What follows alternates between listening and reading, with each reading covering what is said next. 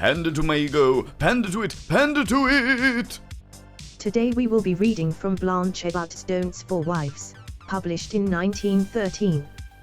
Don't forget that yesterday's tea bag will serve just as well for your husband as a new one. He will thank you for your efforts to preserve the household budget and savor the additional flavor. No, he bloody well won't. No, he bloody well won't. He'll be like, what's this pissy cup of tea? I'm going to make my own cups of tea from now on, because you obviously cannot be trusted to make a half-decent cup of tea. What the actual fuck? And that should be the response to everybody that doesn't have a fresh fucking tea. But what? No! No! No! No!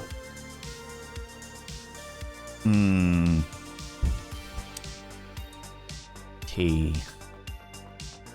Thank you very much, 100 little panderings, Razofter. Even if it does vex me in my soul that you chose to accompany those with such an outrageous claim. Is that actually in Blanche? Is that actually in Don't Survives? Is that actually in there? And we just haven't got to it yet? Because I'll be flipping tables. I'll be flipping fucking tables, all right? I can't deal with this. Not okay. God damn it. Don't know, just made it up. Thank fuck for that.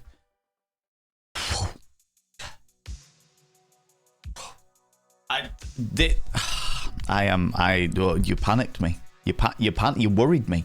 All right, you worried me. There was worry in my soul. All right. Hello, you delightful individuals. Welcome on into the Cultivating the Home of Hedonism here on this little corner of the internet that we call twitch.tv/ValenVane, aka the Vods and Vanity channel on YouTube. That one. They're both of them. Depends what you're watching, really. How you doing? How's it going? How's things? Happy Tuesday. It's a very bright and sunny Tuesday, but still a little bit chilly today. I've been out and about this morning. I normally have very specific things set for my Tuesday. My Tuesday is pretty solid with a side project that I do. But today I needed to whisk my way off and help my sister out. My little sister required some assistance being driven around town because her car is in the garage and she needed a little bit of help. So I've been off gallivanting in the sunshine this morning, getting my vitamin D, as I am known to do. I'm also wearing a very holy top today because it's too cold to not wear a jumper, but it's kind of too hot to wear more than one layer. So there's just like lots of raggedy holes in my top today. So I like it. I like this top. It makes me happy in my little soul. Anyway, how you doing? How's it going? Welcome on in. Choking on my own saliva. Good lord. How's it going, Aries? How you doing, Giles? Hello, Dabber Cogsworth. God damn it! I've lost the game again. The worst thing is that it's not even vaguely important to me, Dabber Cogsworth. As in, the game is not important to me until you say it. Like, I don't think about the game 99% of the time. And then you say it, and I'm like, you fucking bastard. I was doing so well. You shit. God damn it. How's it going, Jazz? How you doing? Yeah, today's intro track was from an old band that I auditioned for about fucking 20 years ago called Systemic. But it had that cyberpunky vibe to it. And I was feeling the cyberpunky vibe today because we're going to be playing a cyberpunky game. It's a bit of an interesting one today, though, friends, I will say. Bit of an interesting one on account of... So, a company reached out to me and we were like, hey, we've got this game that we'd like you to play. And I was like, cool. It's cyberpunky. It looks quite... what's the word I'm looking for?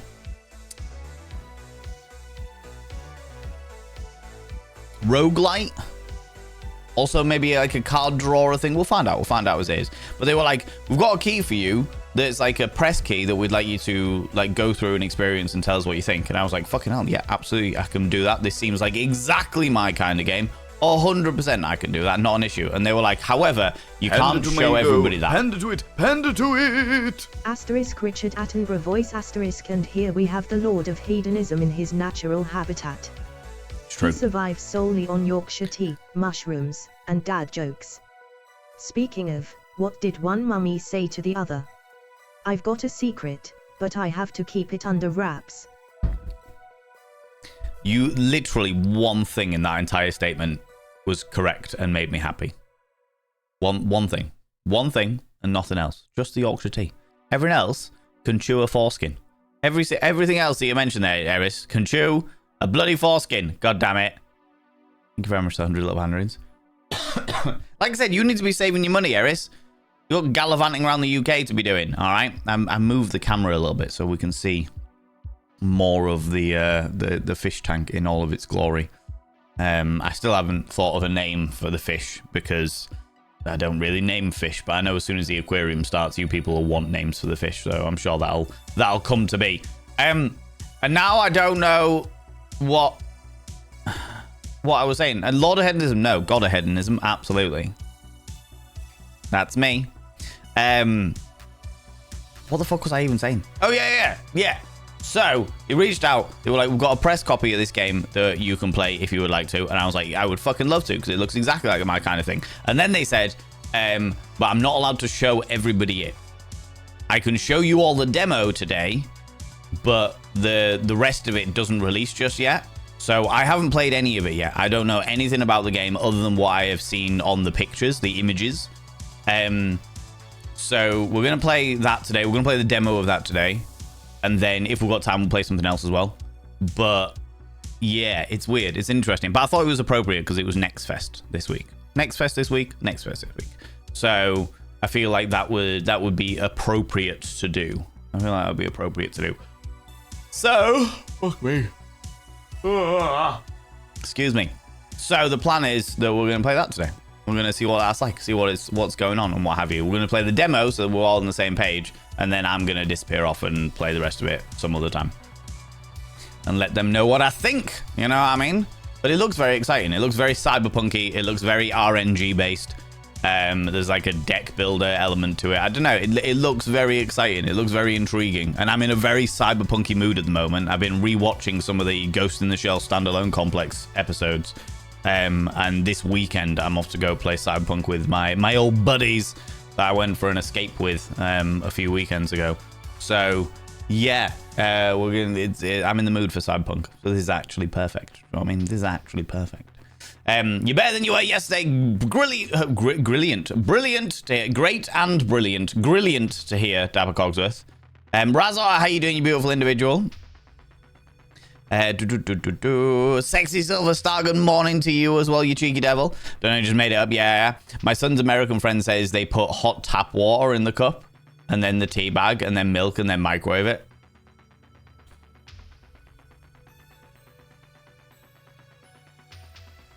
They're wrong-uns, aren't they? They're just fucking wrong-uns. Wrong-uns. Fucking hell.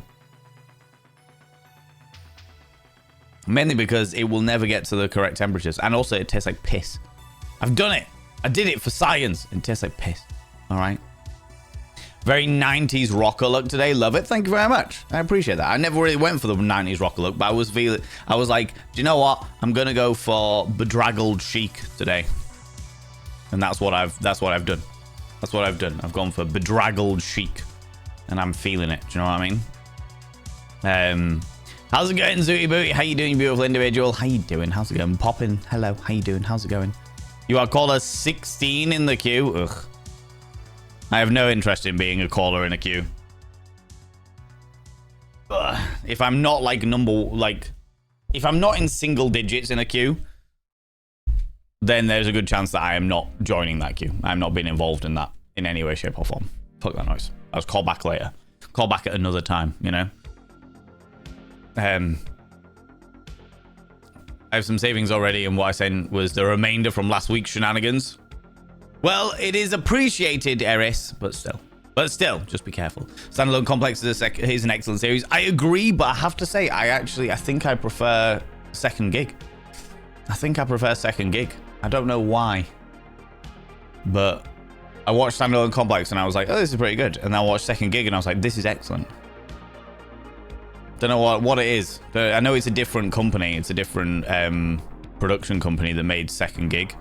And also, it was a different company that made it less sexualized. Maybe that's the reason why. But that's not usually like me. And normally I'm all for a cheeky little bit of sexualization. as long as it's obviously about adults. So yeah, I don't know. It's weird, a bit weird, a bit unusual. And when I say sexualization, I do mean consenting sexualization. Before, I feel like I have to clarify that because this is the internet and people will clip it out of context and be like, Valen just is a predator.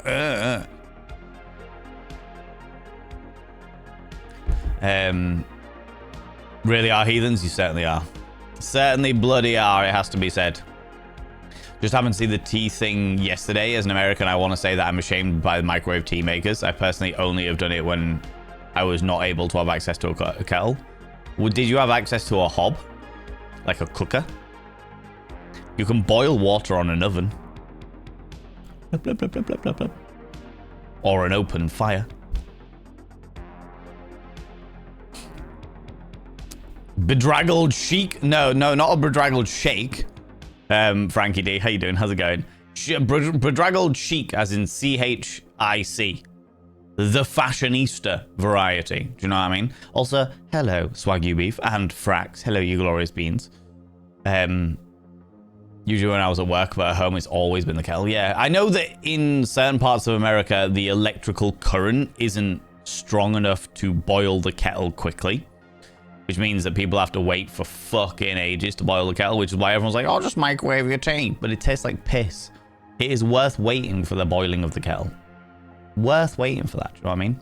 Are you at least watching the Tachikoma shorts? No. No, I never... Do you know what? I never got into them. Oh, wait, no.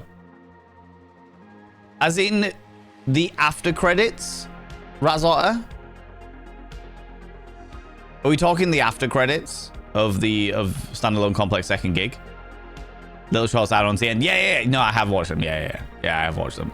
I find the philosophical dynamics of the way that the Tachikomas talks very, very interesting. How you doing, Frax? How's it going, you beautiful bean? I don't understand how consent is not the default for having the discussions of sex in general sense. You would think it was, Sexy Silver Star. However, this is the world of the internet, and people clipping things out of context in order to back up their own points is always a risk. Always a risk. Do you know what I mean? Fashionista, you say. God damn it, Razotta. No, not like the cheeky Vals. Good lord. Good lord. Astra coming in here. As it's laundry day, I'm clearly still streaking, even if Twitch doesn't care to let me share every stream. So instead, we'll have a small stare at my cheeky appearance. My god, you're naked. Good lord. Good lord. Streaking all over the place, especially because it's laundry day. I hope that you're cleaning yourself, you dirty individual. Cleaning yourself as well as your clothes. Good lord. Filthy. Good lord, what do you like? What do you like? You're just enamored by the whole rocker boy look that I've got going on here.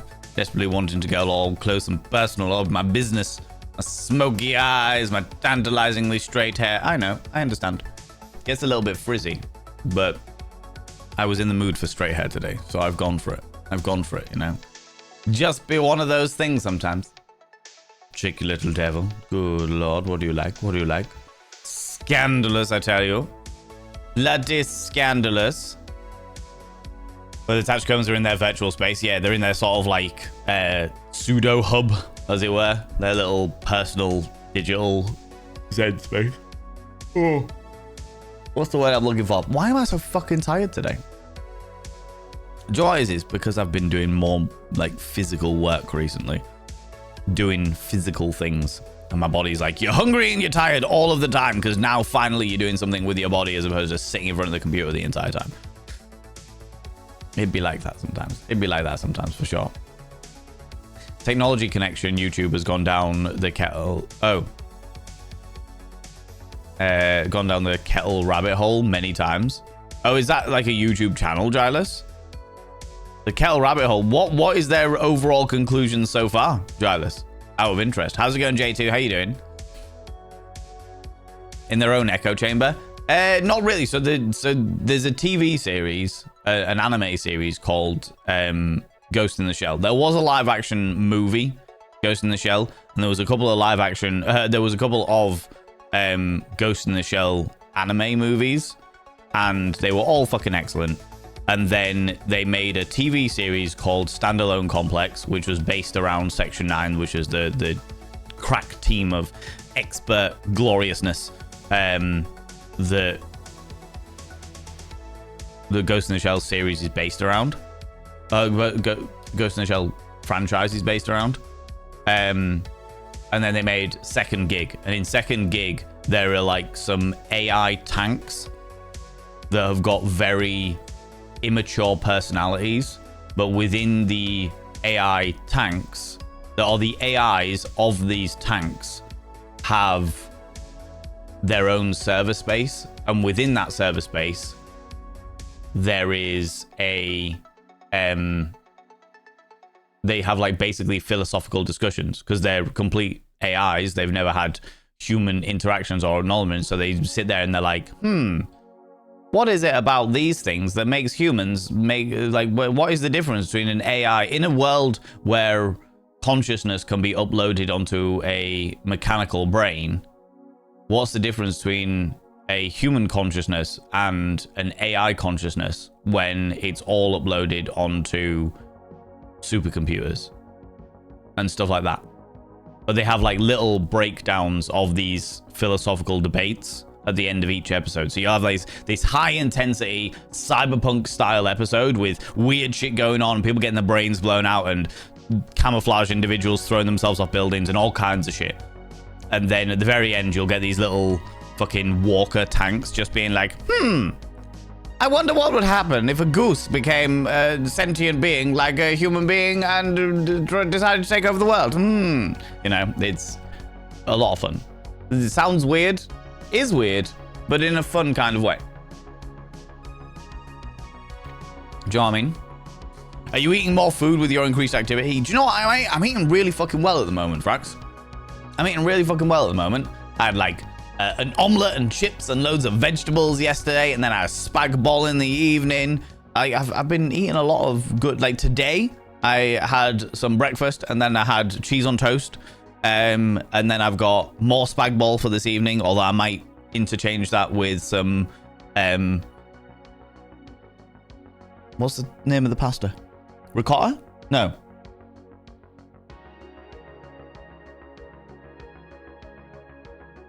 I've got some kind of spinach and ricotta stuffed pasta. I can't remember what the name of the pasta is, so I might have that instead. So I'm actually genuinely, now that the fucking sun is outside and there is vitamin D appearing, I'm actually eating a lot better now. Ravioli? Yeah, I think it might be ravioli, but like spinach and ricotta stuffed ravioli. Could be tortellini. Not entirely sure. Can't remember. Would have to look into in the fridge. So I might have that. But overall, yes, I'm eating a lot better. I'm eating like at least 2 solid meals a day, and usually grazing throughout the day as well. So yeah, I don't know what it is. Don't know what's going on. But I feel like I'm constantly hungry. I feel like I'm constantly tired. But overall, I'm feeling generally pretty good. Generally pretty good. You know? I've found a new stim that I've got as well, friend. Like, So I'm not one, as much as I fully understand, like, stims and neurodiversity and their relationship to stims and stuff like that. And I have certain tics that I have that I never knew anything about. Didn't know a fucking thing about at all. And apparently I do these tics all the time, and I've always done these tics, and I have never known anything about them. I was speaking to my sister in the car today, and apparently I've got a tic where I chomp my jaw like that, and I have no recollection of doing it. No knowledge about doing it at all. Just complete thing is, it was pointed out to me about 2 years ago, and I was like, what the fuck are you on about? And they were like, why do you do the whole thing with your jaw? And I was like, what are you talking about? And I asked somebody else, and they were like, yeah, you do it a lot. If you're stressed, you do it like so often. And I'm like, what are you talking about? I do not know what the fuck you're talking about. I don't see it in the camera. I don't hear it on any recordings. I don't do any of that stuff. It's all complete fucking no, just no fucking clue. But I have recently realized that I do that recently, very, very specifically recently, it's something that I've done for many years, but on like a rare occasion.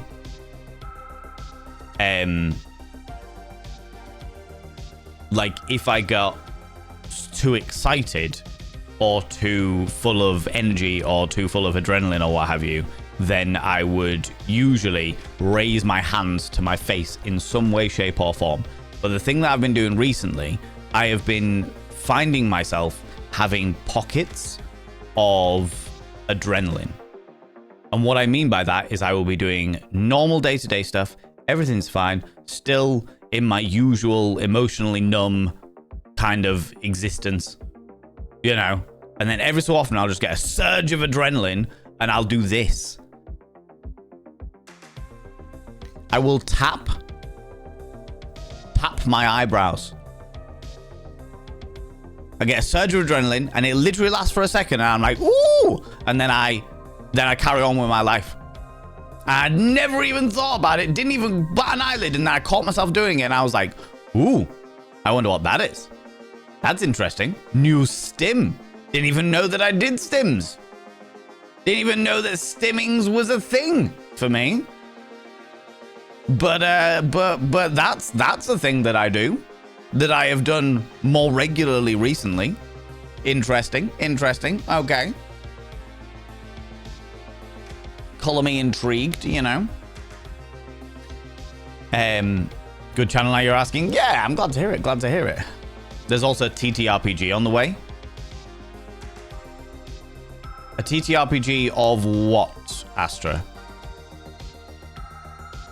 TTRPG of Cyberpunk? Because if you're talking about Cyberpunk, then there's been a TTRPG of Cyberpunk since the 90s. Ghost in the Shell? Oh, right, okay, they're adapting one for Ghost in the Shell. Interesting. Although saying that, the vast majority of stuff that you get in Ghost in the Shell, you get in the Cyberpunk TTRPG anyway. Generally speaking. Paladari, how you doing, you wonderful individual? BM215, hello, you cheeky devil. How's it going? It would be this. Murder Goose. It's slower by 2 minutes. So the average kettle in the UK takes like 3 minutes to boil, and you're saying that in America it would take 5 minutes to boil. That is not a good enough excuse to use a microwave, in my personal opinion. How's it going, Druid Esamidian? How you doing, you cheeky devil? Oddly faster than any other option. Oh, right, okay. So it's still, to use a kettle in America to boil your water is still faster than using a microwave. That's hilarious. And yet people still use a microwave instead because they're fucking idiots. So using a microwave is slower to make your tea, makes your tea wrong, makes your tea pissy, and generally speaking is a sin against all humanity. And yet they still choose to do that instead of using a kettle. The only excuse I would have accepted is, and do you know what? When I say accepted, the only excuse I would have listened to and then disregarded was, well, it's faster because of the electrical current in America isn't as strong, and therefore it takes too long to boil a kettle as opposed to microwave the water for tea. That's the only situation where I would have been like, I hear you, but you're wrong. Everything else, I'm like, I'm not even listening because you're fucking wrong. But now to find out that it actually is faster to make it in a kettle anyway, wrong. Straight up fucking wrong. Ravioli. I think it might be tortellini. Now that you've said it, Frax, I think it might be tortellini. How's it going, Pix? How you doing? You know, at the end of a lot of sentences could be considered a vocal stim. Also, hey. You know? Like that? I wouldn't call it a stim. My understanding of a stim is it's to invoke some description of stimulation. I would just call that one a habit. Like this, when I'm tapping my fucking eyebrows, That is a stimulation thing. It's like, I'm full of energy. Tappy tap, tap, tap, tap. Woo! Carry on with my life. You know? But I don't do the ooh, I will say. There's not me just hooting in my household. Not just wandering around going, woo! That's not a thing. But yeah, I feel like the, you know, is more of just habit than a stim. I don't feel stimulated from it. It's not invoked because of other stimulations. Whereas that definitely feels more like there is a stimulation going on here, you know? What do you do? I had you turn down. I chomp my jaw. The tick that I have, that I don't know I have, I don't catch it. I am very much unconscious of it. It's like complete bullshit. To me, anyway, it is just. And when I'm stressed, I chomp my jaw even more. But I don't recognize I'm doing it. An 11-year-old pointed out to me, and I was like, "What are you talking about?" And they were like, "That thing with your jaw. Why do you do that?" And I was like, "What thing with my jaw?" And they were like, "You make a noise with your jaw." And I'm like, "I've got no idea what you're talking about."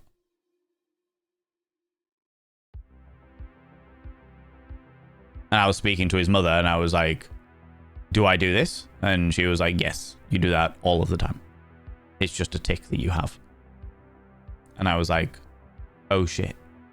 Okay. Well, that's a thing. That's a thing." My science teacher at school used to make this grimace where he'd clench his jaw and pull back his lips. Similar thing for him, like a stress response. Interesting. But that's what, there's a difference between ticks and stims, right?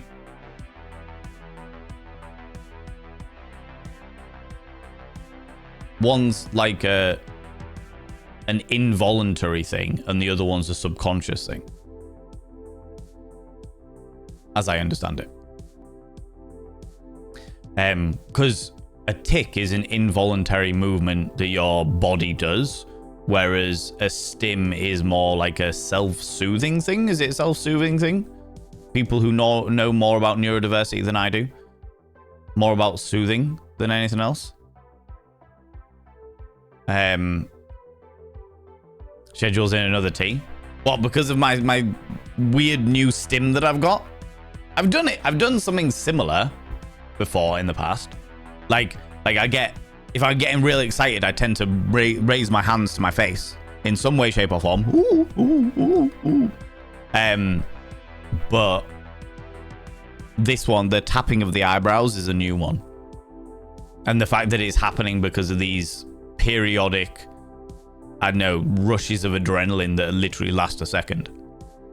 Don't know where they're coming from. Probably because my body's going, wait a minute, you can do physical things again?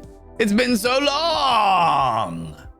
Look at you doing physical things in your life. Here, have some energy. Oh shit, we can't regulate this properly yet. Fuck. You know?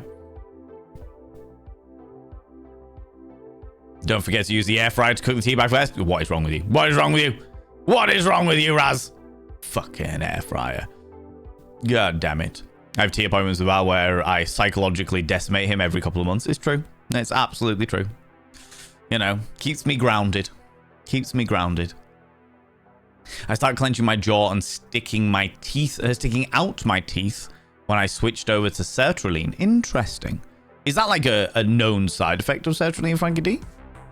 And when you say sticking out your teeth like that,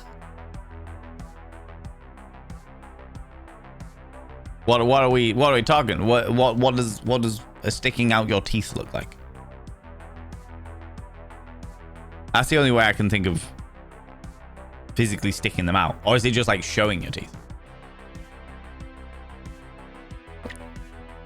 I've been stimming more the more comfortable I'm becoming with my environment and body. Interesting. So the more sort of relaxed you feel, Frax, the more that you find yourself stimming, yeah?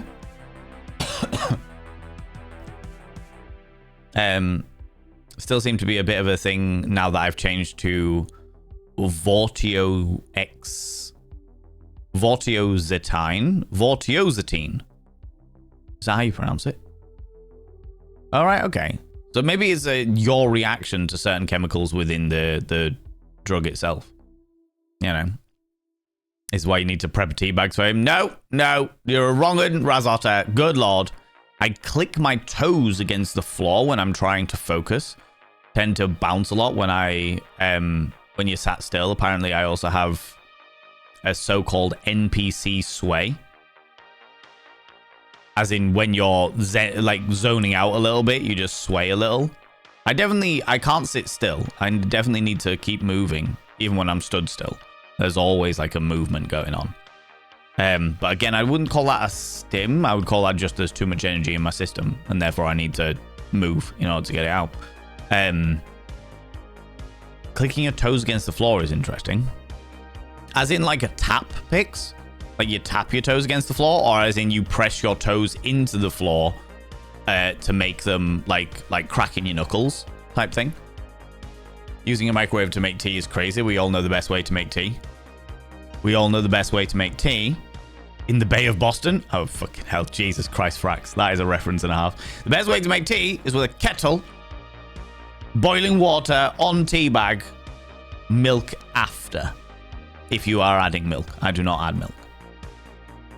I will accept sugar in tea before boiling water if you take sugar, because as you're pouring the boiling water, it will blend with the sugary goodness. I don't have sugar in my tea, so none of this is my problem. But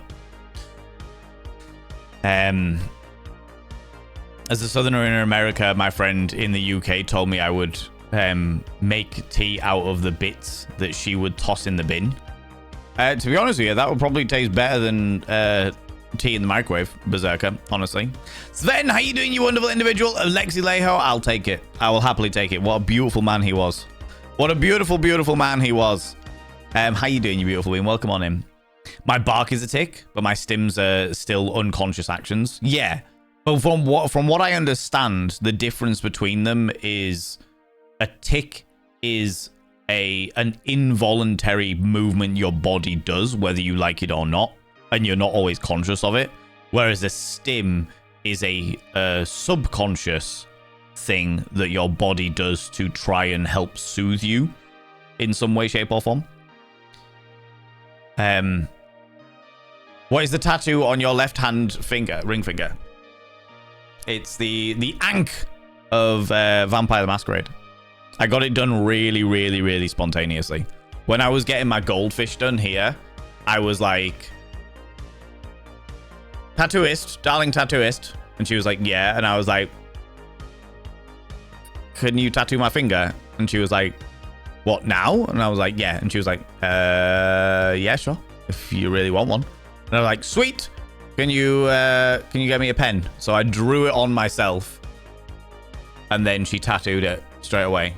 And now I want another 2 finger tattoos. I want another one here, which is like a Celtic symbol, and then I want like a gothic thing on the middle finger of this hand. And I've been thinking about it since I got that tattoo. It has literally been on my brain since I got that tattoo. And now I'm like, I want another finger tattoo. I like really badly. Like really, really. There is a good chance that when I get one of my objectives this year is to get another tattoo. And when I get that other tattoo, there is a good chance that I will get both my finger tattoos. There is a very, very good chance that will happen. I never, ever, ever thought I would be interested in finger tattoos or visible tattoos generally. But then I did that spontaneously, and now I love it. I genuinely love it. This is one of my favorite tattoos that I have now.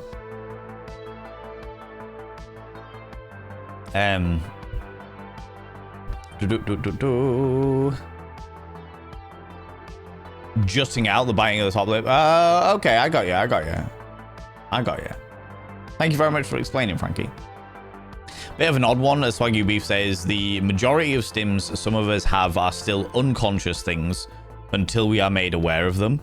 I've realized I stopped mine when they are pointed out to me, but that may be a learned mechanism from masking far too bloody long. Yeah. Sertraline causes tension issues in the jaw, so that tracks.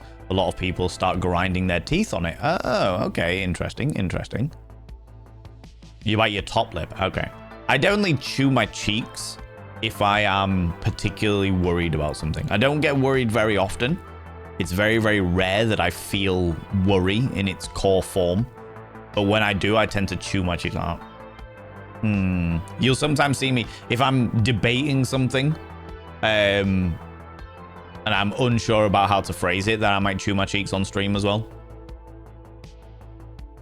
I never sit still. The sway seems to happen when I'm just standing there. Yeah. Do you know what, Pix? You're not the only one by any stretch of the imagination. I know a lot of people that will stand and sway constantly. Like, there is no standing still. They stand and they sway. Best way to make tea is in an air fryer. No.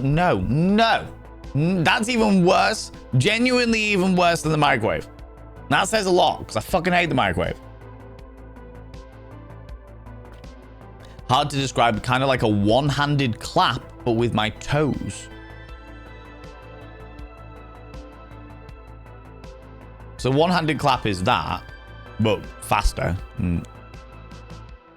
I can do it, but I'm not going to do it now. But you do that with your toes? Okay. All right. I think I'm kind of visualizing it. Microwave the milk with the tea bag inside and then add cold water.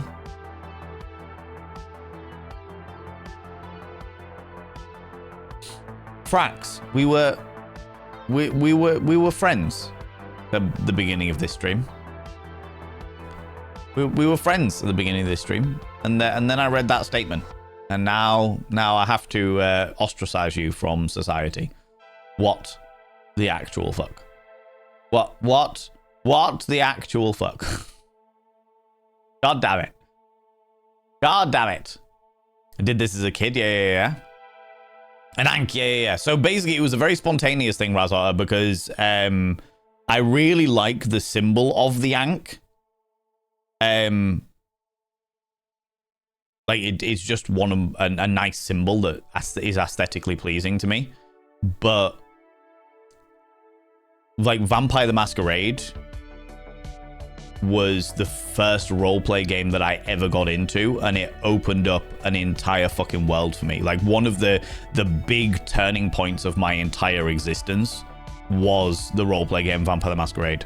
So it felt appropriate to get the Vampire the Masquerade Ankh on my tattooed on me somewhere, and I spontaneously decided that the best place for that would be a finger.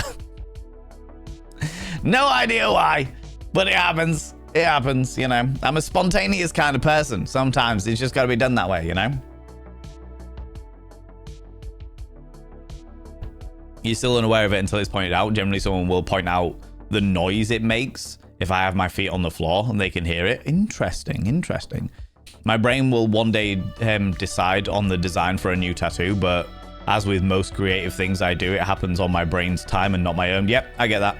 Get that entirely, fully understand that. For me, because I went through a phase of just getting things tattooed spontaneously, which was great at the time, but now I'm a little bit more careful about it. For two reasons. One, because I don't want to get shite tattooed on me, because I tend to design things myself. I don't want to get shite tattooed on me, and I also don't want to, I want to let things gestate in my brain a little bit. So I'll usually be like, ooh, I really want this done, and then I'll let it sit in my brain for a while. And if I forget about it, then evidently it's not worth doing. But if it sits in my brain and it stays there for a while, I'm like, okay. I feel that's worthwhile. The other thing about finger tattoos is one of the reasons why I never ever got a finger tattoo before, or hand tattoo or what have you, is because I'm an actor. I'm a performer. I do performance work and stuff. And as a result, the limitations of having, like, I've had limitations from having like half a sleeve that was completely fucking covered up, and the moment that they found out that I had tattoos, they were like, yeah, well, you're not being in our show. It was a fucking nightmare. So there are massive limitations when it comes to being a performer and getting tattoos, doubly so when it comes to visible tattoos, like your hands, your fingers, your neck, your face, that kind of thing. And this was kind of like, getting this tattoo was also like a turning point for me as a person, because I was like, that this kind of symbolizes that I'm kind of done with a lot of stage work stuff. Not as in I will never act again, because I fucking love acting, but as in, if I don't get an acting job, then I'm not actually that bothered.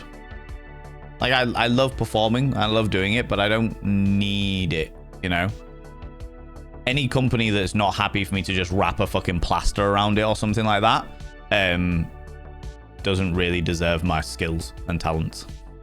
Do you know what I mean? And I'm a good performer. I'm not going to try and like avoid blowing my own trumpet. I work really fucking hard and I act really fucking well. So, yeah. Yes. Kiss my yank, Val punches the guy. Kiss my yank. That, or like beat them to a bloody pulp with a giant dildo. Would you like to come over for tea? Not if you're making it, Frax.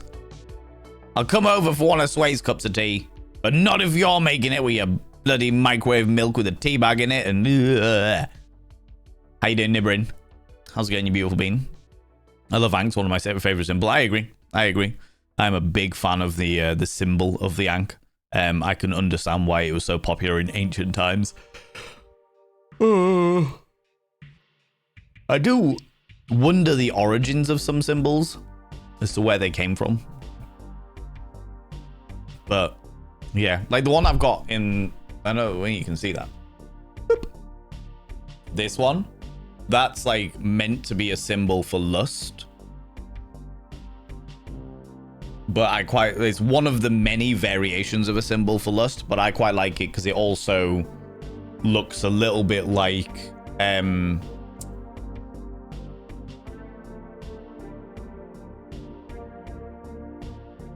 of the clans. I was trying to think of the game series. One of the clans from Soul Reaver kind of looks like that as well, a little bit. Which is one of the things that I enjoyed growing up as well. You know. How's it going, Jason Andrew? How you doing?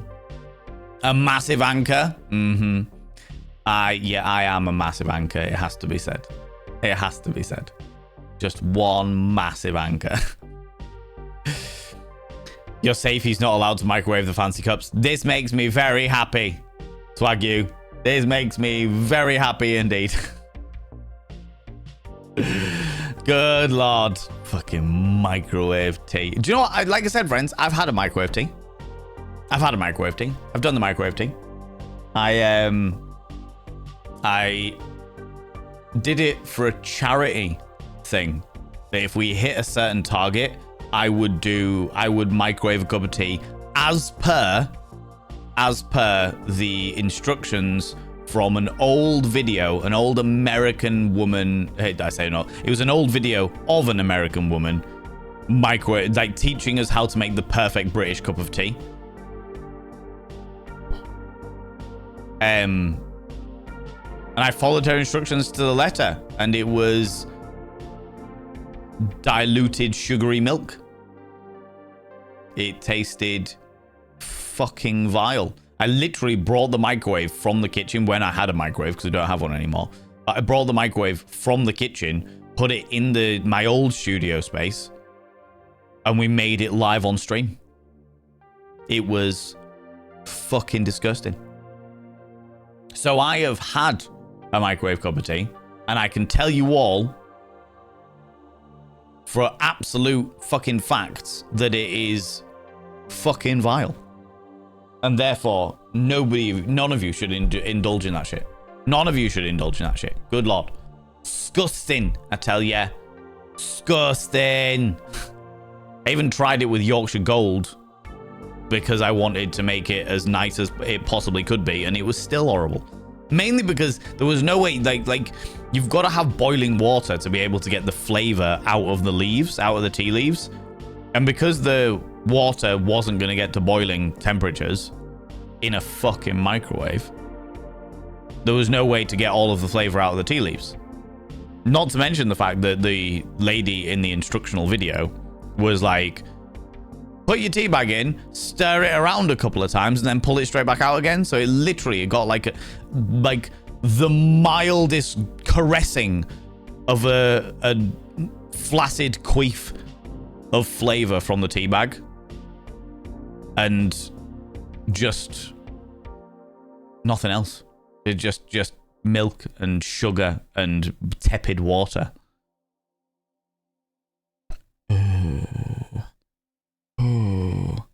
Hey Boone, how you doing? Just for clarity, people aren't microwaving tea with the bag in, right? They're microwaving the water, I hope. No, they're microwaving the tea with the bag in. Some people even take their cold cup of tea because they've left it too long, put that in the microwave to reheat it. At least then it's got some fucking flavor, but I would still argue that you are worth a fresh cup of tea, friends. You are worth throwing away the horrible old cold tea and making yourself a brand new fresh cup of tea. Your life is worth that. You are worthy. You as a human being are worthy of a new tea bag. Do you know what I mean? LaCroix tea, if you get the reference. I don't get the reference, but if it's anything related to Vampire the Masquerade Bloodlines 1, then I appreciate it. I agree that you should use a boiler to make your tea, but I am okay with reheating the finished tea in the microwave if it's got cold. You're worth more than that, Nibrin. Do not let your own self-confidence issues get in the way of you having a fresh cup of tea. All right, friend? You are worth more than that. You are worth a new cup of tea. Every single one of you is. I wouldn't say that everybody in the world is worth a new cup of tea. Like, if I was serving certain politicians, there's a very good chance that I'd reheat the tea in the microwave out of pure spite. But generally speaking, you are worthy of a new cup of tea. You know? I've just seen a huge bumblebee. First one I've seen this year. Do you know what? My house has been infected with ladybirds at the moment. Like ladybugs. There are a lot of them. I've seen at least 5 in the past 2 days. And I'm like, what the fuck is going on? What is happening here?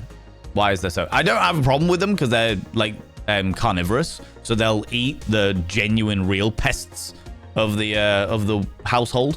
So I've got no qualms with them being around. But I am like, why are they here? Why are they inside my house? And how the fuck did they get here? Do you know what I mean? Also, how you doing, Classic Gary? And Greedy Smurfette, you use a kettle? Good. I am very glad to hear that, friend. Very, very glad to hear that. All your tea is cold, though.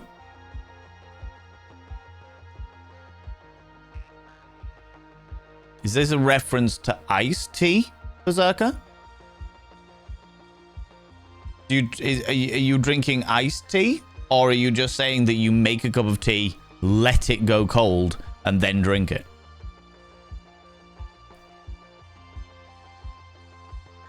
Southern iced tea. Okay. All right. You panicked me for a second there, friend.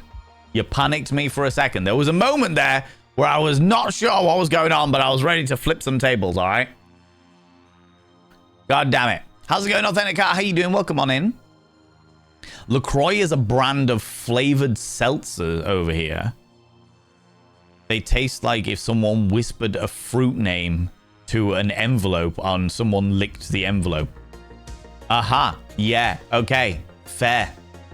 Yeah, I've definitely had like flavored water that doesn't have any flavor in it. So yeah, I can understand that. I can understand that. Now I understand what you're referring to, Classic Gary. Oh, excuse me. LaCroix is a canned beverage in the US. Other countries are available that are known for having the least amount of flavor of anything ever. Barely water. Wow. Okay. Okay, that's really added to the mental image going on there for sure. Kettle, pot, tea bag, tea cozy. Yeah, I never really make a pot of tea. I have a teapot. But the teapot that I own probably holds just the same amount of water as one of these mugs. So I'm like, why do I not just make a mug of tea? You know what I mean?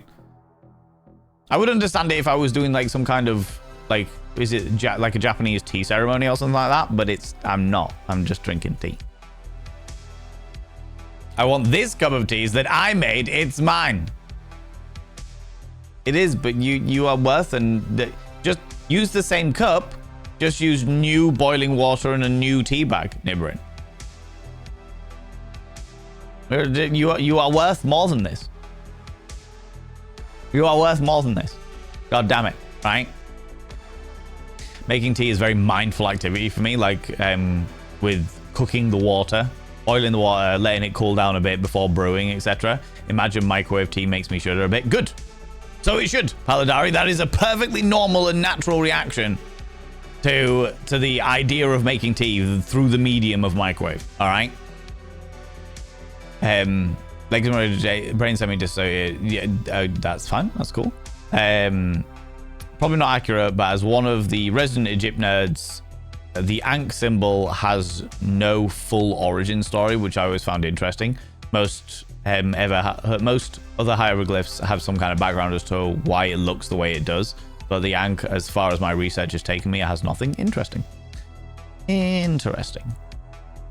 I mean, I can fully get when people just draw something and they're like, "Oh, that looks pretty," and therefore make it into a thing. So I can understand that. Absolutely. But that's kind of like the crucifix.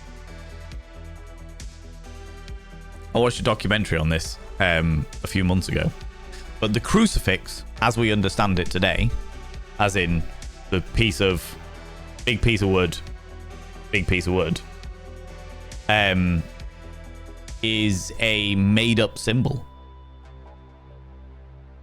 Because all information that we have in regards to the crucifixion itself, or crucifixions overall, they, given the area of the world that they were in, it is very, very, very unlikely that any kind of crucifixion would have been done using a cross like that. Very unlikely. It is much more likely they would have been nailed to a tree, or at absolute most, they would have been nailed to a T-pose thing. There are also, within the Christian church, there are 4 different variations of the crucifix. Maybe 3. I can think of 3 off the top of my head, but I think there's 4. Because, yeah, the crucifixion wasn't necessarily done on the symbol of the Holy Cross. So, yeah, people just looking at it like, that's a pretty symbol. We use that. That's great. That's wonderful, right? You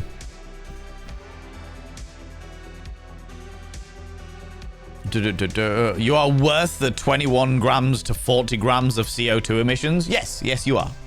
I completely agree. You are. Absolutely. And you are also worth not feeling guilty about that. Right? Ladybirds are awesome. Also, how does that equate to how much energy the microwave takes to reheat a tea? This is where we get into the deep ecosystem protections shit, where we're like, right, how eco-friendly is it to reheat a cup of tea versus make a brand new cup of tea? Because I'm not sure it's going to be much better. I genuinely am not sure it's going to be much better. He thought he bought iced tea, though he got vanilla ice. Oh my fucking god. Rude as a million. Doing okay, recovering well, and working on some writing projects. One is a submission for a paid writing position. That sounds absolutely amazing, Authenticar. I hope it goes really, really well. I hope it goes really, really well, friend. I make a pot of loose leaf tea sometimes. I'm not against a loose leaf tea. I haven't had a loose leaf tea in many years, but I'm not against it by any stretch of the imagination.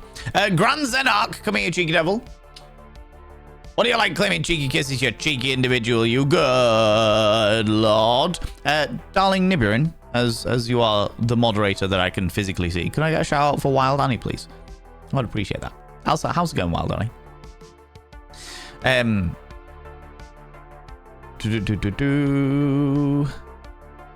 You have 2 cups for a pot? Yeah. Like, if I had a pot of tea that did more than 1 cup, then I'd probably make a pot of tea. Do you know what I mean? I'm not wasting my tea that I made with love and skill. It's too good for the drain. Are you, though? People go check out Wild Annie. Wild Annie is the absolute pinnacle of variety streamers. Plays literally every genre of every game that exists.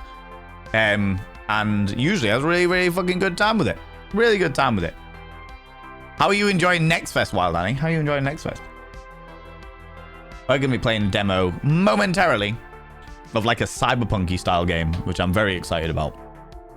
And then if we complete that demo, then we'll play something else. But we'll see. We'll see how it goes. We'll see how it goes.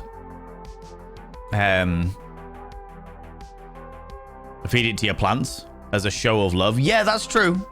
Old tea is good for like once a week or once a fortnight. Old tea is good for plants because of the nutrients and shit that are in tea. It was at this point when Valen twirled his moustache.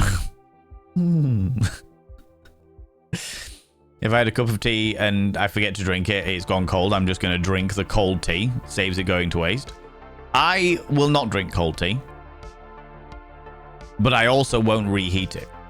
Like, there is about 2 mouthfuls of tea in this cup. It has gone cold. I will not be consuming that. I also won't be microwaving it. What I'll do is I'll leave it here. Subscribed. Most kind. Chandria, you beautiful bean, coming in for that 7 months. I will leave my tea here until such a time as I go for a break. Then I'll throw that tea down the drain and make myself another cup of tea. Because I am worth another cup of tea. A fresh cup of tea. Whoop.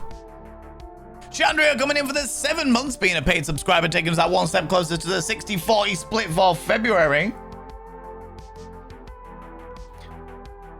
03. By having your name on the mirror of any means, you get access to my personal Snapchat, not a bum Snapchat, you cheeky devil. And of course, you get access to all the sexy little emotes. But the most important thing is you'll roll over every morning, look in the mirror, and go, God, do I look rough? But God damn, do I make rough look good? Ooh, sexy. Oh, yes, me. Yeah, you know? You know? There we go. How's it going, Lunicorn? Hello, you beautiful individual. Also, my tea is a coffee. Do you know what? I have no preferences in coffee. Your tea, if your tea is a coffee, Nibberin, I genuinely have no preferences of coffee. You can do what the fuck you want with coffee. I am not precious about coffee whatsoever. I know some people get really pretentious about coffee. I don't give a shit because coffee tastes like coffee. And therefore, I don't want it. I have had coffee many times in my life. Did I ever like it? No. No, it tasted fucking vile. So, if you want to reheat a coffee, that is going to mean nothing to me, I have to say. But if it's tea, that's a different thing entirely. That's like going to be flipping table shit, right? No F on Twitch side, my internet is just shite. Just shit the bed. How fun. Oh. Confound it, Eris. Confound it. You're very, very welcome, Wildeye. Absolutely. You're good? I'm glad to hear it. Glad to hear it. I was lurking a little bit this morning before I had to go nip out and drive and get my sister and sort her out for the adventures she needed. Do you know what I mean? There you go, Sugar Plum. I like that. I like that. Sugar Plum's a great pet name for both myself and Wild Annie. We'll go for it. Do you know what I mean? Played a few today, generally not been doing a heap of demos. Yeah, I don't know, like I have to say that people are like, oh my god, it's Next Fest, oh my god, it's Next Fest, and I'm like, okay. Like, I'm not massively excited about it.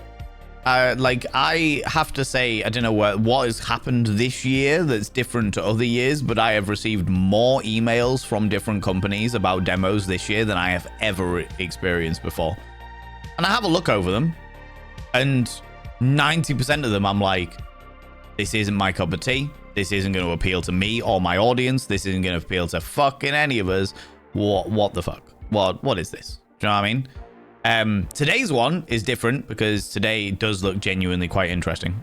It's got like an RNG roguelite card builder style thing, but it's also cyberpunky, and cyberpunk shit makes me happy. It kind of reminds me, from what I've seen, from the very, very little I've seen of today's game, it kind of reminds me of Citizen Sleeper a little bit. Kind of reminds me of Citizen Sleeper a little bit, and I fucking love that game, so I'm excited. I'm excited, to say the least. Hubert was amazing, though. Pop that on your wish list. I say Hubert. Hubert.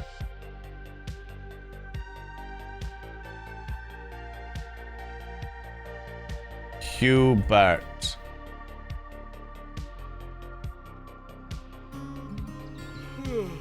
Shush. You play as a working shepherd dog, protecting his flock, and the only human that trusts him. As wolves draw closer, you must face the growing divide between the world you serve and the wild that calls you. Herd sheep, track scents, and guard the farm across rugged northern landscape. Interesting. Interesting. That I have to say, that is not a game that I would normally have been drawn towards, but you say that it's good. You said it's one that's grabbed you, that you find interesting. See you later, Authentica. You take it easy, you beautiful bean. Cold tea tastes terrible. Cold tea does taste terrible. I now have a cup warmer as it got fed up with my drinks going cold because of distractions. That's fair. I've definitely seen those ones where you've got like a coaster, and the coaster is like electrically charged to keep it heated. Is that the kind of cup warmer you're referring to, or is yours like a thing that's sort of like a little sock for your cup itself, Lunicorn? Ever think of getting a warming coaster? Literally what I was just talking about, Sex Silver Star. I have not thought about. Do you know what? I tell a lie. I have thought about getting a warming coaster. I have never felt the need to, because by the time I drink the tea completely, like very, very quickly, therefore the warming coaster is not needed, or by the time I think of plugging the warming coaster in, my tea's already cold and I'm just going to make a new one. Do you know what I mean? Metal Dice Maiden, come here, cheeky devil. What do you like, claiming cheeky kisses? And also, hello, Tom Bacons, you beautiful individual. Can I get a shout out for Tom Bacons, please? Darling moderators. I'd really appreciate that. Tom Bacon's wonderful. I like hanging out there on the lunchtime streams.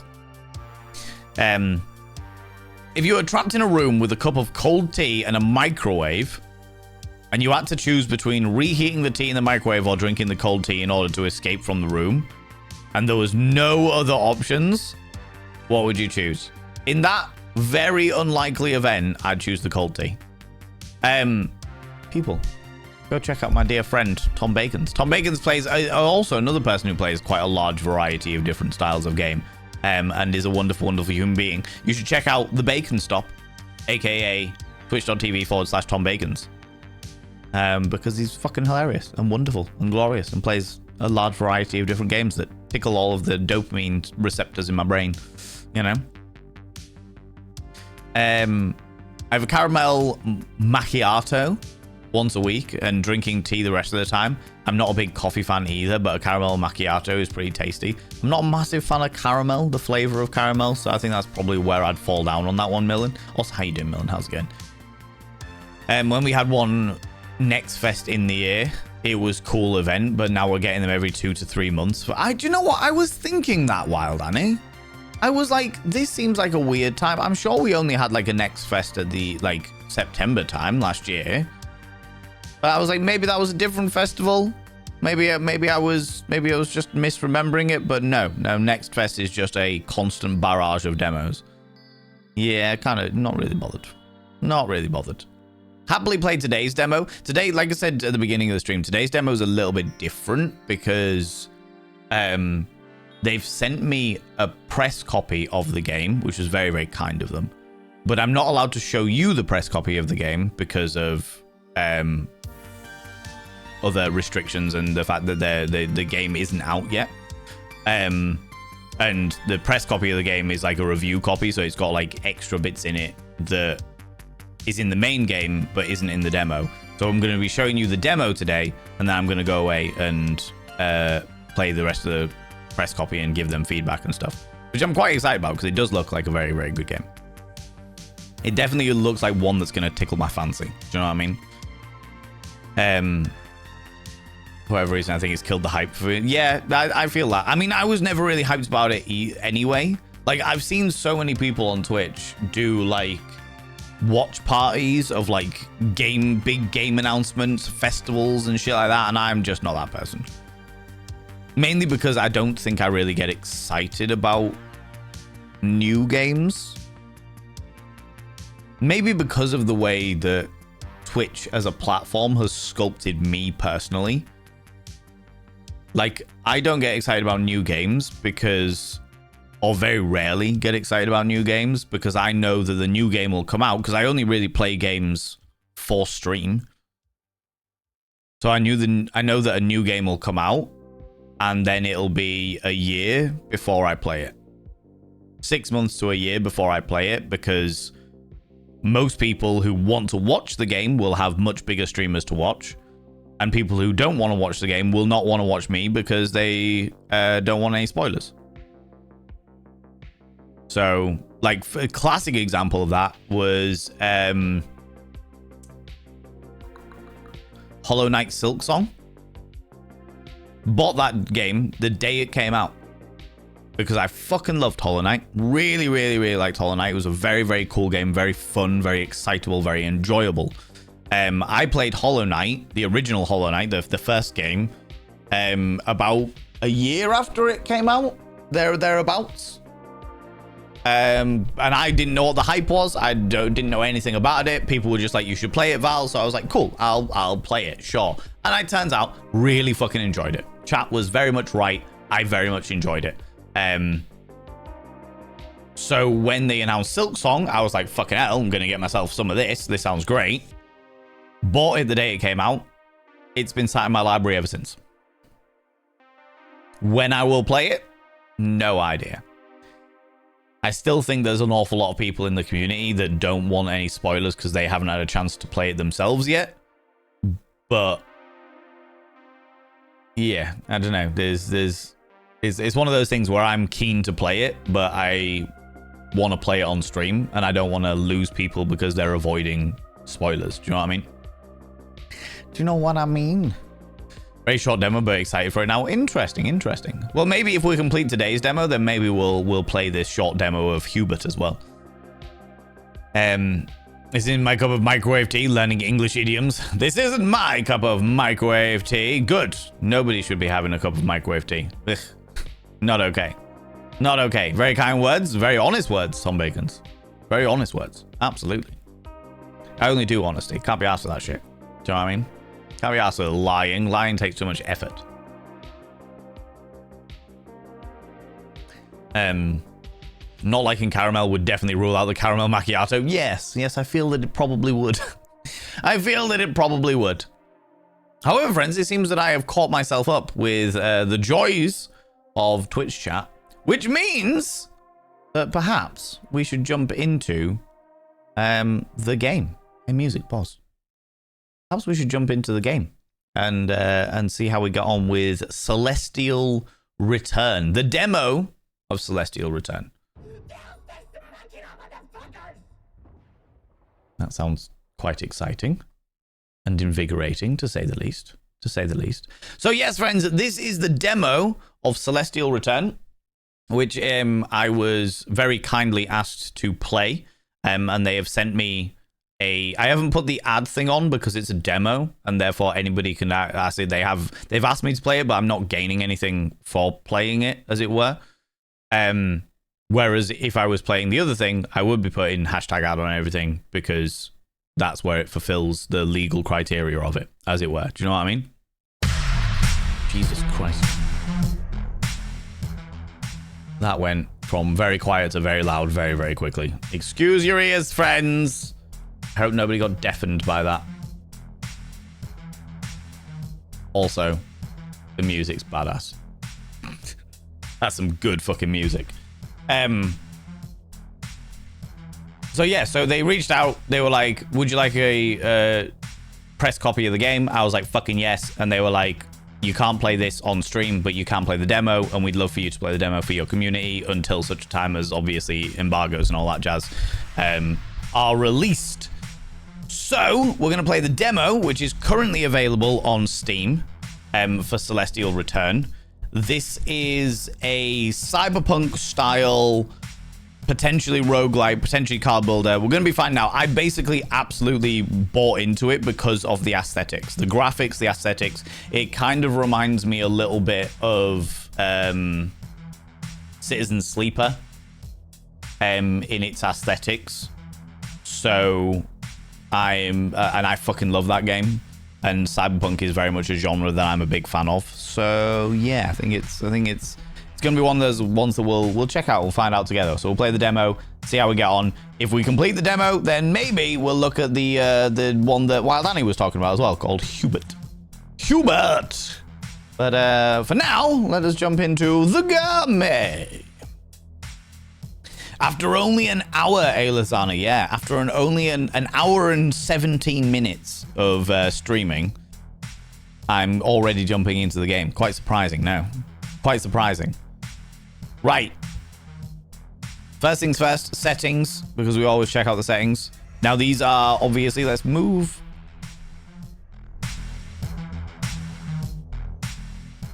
Let's turn that up a bit, then turn the music down.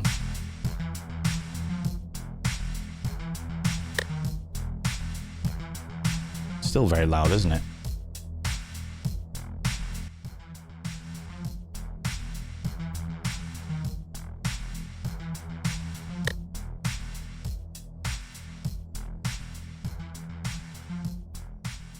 Is that too loud, friends? Is that too loud, or is it okay? Game now, I know, right? Before you get started, how are you on the fish? How do you mean, Classic Gary? As in, how are they doing? I know that one of the shrimp has died already because it found its way into the filter and got stuck. But the other shrimp I have seen sporadically around. Think it's okay, not too loud? Cool, thank you very much, friends. Appreciate that. So the other shrimp I've seen around, floating around. The bristlenose plek is fucking loving the shell. The shell was like they had like a layer of algae across it, which I kind of left because I knew that I was going to be getting some algae eaters. And the bristlenose plek has cleaned the entire shell down. And in the giant, so there's like a hole in the conch that's about this size. And it just does zoomies around the hole, all like on a daily basis. On a daily basis. So, yeah, they're doing all right. Didn't know if you bought any. That's the question. I haven't bought any, no. I was very kindly gifted the shrimp and the bristlenose plek from Zooty Booty and their partner. And the next donation goal. So we've got a donation goal going at the moment. Once that donation goal is finished, the next donation goal will be to buy new fish for the tank. I'm going to buy several schools of fish, I think. And then after that's done, we will be turning the aquarium back on, getting the aquarium back up and running, so that everyone will be able to check out the fish if they would like to. There's a big camera. In fact, it's literally there, the camera in front of the tank, so that people can see it online when the aquarium's back up and running. You know. Yeah, no. Thank you very much, Nimrod. Thanks for getting me up to date, and best of luck with the news IMAX. Thank you very much. I appreciate that.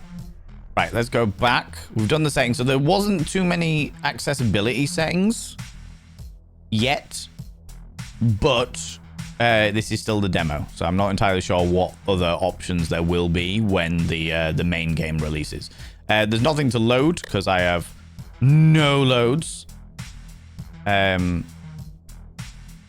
So we'll go into new game. See how we get on. Kitsune, how you doing? How's it going? Back from Adland. How are we doing tonight? Don't worry about it. You are, again, Kitsune, you know, apologies are banned here. You're not allowed to apologize for having a life. Your life must always come first. And if it means that it takes you away from our stream, then it takes you away from our stream. I'm just very glad that you choose to come back. Do you know what I mean? I hope you're doing well. I hope you're doing all right. I hope the life that being crazy has been crazy in a positive way as opposed to a negative way, Kitsune, but welcome on in. Also, yes, we are doing pre-roll adverts. We're doing an experiment throughout February where we're doing pre-roll adverts instead of mid-roll adverts. So when you join the stream, if you don't have a subscription, then you should get like 30 seconds of adverts. But for watching those 30 seconds of adverts, you should get no other adverts for the entirety of the rest of the stream. Unless I choose to manually run them, like if I'm going for a piss and to make a cup of tea. Do you know what I mean? So we're doing a bit of an experiment throughout February to see how it affects numbers, viewer numbers, to see how it affects viewer experience, to see how it affects income, all that jazz, you know? Will you have fish commands like a queer 1, a queer 2 for different cameras? Would be cool. We used to have that when I had more than one tank up and running, Wild Annie. I would be up for doing that again, but only when I've got more than one tank running. So the current tank will be the standard tank, and then once that tank is up and once that tank is active and live on the 24-hour aquarium stream, there will be another tank, and people will be able to do like exclamation on the aquarium channel. People will be able to do exclamation mark tank, crab tank or shrimp tank or whatever the other tank is, and be able to bounce between the two, as it were, or 3, or the pond, depending on what camera shit I've got available, you know. Been crazy in a good way. Been redecorating and upgrading my house. I've been kicking ass at school. That sounds fucking phenomenal, Kitsune. That sounds absolutely fucking phenomenal. I'm very glad that you've managed to do that, and I'm glad that the reason that you've been kept away from us has been a positive one. Absolutely. Not yes. Matt Hex, how you doing? I wanted to raid you a while ago, but I couldn't do it. Do you have a viewer minimum to take into account? No. When you say a while ago, was it last night, Mad Hex? Because what I do is at the end of a stream, like when I'm like, cool, I'm coming to the end of the stream now, like I've only got half an hour to an hour left before I'm expecting to leave. A week ago, so yeah, so if it's like the last half an hour to an hour before the end of the stream, then I will turn raids off. Because I like when people raid me, when people are kind enough to bring their community over to my community and to see what I'm all about, I turn off raids. I want people to be able to get a good view of what I'm all about, what my community is all about, what our streams are all about. And I don't think you can get that if you're not in here for longer than half an hour. Do you know what I mean? So usually, if I'm like, cool, I'm only going to be live for another hour, for another like half hour, 40 minutes, then I'll turn raids off so that people can't raid into me for that last half an hour. Do you know what I mean? Get that? Yeah.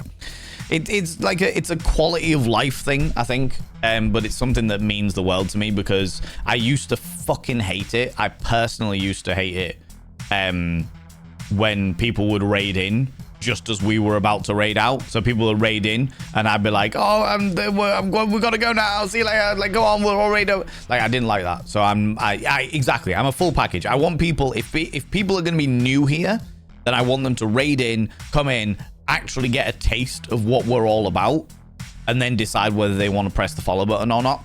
You know, you are a full package. I want to give the full package. Exactly that, Mad Hex. Absolutely. Anyway, let us jump into Celestial Return, the new game. Ooh, okay. So, Chasing Smoke. Celestial Return Book 1, Chasing Smoke. It was supposed to be an easy job. A few questions, a clean report done. But in this city, nothing comes free. Howard chases shadows and dead ends. And the deeper he digs, the clearer it becomes that some doors are locked for a reason. Okay. Beneath the skin, this seems to be locked. Beneath the concrete skin. The case finally comes together. Not just the way it should. The case finally comes together. Just not the way that it should. The paperwork is flawless. The truth, perfectly legal. But the victory tastes like ash, revealing the machine Howard just served. And then 3. Into the Inferno. There's a smart way to handle this. And then there's Howard's way. Ignoring the exit ramp, he goes all in against the Untouchables. It's time to drag the ugly truth kicking and screaming into the light. Okay, so these are like, the way that they've done them is kind of like comic books, but they remind me of like the old Dark Horse comic books, like The Crow and Spawn, as it were. But it looks like we can only do book 1 for the time being. This is what the demo's all about, realistically speaking. So let's enter and see how we get on. Loading the work. I'm really vibing with the background music.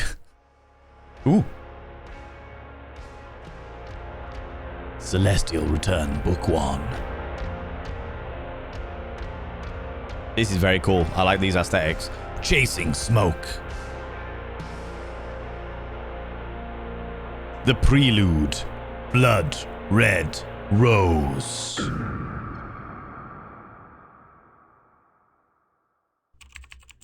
Ooh. Very aesthetically pleasing. These are some good aesthetics. Every story starts somewhere. This one starts 6 floors beneath daylight, and with the grinding whispers of an old elevator heading nowhere. I think I'm going to have to move my camera in a minute. Fluorescent light bleaches the cramped metal box. The air tastes like wet concrete. Howard leans against the shuddering wall, cigarette dangling from chapped lips. Yes, I am. Pop over to this one purely so that I can change this.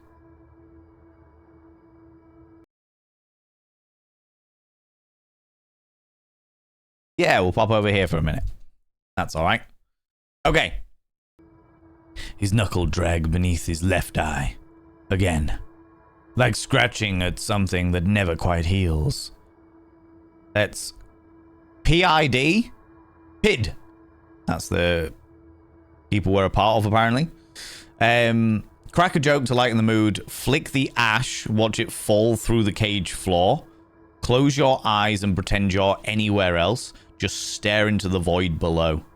I feel like cracking a joke to lighten the mood is exactly what I would normally do. But let's flick the ash and watch it fall through the cage floor like a moody film noir cop that we are.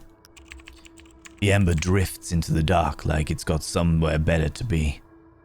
He watches it vanish through the cage floor. The elevator groans, sinking deeper.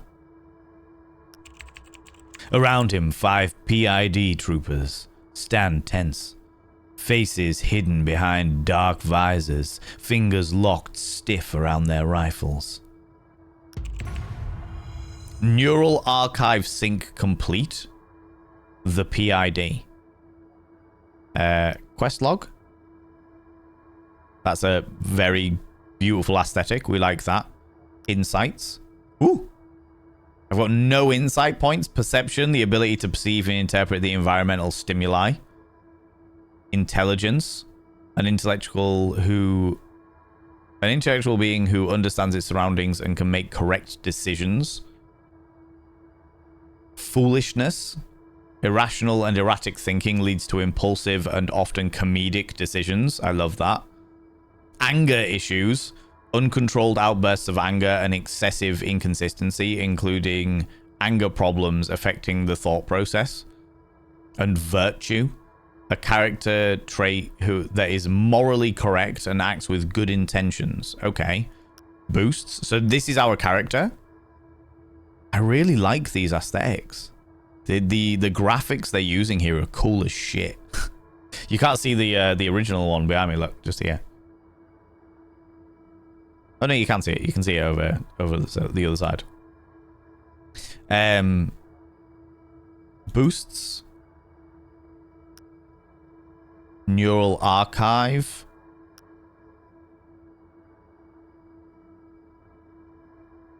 Interesting.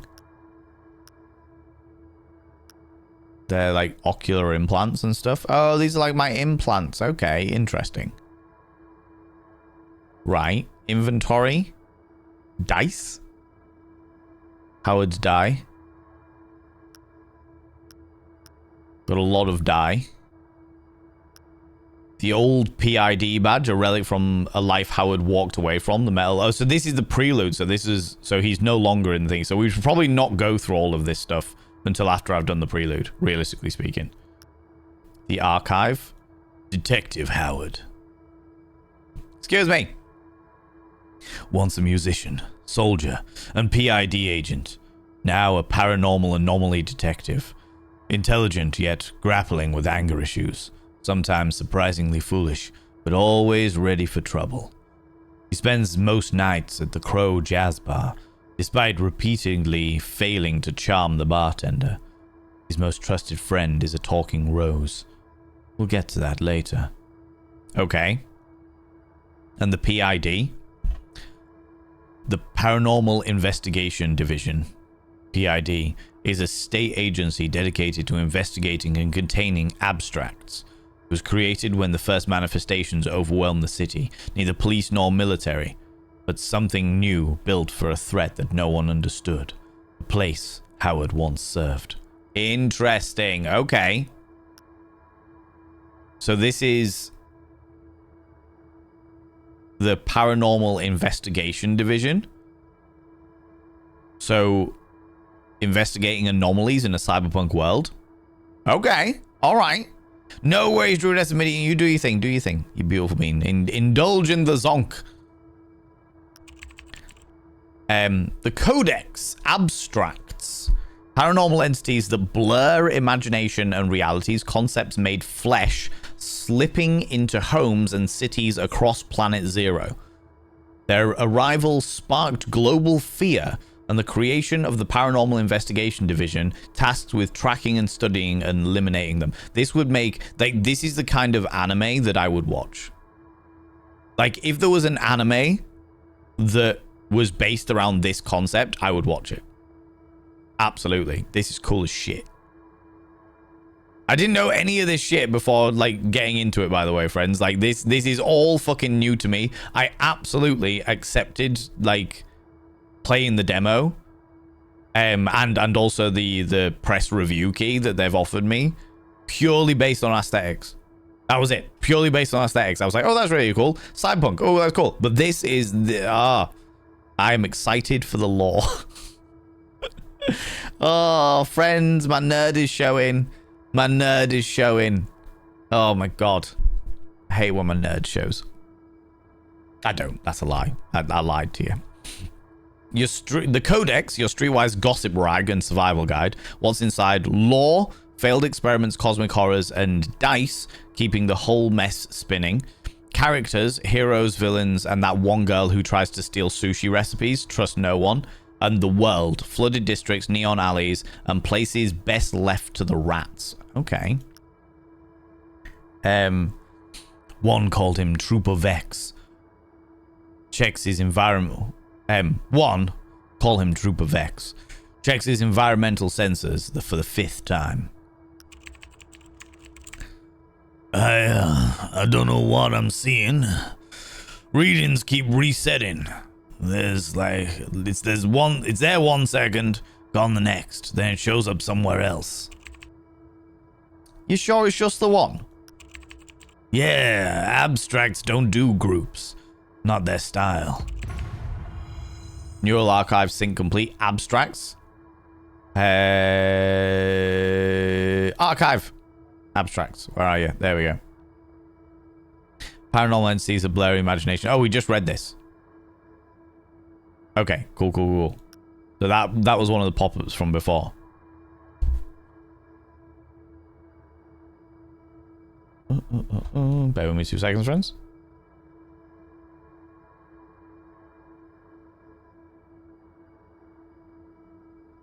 Oh, that's fine.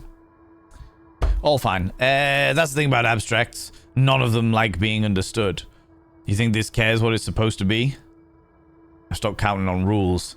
These Things like this don't read the manual. Oh, I quite like that one. It feels gritty. Film noir-esque. Not like being understood. We'll go with that one, though.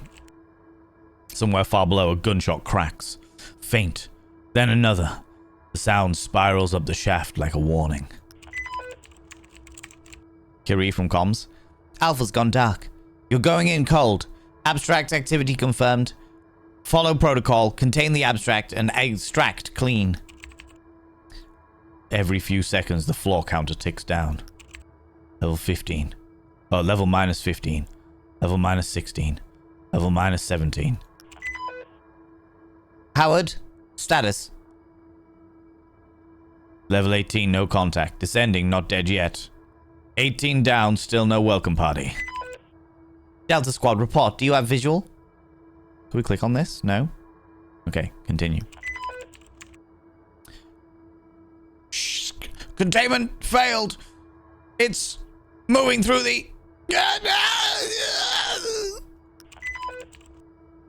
Bullets aren't doing shit. What the hell is this thing? The line dies. Howard exhales. A slow plume of smoke escaping his nose. The elevator keeps sinking. Level minus 21. Level minus 22. What the actual fuck are we dealing with? A pause. Only static.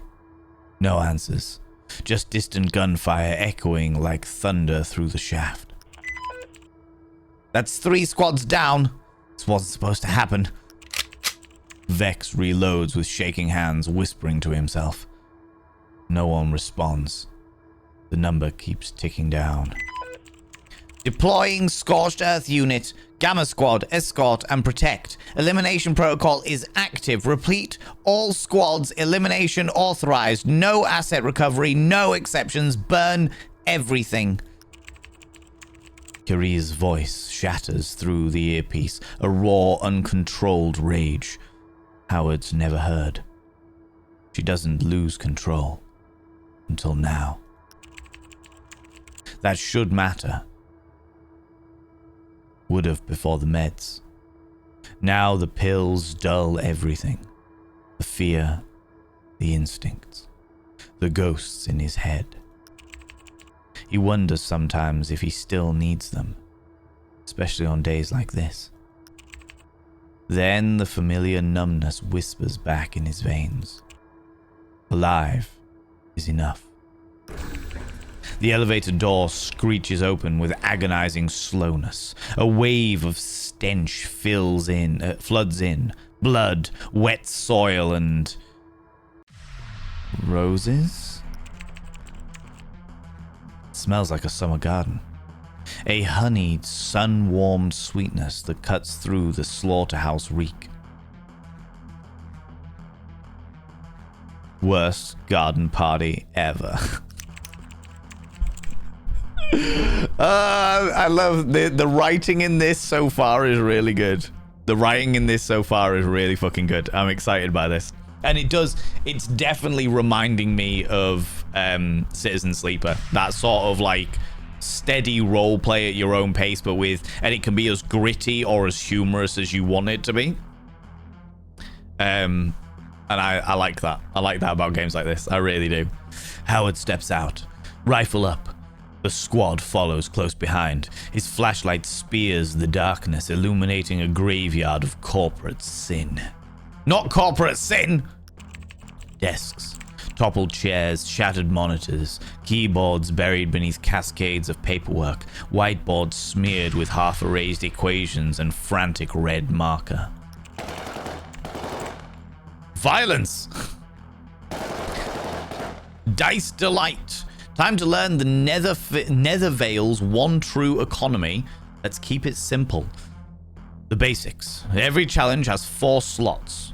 Toss in 1 to 4 dice. The more dice equals the bigger shot at hitting that sweet success range. How to roll. Each dice... the worst kind of sin. I know, right, Frankie? I know. Each dice roll 2 custom D4s. Faces 0, 1, 2, 3. Add them up. Example, roll a 1 and a 2. That's 3, baby. Not great, not terrible. The roll 0, 0. Oof, blame the universe. Risk versus reward. Slapping down 4 dice. Big brain energy. But the heads up, these ain't your grandma's board game dice. Zeros can still nuke your total, so stacking them doesn't mean auto win. High risk, high glory. Dice economy. Dice vanish after you roll. Use them or lose them. Run out. Automatic fails. Detective. Farm dice by exploring, finishing jobs, and poking your nose where it probably doesn't belong. And survival tips from a dice addict in recovery. Hoard like a loot gremlin. Future missions will try to murder you. Save those dice. Embrace the chaos. Sometimes you got to yeet 4 dice and pray to the void. Got it. Interesting. So, let me quickly look at...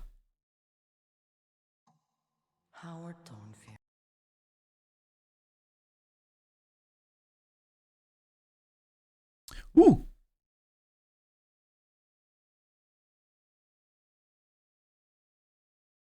This company, so the company, I was just checking out the devs because this dynamic is quite similar to the way that Citizen Sleeper plays. But Citizen Sleeper is a very different style, well, a different pace of game. And I fucking loved Citizen Sleeper. I thought it was very, very, very well done. And this game is it. So I was like, oh, I wonder what other games the devs have made. And they've made one about the King in Yellow, which I thought was quite interesting. Because the King in Yellow is a Lovecraftian thing.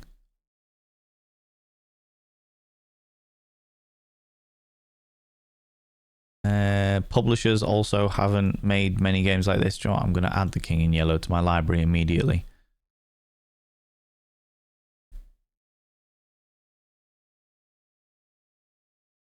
Oh, this looks very, very different. A very different style of game.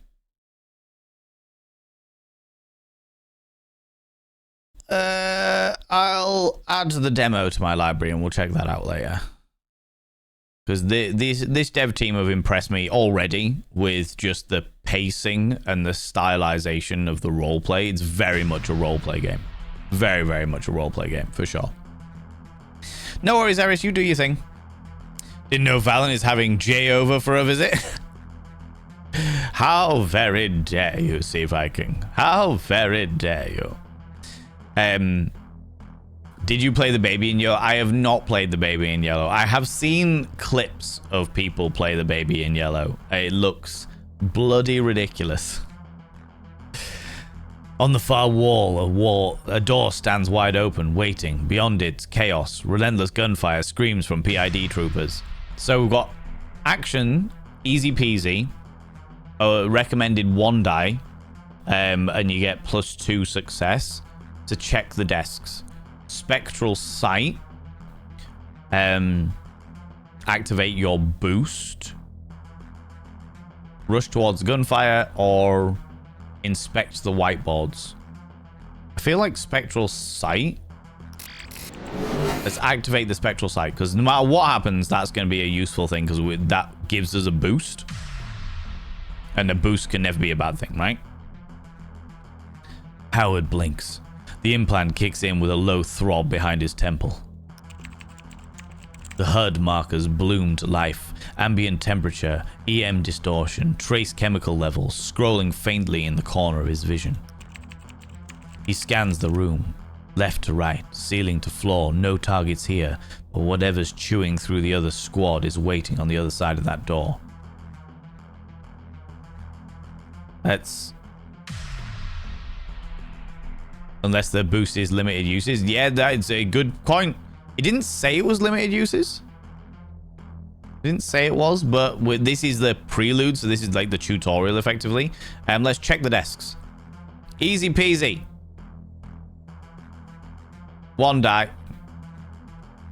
Go from the bottom, Jesus. 1 die. Passive modifiers. The old PID badge gives us +1. Easy peasy 2. Roll.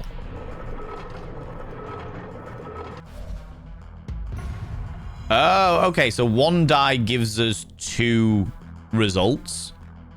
That gives us 5 plus the 1, 6. Okay, cool.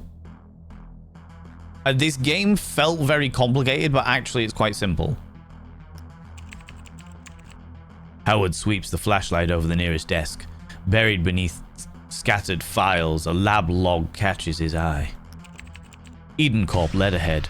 Abstract 4781-EC. Subject Phase 3. Okay, so some cyberpunk corporation has been doing experiments on the abstracts. Okay, cool. You can't follow all the terminology, but the implication is clear enough. Eden Corp was experimenting on abstracts. Sounds about right for a cyberpunk-style corporation. As he shifts the paper, something clatters. 2 8-sided dice, left behind like an afterthought. He pockets them. So we got 2 dice. It was worth it. Plus 2 dice gained, always useful. Inspect the whiteboards. We'll take one of those. Might as well get some information on what the fuck they were doing before we run in. Oh, so that was a 0 and a 1, but fortunately we have a +1, so it was a set. So all we needed was a 1, and we would have succeeded. So that's the reason why it says it's easy peasy. Okay, cool. Learning as we're going. This is very cool. I'm really enjoying this. This is very much scratching my tabletop roleplay game itch. Yeah. I'm getting a little bit giddy over this. I shouldn't be, but I am. Howard steps closer, flashlight beam dragging over tangled formula. Yeah, his eyes catch half-erased headers. Project Nectar. Replication trials. Replication. His blood run cold. There's no doubt in his mind they weren't just studying abstracts. They were trying to manufacture them, which kind of goes into the reason why they were saying earlier, it's like abstracts don't group together, but there were more than one sign of abstracts appearing. So this lot are a group together because they were replicating them like manufacturing things. Oh my god, this is cool. Right, let's rush towards the gunfire now that we've done our research. Howard bursts through the doorway, rifle up. Squad at his heels, boots hammer metal, breath rasps through comms. The corridor funnels them forward, then spits them into a greenhouse. Shattered glass walls, soil underfoot, wet with blood. His retinal implant kicks in. 1 frame, then 10. Then hundreds. Oh, they were growing. So the abstract was like talking rose. And earlier on we heard the whole thing was like his only companion was a talking rose. More on that later. So one of these is going to come back with us eventually, but we need to take the rest of them out. I think it's great that it is being immersive for you, as making it very interesting entertainment. I appreciate that, Lunacorn. I really do. Okay, so the talking roses are the abstracts. His vision drowns in overlapping detection boxes. Green outlines swarm and multiply, each locking onto something in the greenhouse. Roses. Hundreds of roses. Crimson petals curled like fists, cradling pale, dreaming faces, asleep in the carnage. What the hell happened here? Great, a fucking rose massacre. Are they actually dreaming? We were never supposed to see this. Are they actually dreaming? 2 years hunting abstracts for the PID. Not once has he seen anything like this.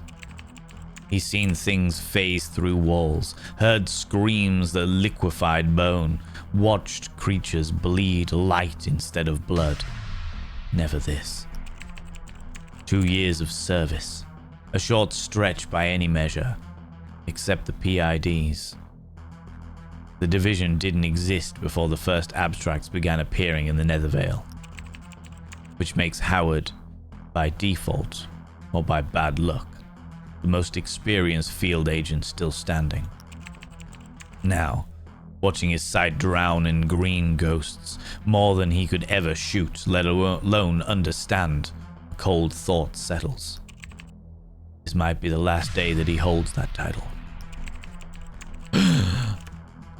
A scream rips through the air. Howard turns. His spectral sight zooms, reframes, and locks on something much bigger. Flying, shredding through a trooper mid-reload. What the hell is that? Got the galaxy within it, whatever it is, and seems to be holding one of its own limbs. Moonface! Someone yells over the comms. It drops from the ceiling like a dying god, limbs stretched wide, shielding the roses. Its body crackles with twitching nerves, leaking dark ichor.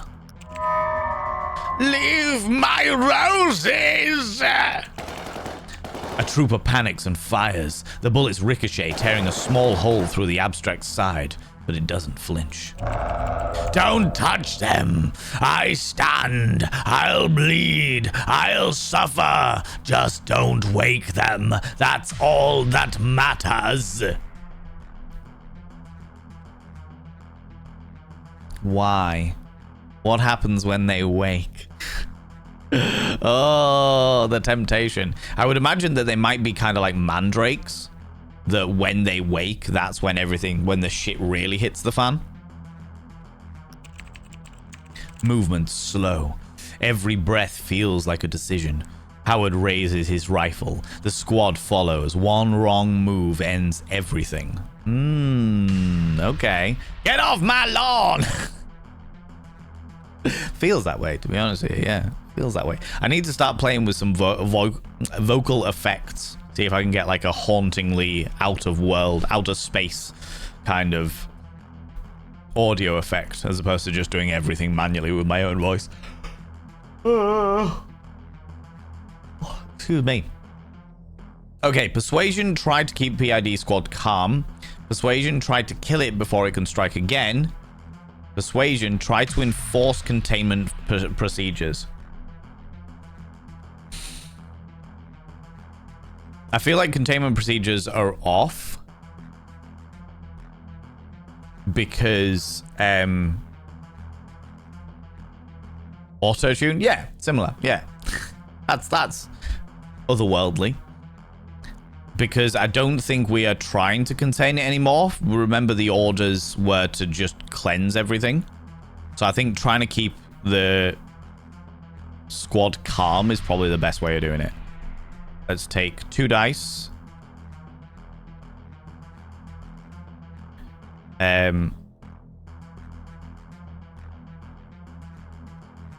Corporate dice, -1 virtue. Oh, fuck that noise.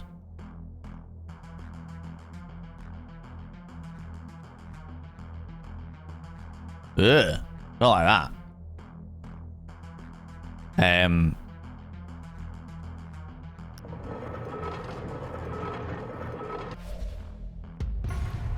Massive success. Okay, cool. Hold fire. No one shoots unless it attacks again. Rifles stay raised, but fingers ease off the triggers. No one breathes. Moonface doesn't move, just bleeds, just guards. The squad holds, and for a second, so does the war. Torch squad inbound, hold position. Gamma, don't let that thing get near them. Full cover. Okay. Copy Gamma, defensive formation, protect the flamers. It's talking, Kyrie. That means it's aware. We can reach it. You burn the abstract, the whole field goes with it. That thing's protecting them for a reason. No, we'll go for the logic. It's like, it's talking, it's logical, it can be reasoned with. Negative, Gamma. We torch it before it tears through another squad. That's an order. Ooh. Fuck it. We're doing... This is the demo. This is the demo. We're going in for a penny, in for a pound. Let's use all of our die if we can. One question. That's all. Success range 4. Do you know what? Let's use that corporate die and get rid of it.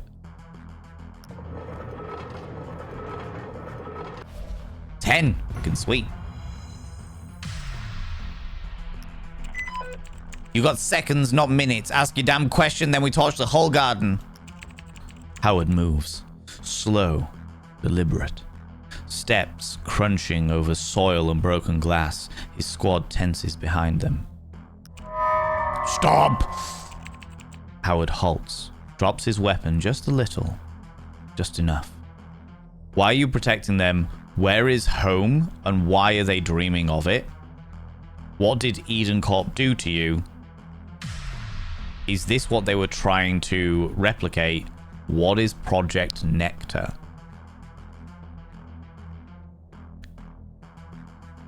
Huh. The gameplay seems akin to Disco Elysium. Yeah, I mean, I haven't played Disco Elysium, but it's definitely got that kind of pacing to it. It's very much feels like a tabletop roleplay game, and it is ticking a lot of boxes for me in regards to like that cyberpunk tabletop roleplay game for sure.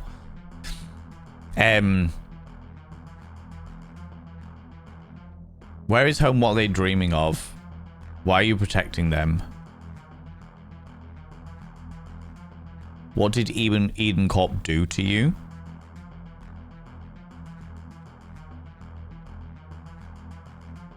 I don't think he's going to know anything about Project Nectar because that's a corporation thing. And unless this abstract is a corporate stooge, like one of the scientists that has been transformed into something else, I don't think he's going to know anything about it.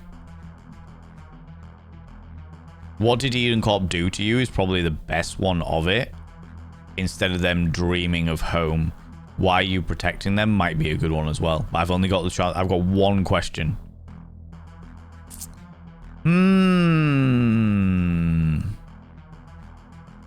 Let's go with what did Eden Corp do to you? Ooh, that could be seen as asking too many questions. But it is the prologue, so does it really matter? What did Eden Corp do to you?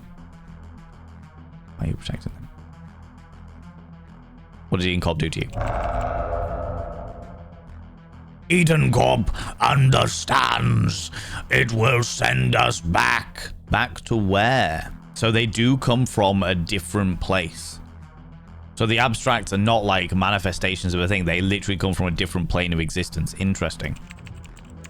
It doesn't get to say anything else. The scorched earth unit's ignition roars in the corridor behind Howard. Heat licks at his back. No, no, no, wait. Please don't. They're not ready. Don't hurt them. The flames don't listen. The inferno rolls across the greenhouse. Petals blacken, pale faces rise in silent screams before collapsing into ash. Moonface screeches, a sound that shatters glass, then sanity. It implodes mid-air, spilling thick iridescent black sludge that pools in the scorched earth. Ash begins to fall. The greenhouse becomes a furnace. Around Howard, troopers scramble for the exit. Kyrie's voice soars through the comms. Move your asses! Howard turns to follow, then stops. Not for any reason that he can name. Something, just something in his spine. Not pain, not instinct. Like being watched or remembered. He glances back. His spectral sight flickers, highlighting a single pulse beneath the ash, buried near the Moonface's remains. He steps toward it, kneels, and brushes the ash away with shaking fingers.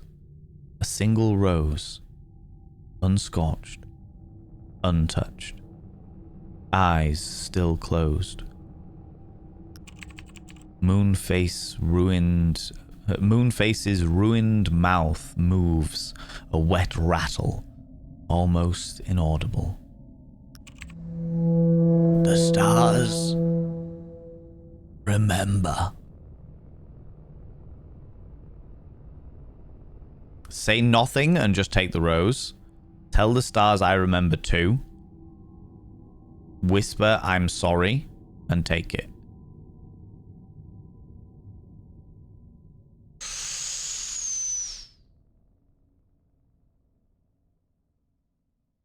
I'm going to say nothing and take the rose. Because I feel that because of the fact that we are PID soldiers in a dystopian corporate cyberpunky world, that if I say either of these two, it's going to get me in trouble later on. So I'm going to say nothing and just take the rose. Howard doesn't answer. He tucks the rose into his breast pocket, careful as arming a bomb. The rose nuzzles against his heartbeat, sighing. Warmth blooms against Howard's ribs. He walks away without looking back. Behind him, the greenhouse groans and collapses. Glass, steel, ash, and unanswered questions fall into final darkness. New quest unlocked. The one that you saved. Quest log. One you saved. You pull something alive from the ashes, figure out what you are just carried out of the greenhouse. Ooh. So the dice that I've... What have we got here? Howard's gun, not the caliber that matters. It's the story that's etched into the steel. Close calls, long nights, victories at the cost that cost more than they were worth. It's not flashy, but it gets the job done. At the end of the day, that's what counts. Flashlight. This isn't some high-tech implant or retinal upgrade. It's a stick of metal with a bulb. Primitive, maybe. But when the shadows move, this flashlight doesn't glitch. It just shines. Nether cigarettes, hell matches, Daily Rocket newspaper. A glimpse into Howard's past. This issue captures the wild chaos of a concert he played with his old band, a time when the stage was his battlefield. Howard's memo: if we hadn't brawled with the drummer and split up, maybe I'd still be rocking out instead of chasing down freaks. And the comic, as in comic, of course. Howard's compact handheld device for calls, messaging, and quick data checks. Scratched, stubborn, and always buzzing at the worst possible moments. Interesting. This is very cool. This is very cool. Continue. 3 years later. Smoking whiskey. Location, the Crow Jazz Bar.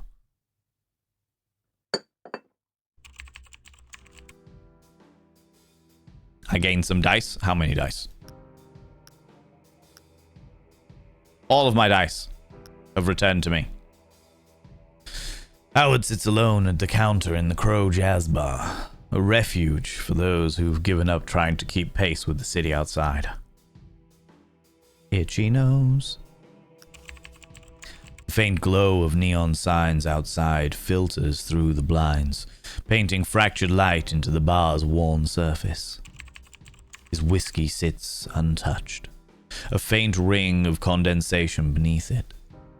His eyes stay fixed on the TV above as it broadcasts the evening news. In suicides across the Nethervale, authorities remain. Numbers continue to climb. The low volume of the television leaves the words muddled, forcing Howard to strain to catch every detail. Ask the bartender to turn the volume up, stand up and adjust the volume for yourself. Move closer to the TV to catch every word. Let's just move closer. We could be a ballsy dickhead, but we'll just move closer to the TV and catch every word. Howard rises, steadies himself, and makes his way past empty tables to the screen. He rests an elbow on the bar, his attention fixed on the broadcast. The community is in an uproar, demanding transparency from law enforcement. What is driving this sudden epidemic of suicides? Who will step forward to shed light on these tragedies?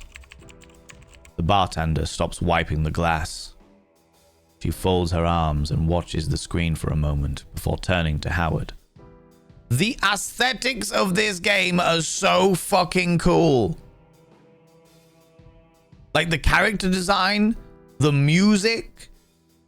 This is very, very cool. Very, very cool.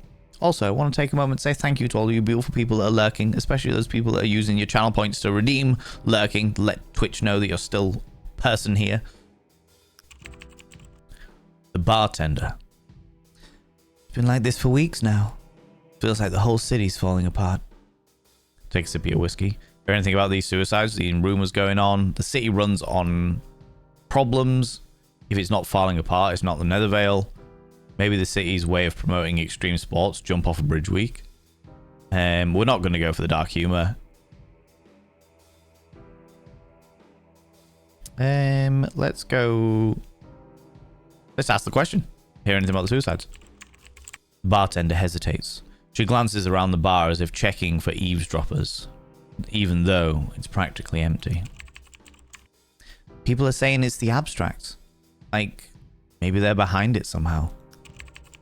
Howard's gaze doesn't leave his glass, his tone carrying weight. Wouldn't be the first time. Ooh. Oh, that's heavy. If it's the abstracts, we're already too late. Maybe it's not abstracts this time. Maybe it's just us. Thought we weren't supposed to say that word out loud. I'm not afraid of saying the word out loud.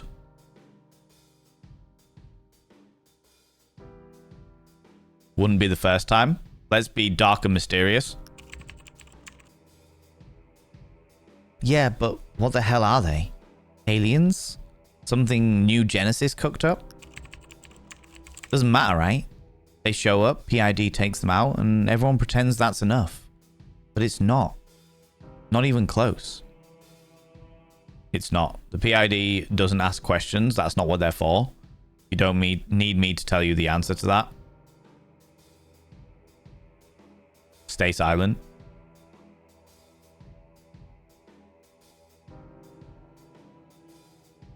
You don't need me to tell the answer to that.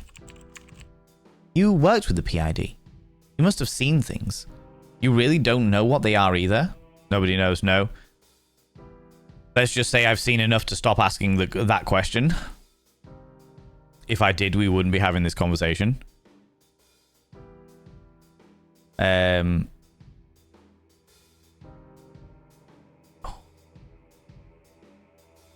This is good. Nobody knows.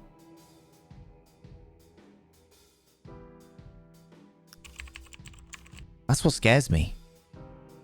If the PID doesn't know, what the hell are the rest of us supposed to do now? Howard doesn't respond. His eyes fixed on the glass in front of him. The silence between them stretches, heavy and unanswerable. Listen to the silence, let your mind wander. Take a sip of your whiskey. The city runs on problems. It's not falling apart. It's not the Nethervale. Maybe it's just city's way, blah, blah, blah. Slam your fist on the counter. Persuasion? Oh, my lordy. Skill check. 12? You recommend spending 4 dice? So when do you get off? I'd love to take you out for dinner sometime. That's the reason. They literally said in the preamble that he is constantly flirting with the bartender and not getting anywhere. I'm not going to do that. I'm not going to spend 4 of my very, very delicate dice on it. I'm going to listen to the silence and let my mind wander. See where it takes us. Howard leans forward, his elbows resting on the counter, staring blankly at his glass. Yeah, you subscribed. Most kind. Then Mel Sunflower subscribed. At tier 1 for 3 months in advance. Mel Sunflower, you beautiful individual. Let me bring you over here. Let me bring you over here a minute. All right. You beautiful being for 3 months in advance. That's so fucking kind of you, friend. That's so fucking kind of you. Oh, I shall now inscribe your name upon the mirror of vein.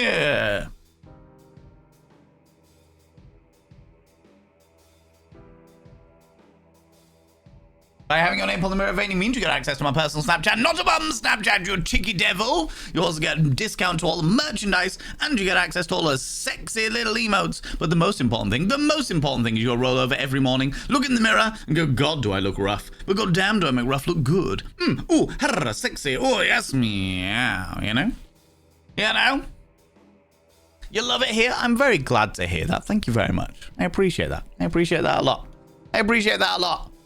Well, I'm very much vibing with the aesthetics of this game and the ambience of this game and stuff. It makes me very happy to be playing a game like this. The bar noises fade, the hum of the TV dissolving into a background whisper, until all that remains is the hollow silence of his thoughts. And then they start. Oh, wait a minute. Anger issues, virtue. So the virtue, these things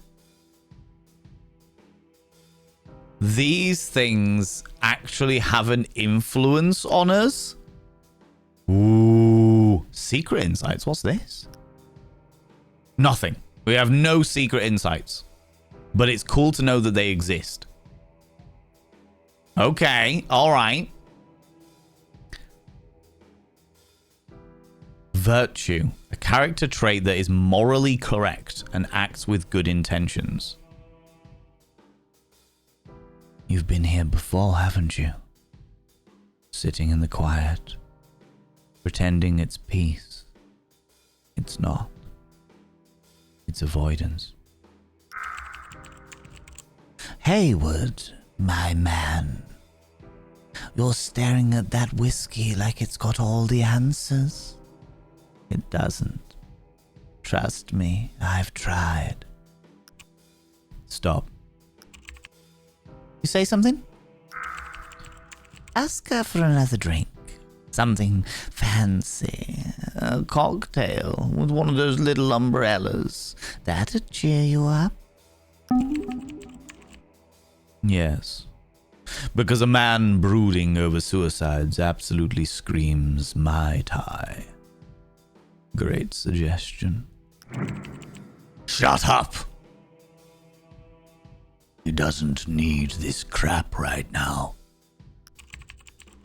The voices clash like storm clouds rumbling in his skull. The tension stretching thin.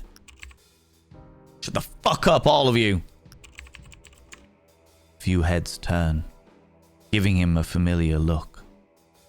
Another guy losing it after too many drinks. Very interesting that our subconscious has different personalities.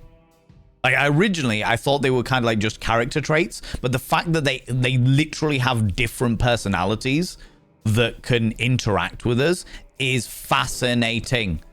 What an interesting concept.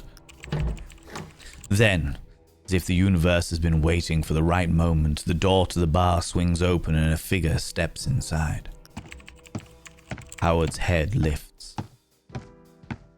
The sound effects are so good. Oh my god. To really just bring in the atmosphere. Oh. I really like games that are super immersive, and this game is doing such a great job of it. Whew, right. Howard's head lifts. His eyes narrowing as boots scrape across the floor, loud and deliberate. The sound is sharp enough to cut through the haze in his mind. Reynolds. Neural archive complete. Officer Reynolds. Let's go to the archive, see what it says. This is what I meant when I said Disco Elysium. Well, we almost played Disco Elysium many moons ago. And we didn't end up doing it because chat basically, like, a lot of people in chat were like, we can play this game, but you need to know that it has a lot of trigger warnings with it. And then it basically, a lot of people in chat were like, yeah, we don't want to toy with those trigger warnings. So it never really became a thing. So I own Disco Elysium, but I have never played Disco Elysium. That being said, I also know that one of our community members, who I won't say who they are at the moment, but one of my community members has spent the last few years working on a new Disco Elysium style game that is made by the same devs as the Disco Elysium team. I don't know whether she's joined the team herself and has worked with them, or whether she's worked with them from like a freelance point of view. But yeah, it's interesting. Please publish audiobooks. I wish I could, Paladari. I don't have the time to do audiobook stuff. I've done a fair amount of like roleplay dramas myself. I've done a fair amount of I've done bits of audiobooks for other companies and stuff. But I like the closest you'll probably get to me doing this kind of thing for myself is games like this. You know, it's intentional controversial. Yeah. Which is great. But when the community didn't want that, it's hard. Like, I've got to go with what people want to watch. Do you know what I mean? How's it going, Alec? Hello, you beautiful individual. Good morning, you beautiful beings. And good morning, chat, you beautiful beings. Alec, you are also a beautiful being. You are also a beautiful, beautiful human being. You wonderful individual, you. And also, I saw what you put in the Discord earlier, Alec. And I'm so fucking happy for you. Genuinely fucking happy for you, friend. Step in the right direction. I won't go into it, but genuinely very, very happy. Step in the right direction. Can't fucking wait for it all to be fucking done. Do you know what I mean? Right, what are we doing? We're looking at Officer Reynolds. Officer Reynolds, long-serving police officer and Howard's oldest friend, reliable and methodical. He's one of the few people that Howard still trusts. Okay, cool. That's a great journey, yeah. Well, you see, what I'd love to do, Nibirin, what I would love to do, and it is on my, I don't know, list of things to do, list of long-term goals, effectively. Hold on, I'm gonna sneeze. I can feel it. Tickling my noses. Or not, as the case may be.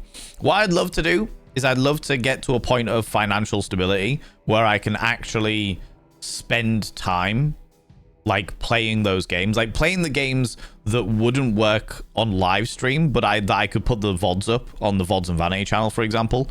So I'd play through stuff like Disco Elysium, and I could just sit down like one day every fortnight or one day every week or what have you, and just play 5 hours of it, stick it on the VODs channel for whoever wanted to watch it. I would fucking love to do shit like that. Genuinely. But I don't have the free time. I don't have the time at the moment because pretty much all of my time has to be spent finding a way to make ends meet. Do you know what I mean? Such is the life of full-time content creation. Woo! He locked eyes with Howard, his expression coiled tight with urgency. Without hesitation, he crossed the room. Shouldn't you be out flashing that badge of yours somewhere? Reynolds pulls out the stool next to him, sitting with a sigh. I've been flashing it all day. Chasing leads that go nowhere. Or try something smarter. You look worse than I feel, that bad. And that brought you here. Must be desperate. You look worse than I feel, that bad. Yeah, say what you want, but you're still the guy people call when they've run out of better options. Take that as a compliment. Ooh, may all the riches reach you one day. Maybe one day, Nibirin. Maybe one day. I've got a couple of like projects that are on this like side projects that are growing. That hopefully will have a future that might provide a little bit more stability, and that would be good. That would be fun. I would enjoy that, but. We'll see. As per usual, I've always got too many hopes and dreams and ambitions, and never enough time to make them happen. Okay. So, say what you want, but you're still a guy people take that as a compliment. Sure, but if this is about stolen rubber duckies from this toy store, I swear it wasn't me. Why me? Don't you have a whole department for this? Not interested in police business? Ooh, or... a dice one. I think I know what you're going to say. That would be really cool. If we could already get the answer before he says anything, that would be very, very cool.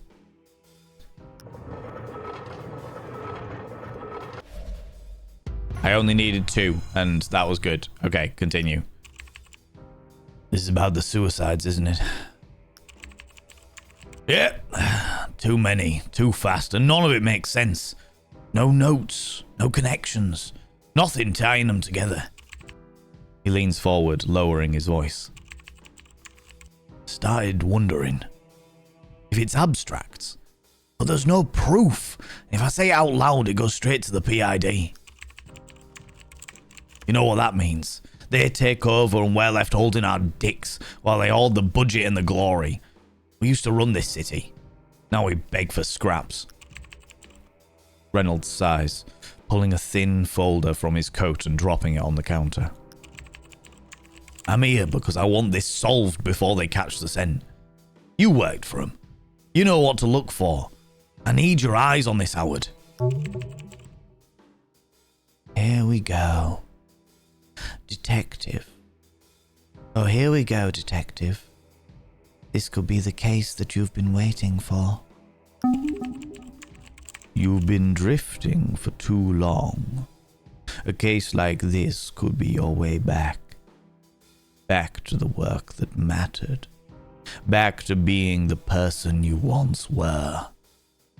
Think about the doors it could open. Or the ones it could slam shut. What happens when it all blows up in your face? Desperation like Reynolds doesn't come without strings. You really want to get tangled in this mess.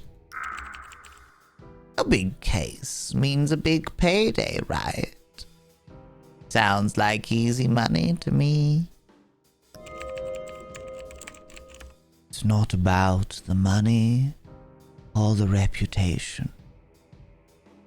It's about the people. Someone out there needs help, and you have the skills to make a difference. You know what's right. Ooh. I am getting so fucking giggly over this shit. Love it. Love it. Also, Mel Sunflower, I just wanted to take a moment to appreciate the fact that you subscribed for 3 months in advance. That's really fucking kind of you, friends. Thank you very much. I really appreciate that. Appreciate that dedication to committing to my inane levels of bullshit.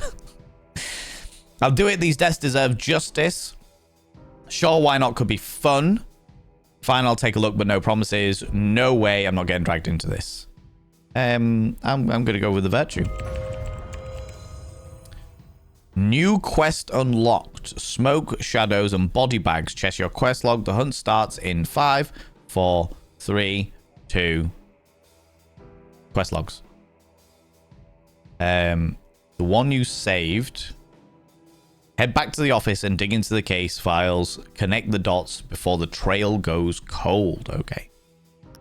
Over here in the mornings while I work. I appreciate that. I appreciate that. Especially when we're playing something like this. Like this is like a really... These types of games I find to be quite relaxing to play myself, but also like listen to myself. Because it's almost like an audiobook, isn't it, really? Pocket tricks. Time to talk about the junk in your pockets. What are items? Items bend the rules of skill checks. Some boost you, some sabotage you, and some are just plain weird. They can affect all kinds of roles, either passively or on demand. Passive items, these live in your pocket without paying rent. Passive items stay active until the end of the game. You don't need to click a thing. When a relevant skill check happens, they automatically appear in the upper right panel, which is what the old PID badge did before for the roles of in the prelude.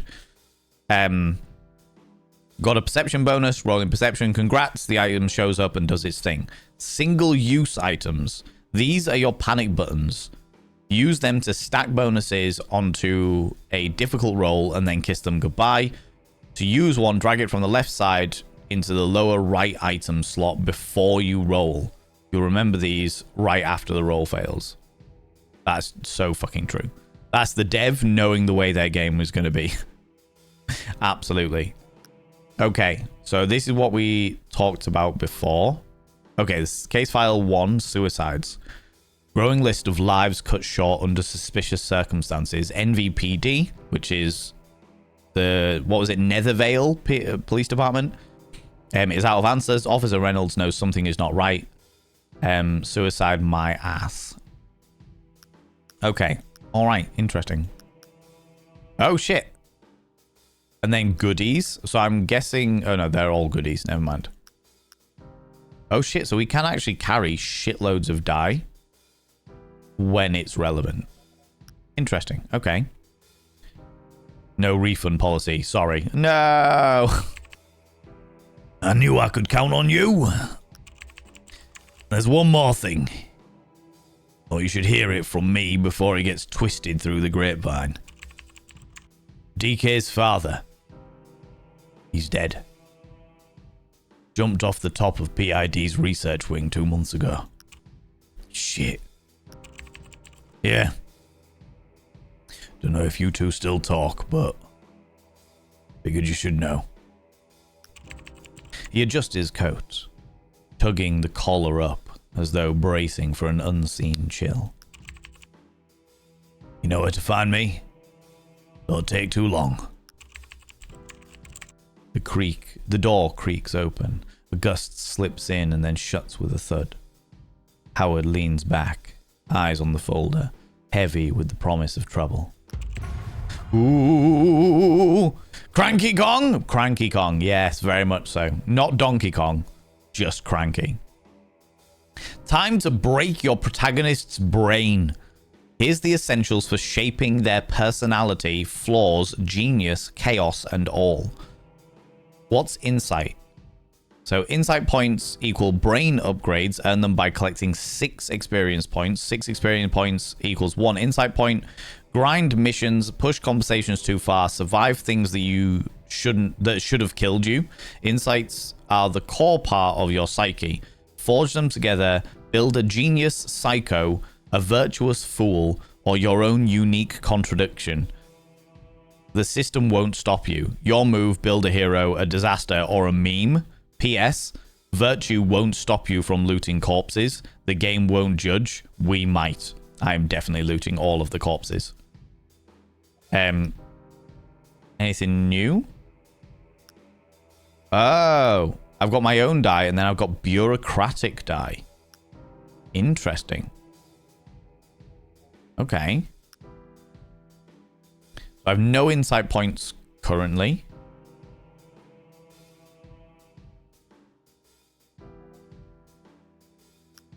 And no secret insights currently. Okay. You get 4 dice and 1 XP. Let's see if Nethervale's still worth. Yes, I'm back in the game. That's a good way of doing it. Good. Let's break something. Don't screw it up this time. Howard grabs the folder, nods to the bartender, and steps out into the rain. The city greets him like it always does. Cold, wet, and sick of his face. Ooh! Nethervale, neon burns, shadow bites. Okay. Ooh, what's this? Nethervale, neon burn, shadow bites. Welcome back to the gutter, detective. You know these streets better than your own reflection, but let's see if you still got the chops. Movement controls do WASD or hold right click and drag to glide the map around. Double click anywhere for the hyper skate mode. Yes, his boots have illegal mod, don't ask. Okay.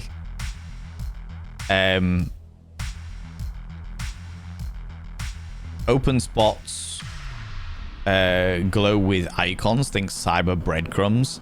Click the icon. Howard autopilots there. Sit back and enjoy the ride. One visit ain't enough. Places change every visit. Come back later and it might not look the same. New dice, new loot, new danger. Got it. Okay. Okay. Interesting. And I can zoom out. So I've got Reynolds' house. The Jazz Bar. And there's us. Little PI. Private detective. Detective's office. Entering will end the demo. Don't say we didn't warn you. Okay, all right. The statue. This is cool as fuck. Tekel. Right, okay. This is so cool.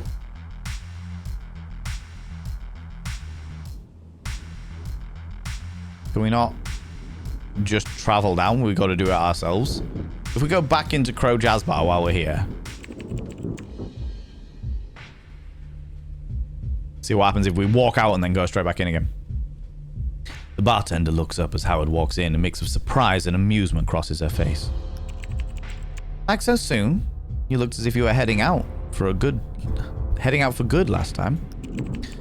Guess I wasn't quite done with this place. He takes a seat at the bar, even as she continues her closing routine around him. What brings you back? Need a place to think. I'm not sure. Felt like I needed to be here. Got this nagging sense I forgot something crucial here. Can't place what. Bartender. Funny you say that, because you actually did forget something. She reaches under the bar and tosses a few small dice onto the counter. 3 dice, we'll take it. Your gut's got a better memory than your brain. Found this under your seat after you left. Figured you'll circle back eventually. Well, you're cutting it close. We're shutting down for a few days. Renovation work. Dust, noise, the whole deal.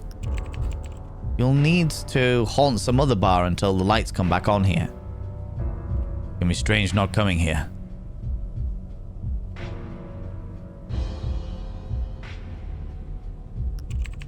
Yeah, I know what you mean. It's gonna be weird without the usual crowd, but don't worry, we'll be back soon enough. Tell you what, since it's your last visit for a while, how about one on the house? Won't say no to that. Bartender smiles and quickly pours a drink, sliding it over to Howard. On the house then. Cheers. Howard takes a sip, savoring the moment. The warmth of the drink feels like a fitting send-off, a small comfort before he heads back out to the night. The bartender moves through her closing routine, jazz low and fading as Howard rises to leave. See you in a few days. You better. Door closes behind him. The night greets him again, still the same. That was worth it. Worth it for the extra die. Abso-bloody-lutely. Let us head over to the statue. Random encounter. Howard's comic vibrates in his coat. A low buzz that has no business showing up at this hour. He checks the screen. Continue. Incoming call from DK. We just found out that DK's father, don't know who DK is in relation to us, but we just found out that DK's father was one of the suicide victims. Continue. He freezes. 3 years. 3 years since the fight. Since I never want to see your wreckage again, Howard. Not a word. All this time. If she's calling now, it's life or death. Or it could be a butt dial. Pick up. So this is potentially our ex, I'm assuming? Howard, it's me. Look, I wouldn't call if it wasn't bad. I don't know what to do. I need you, please. She's scared. More than scared. Genuine terror. The line clicks off. A location pin appears on the screen. Scarlet Needle Tattoo, Maglyph District. Unlock the skin deep. You don't want to pretend you didn't hear it. No! The alley smells suddenly of her perfume. A ghost memory he thought he'd buried. So we got there. I'm assuming the Scarlet Needle Tattoo. Let's go there. Let's go see our ex. Random encounter. Not another random encounter. Crash. The sound of shattering glass tears through the static of the rain. It's sharp, violent, and close. What the hell was that? What the hell was that? You sure that wasn't your stomach finally giving up on you? I'd be relieved if it were. Shame. I was hoping for a quiet walk and zero trauma. Ignore the sound. We're off to go help our ex. Howard pulls his collar up against the chill and keeps walking. The sound fades behind him, swallowed by rain and neon. Nethervale doesn't miss him. Quest declined. Raw fish, raw nerves. So someone else will deal with it, or they won't. Yeah, we are on our way to see our ex. Because I've got a feeling, given the way that this game has been so far,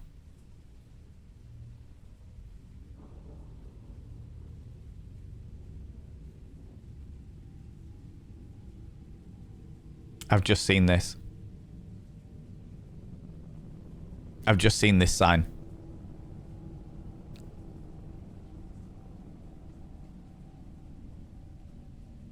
Cyber fetus fighting. This sign says everything we need to know about the kind of fucked up world this is. How's it going, Alexander Griffin? Can I get a shout out for hey Alexander Griffin, please? I'd appreciate that. Cyber fetus fighting. Uh-huh. Uh-huh. Even better than the child fighting rings? Wow. I mean, we're in a fucked up dystopian capitalist world, so that makes sense. People go check out Alexander Griffin. Alexander Griffin has also recently completed Cyberpunk 2077, so if you're into cyberpunk shenanigans, then you'll enjoy Alexandra. Does a lot of story-style games. Do you ever play anything like this, Alexandra, where it's a bit more like role-play oriented? Also, how you doing, you beautiful individual? Love it when my cyber fetus fights another cyber fetus, right? Why not? You're still playing it? In which case, even better. Even better. Yeah, that is a whole fucking thing. There we go. Grunkle Stan would be proud. Oh my fucking god. Yeah, that's a whole thing. That is a whole thing. As I was saying before, I noticed the fetus fighting in a cyber variety. I feel like this game is going to be one of those things where if we get too distracted with like side quests, then bad shit will happen. Like, I've got a feeling like our ex calling us then opens up a storyline for us, but if we'd have been distracted by the other one, the raw fish mission, then we wouldn't have got to our ex in time, and she might be another victim of the whole suicide thing. So that's why we're ignoring the previous one, and we're just going to focus on this one. Because even though she's an ex, I am very much an advocate of ex-partners are still people that you have had close history with. And unless they have been, like, abusive or horrifically toxic or have done certain things that are just completely unforgivable, then I would still be there for my exes. Do you know what I mean? I would still be there for my exes. Absolutely. You played Disco Elysium for a stream, but got very lost and confused. That is fair. I've heard it's quite the expansive game, to say the least. To say the least. Meant to be absolutely amazing, though, I have to say. I feel like you might enjoy... If you like your cyberpunk shenanigans, I feel like you might enjoy a game that I mentioned earlier called Citizen Sleeper, which is kind of like this, kind of slow-paced. It's very story-oriented. I really enjoyed it, though. I really enjoyed it. I feel like if you're in a mood for another like science fiction cyberpunky style one, I feel like Citizen Sleeper might be one that you enjoy. Yeah, as a recommendation. The streets are here are quieter. Not peaceful quiet. Predatory quiet. Howard stands across from the studio, half lit by a flickering neon sign. Scarlet needle. Buzzing red like it's bleeding light. Are you ready to see her again? A guttural moan tears through the silence. he isn't. But we have bigger problems. He pushes inside, gun instinctively half drawn. DK turns. Her eyes lock on to his, wide, stunned, tears streaking down both cheeks. Behind her, a girl crouches on the floor, body convulsing. Blood spills from her lips, but it's the arm that draws the eye. Etched into her forearm, the ink isn't sitting on the skin. It's burrowing, coiling, thrashing, trying to digest her radius. Ooh, Jesus Christ. Powerful and quick. That's one hell of a 3D effect. Oh my god. Tell me exactly what happened. Where's the artist? Panic helps no one. We stabilize her first. What were you thinking? Panic helps no one. We stabilize her first. That seems genuinely pretty on board. Worry about what happened after we've dealt with the situation.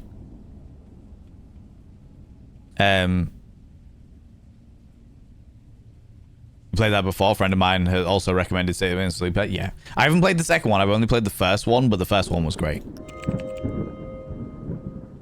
She wipes her face and nods, trying to steady her voice. Yeah.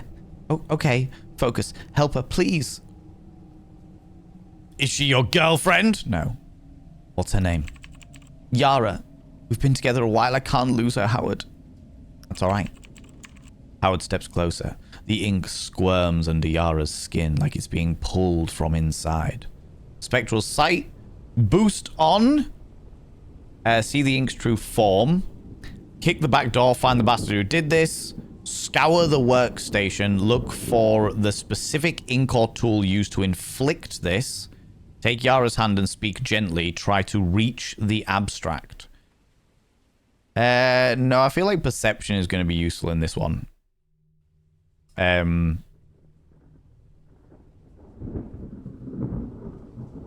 But spectral sight could be useful to see the inks. Yeah, see the ink's true form first. Static crackles as spectral sight floods Howard's vision. But instead of the clean geometric tags that usually cage an abstract, the pattern beneath Yara's skin flickers like a corrupted signal. Yara's arm spasms as the thing burrows deeper, avoiding the green overlays like they burn. Yeah, we're going to find out what did this. And we will use Howard's die. A bureaucratic die gives us +1. Let's leave the bureaucratic ones for when we actually have a need for bureaucratic die.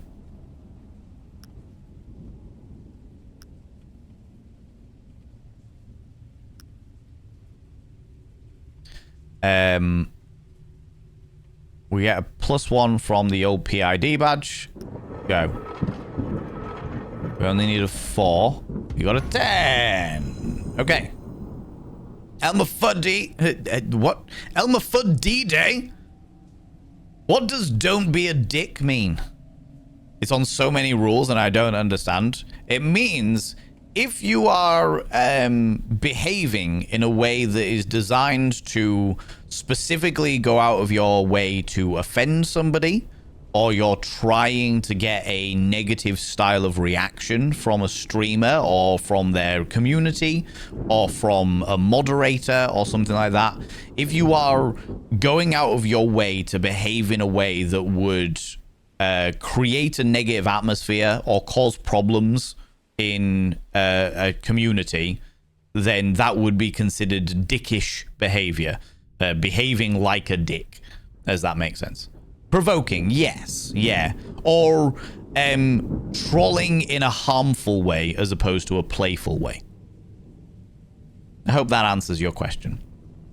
Also, welcome on in. Continue! Howard snaps on a latex glove. He rifles through the spilled ink caps, needles, and used tissue. There. sitting amidst the filth. That doesn't look like tattoo equipment. His fingers close around a heavy, brushed chrome cylinder. You are very welcome, Alexandra. A PID containment vial. Interesting. How did this end up here? Take the vial. Item acquired. PID vial empty for now. Anger issues carry the right door. Take Yara's hand, speak gently, try to reach the abstract. Out of the two, I'm going to try and save Yara because that's my ex's new partner. And if it means a lot to my ex, then I'll help her out. No point in punishing people because of spite. Howard kneels, taking Yara's shaking hand. His gaze drills into the writhing ink devouring her skin. She doesn't deserve this. You don't have to stay inside her. Let her go. I know some of you understand words. Withdraw now and we can negotiate. You got a permit for that meat suit? I didn't think so. Eviction time. You've got 5 seconds to slide out or I carve you out.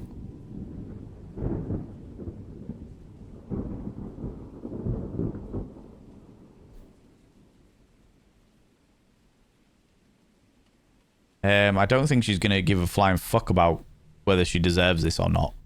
Intelligence isn't necessarily a bad way of doing it. The foolishness is quite entertaining.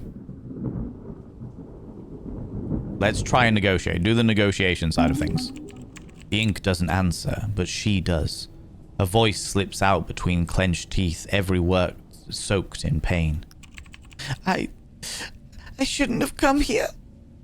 I just thought maybe a fresh start would help. Veins of black ink shoot violently up her arm, seizing her shoulder. Howard, stop! You're making it worse! Stupid! I ruined everything! I'm sorry, D!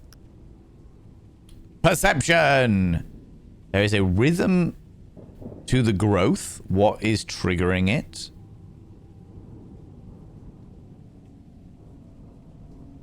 Search the room. Find a solution to sever the abstract. Blow the arm off. Save the rest. There's no other way. I think... Again, perception. A rhythm to the growth. Well, that's one of Howard's dice. Don't really need... do you know what? Instead of 2 dice, why don't we just use one of the bureaucratic dice? Which gives us a +2 anyway. Oh, exactly 4. Oh, that was on the point of it. On the point of it. It spikes every time she talks about herself. It spikes every time she talks about herself. The guilt. That's what it feeds on. Her regret fuels it. Intelligence, make DK... Tell DK to make her recall a memory that she doesn't regret. Search the room, find a solution. So, like, yeah, do that one. Find a way.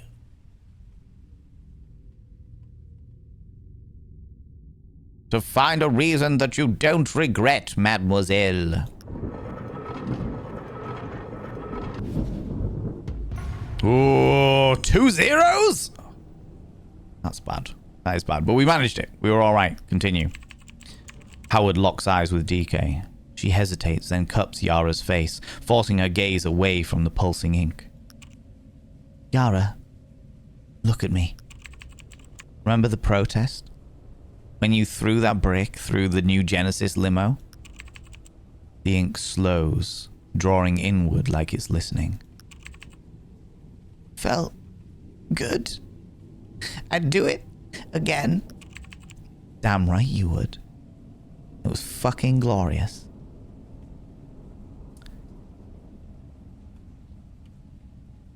It's weakened. Ooh, use a sterile needle to puncture the ink and drain it. Search the room to find a solution to sever the abstract. That makes me feel... Let's do this one because it doesn't require any more rolls. Howard reaches for a sealed needle from the tray. He grips Yara's wrist, twisting her arm into the light. He punctures the tattoo at its darkest knot. The abstract gives way instantly. It rushes out, thick and iridescent, defying the viscosity of normal ink. It coils around the steel needle, desperate to leave the host. Let it drip onto the floor, finish it there. Flush the wound with disinfectant, kill the remnant, PID vial, guide the flow into the containment vial and seal it. Howard positions the vial beneath the needle. A thick strand snaps free and drops into the vial with a wet sound, and then another. Howard tilts the needle, patient, forcing the flow. The rest of it slides down in slow, reluctant ribbons, pooling inside the vial like spilled oil. Oh, look at the aesthetics! Oh, so good! He screws the cap shut, trapping the abstract, and slides it into his coat. Inventory update full PID vial. We'll take it. Thank you. Howard, seriously, I didn't know who else to call. Next time, check the portfolio. Get her somewhere clean. Don't mention it. You're welcome. You're welcome. He turns to leave, but she grabs his arm. A quick, desperate squeeze. Her hand is warm. Familiar. Hey. You know where to find me. Don't be a stranger, okay? Howard looks at her hand, and then meets her eyes. There's 3 years of heavy air between them, but he's too tired to clear it tonight. He gently pulls his arm away. Take care, DK. Quest complete. Skin deep. Dum dum dum dum dum dum dum dum dum dum dum dum dum dum dum dum dum dum dum. Cyber fetus fighting. Yeah. We just noticed that one ourselves. Jess playing. Can I get a shout out for Jess playing, please? Darling moderators, if I've got one available. Yeah. This, I don't know whether you've ever played like a roleplay game, kind of like Citizen Sleeper, or apparently Disco Elysium is quite similar to this as well. But this game is very cyberpunk coded shenanigans, and it's genuinely fucking excellent. Friends! If you like your particularly obscure, fucking weird, what levels of batshit crazy, weird drugs were these developers smoking when creating this game, and you want to see someone play those games, you should check out Jess Playing. Jess Playing has the unique ability to find the weirdest fucking games that I have ever seen in my entire life. There is a level of what the fuck that I have only experienced when watching Jess play in streams. And honestly, I live for it. I absolutely fucking live for it. So if you, like me, are a glutton for the weird, the confusing, and the absolutely fucking hilarious, then you will enjoy Jess playing streams. There you go. There is my advertisement to get you to follow Jess playing. There you go. How you doing, Jess? How's it going, you beautiful bean? Thank you very much, Nibberin, for the shout out for Jess. I appreciate that. Got an XP. You fixed what you could. He pushes out into the Maglift district. The rain has started again. Cold iron water slicking the streets. Howard stops under the awning. He cups his hands and lights a nether puff. I myself may well have lit a nether puff on an evening or two.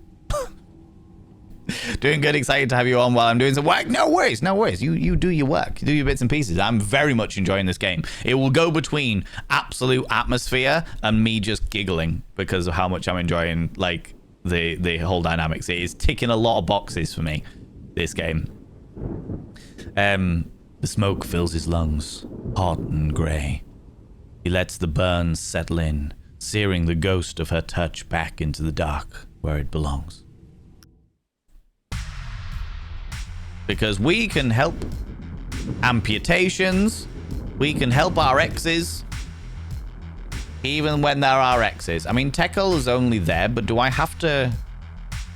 I can go straight down to that. I don't know what Tekel is. I kind of want to go to the statue first.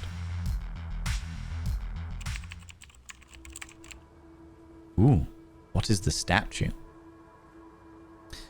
The city exhales as midnight approaches. Howard's footsteps echo too loudly in the abandoned square, his shadow stretching towards the statue.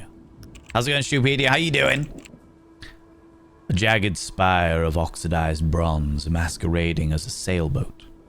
Its sails are shards of shattered mirror, reflecting fractured glimpses of sleeping skyline. Inspect statue closely, squint at the mirrors, your face splinters into a dozen strangers. Kick it just once for closure. Think about what it's supposed to be, if anything. Try to find peace in the design. I'm gonna do perception.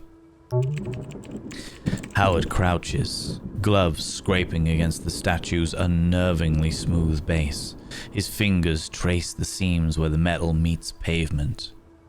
No bolts, no welds. As if it grew here. Oh, so that in itself is an abstract? That's interesting. Interesting. Ooh, do a balance dice.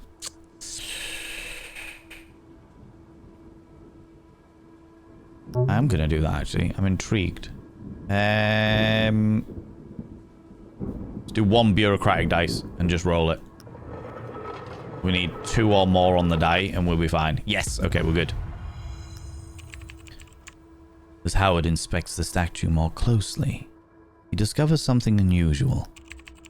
Nestled in a small, almost imperceptible crevice at the base is a single gumball wrapper. Looks old and slightly out of place. A piece of gum? Weird, but it feels important. You should definitely take it. You must take it, even if it doesn't make sense right now. Take it.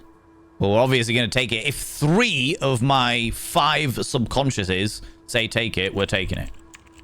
Howard takes the gum, trusting his intuition that it might be important.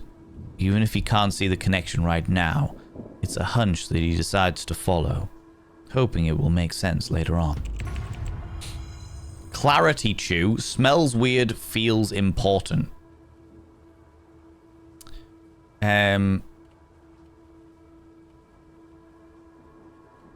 Squint at the mirror, your face splinters into a dozen strangers. Let's go. He leans in. The rain-warped reflection twists his face. 5 Howards, all wrong. Too cruel, too tired. One of them is smiling. Their eyes follow him with quiet accusation.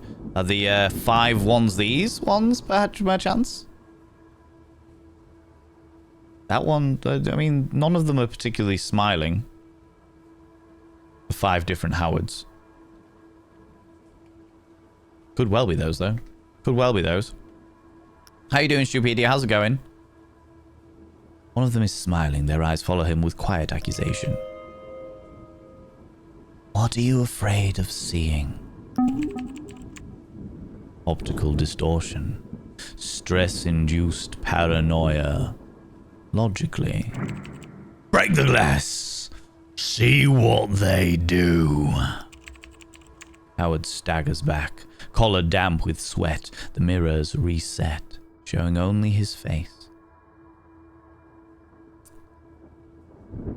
Try to think what it's supposed to be, if anything. Howard stares at the sailboat, or what claims to be one. Lines jut out like broken geometry. It's chaotic, but not careless. Rose would have known what this meant. You're wasting time again. Zip it. Leave, it's not worth my time. I don't think there's need for me to do anything else.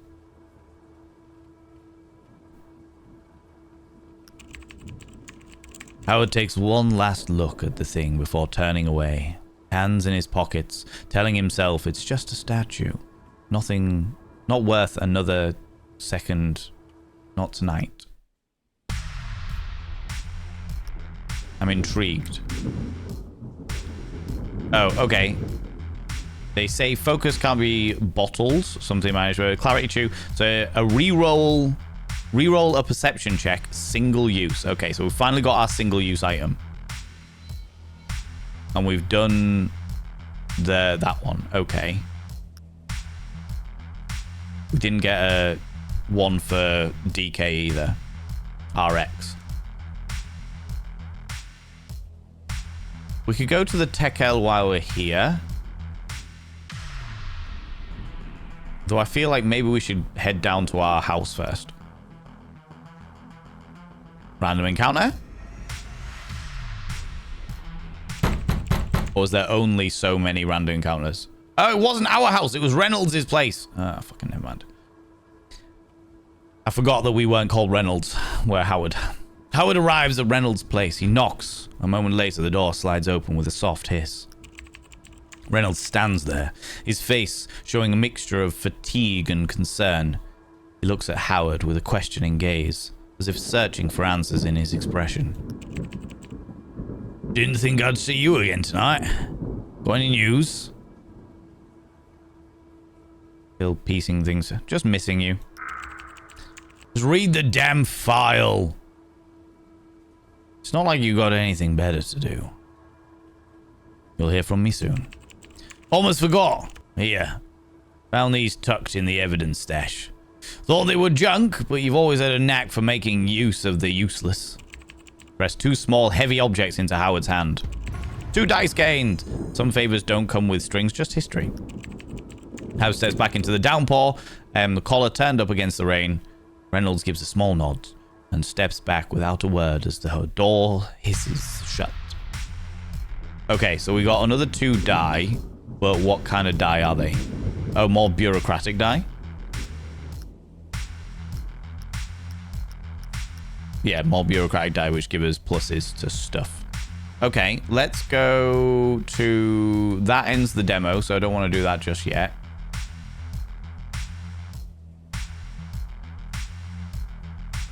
And we can't go there. Okay, go here. Go to the Tekel.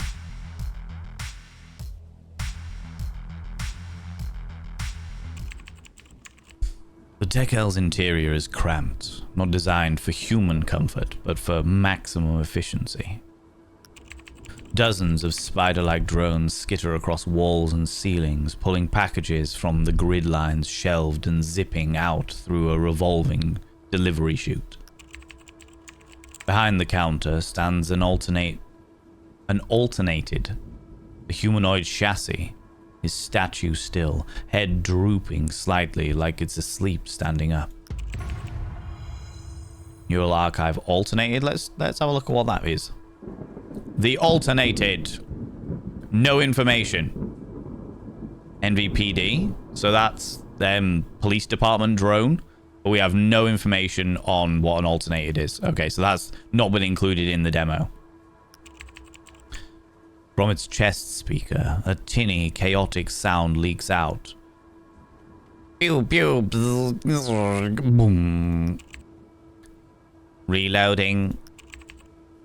Flank left, you idiots. Left. Eyes up, tin can customer here. Are you winning? I'm not a drone. The alternated jerks violently. The war sounds cut out instantly.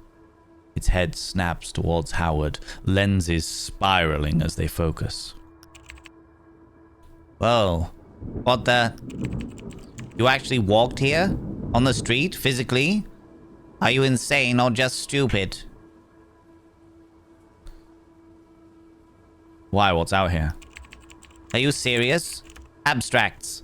That's why I'm inside this tin can and my real body is 5 miles away with a shotgun on my lap. Ignorance must be bliss, huh? Just show me what you sell. All right, physical man. Here's the inventory. Make it quick. I'm mid-match. Oh, so they're playing a computer game. Buy a rage chew. Anger issues reroll. Virtue +1 passive modifier. A digital locket. Brain fizz. Intelligence reroll. Digital locket could be quite good. Passive modifier is the one we really need. Tally count if passive modifier. Single use. Ocular drops. Perception +1. I feel like the virtue passive modifier will be useful.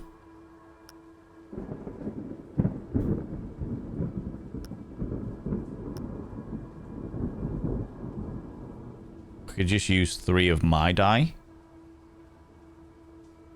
Because these ones will get +1, so it's worth keeping those ones. And I tend to do... I don't do foolishness very often, but I do tend to do...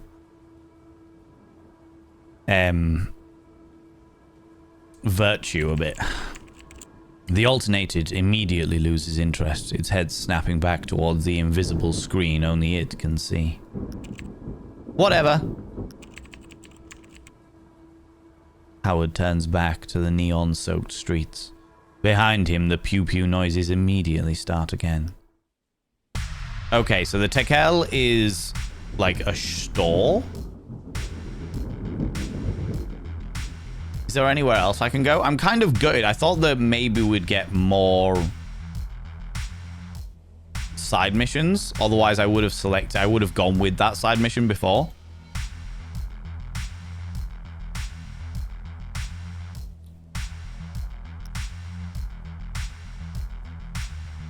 Small fob that projects a flickering, low-res hologram of a blue sky. Looking at it reminds you that the world wasn't always a grey megastructure, keeping your humanity intact. Alright, it looks like... In fact, you know what then?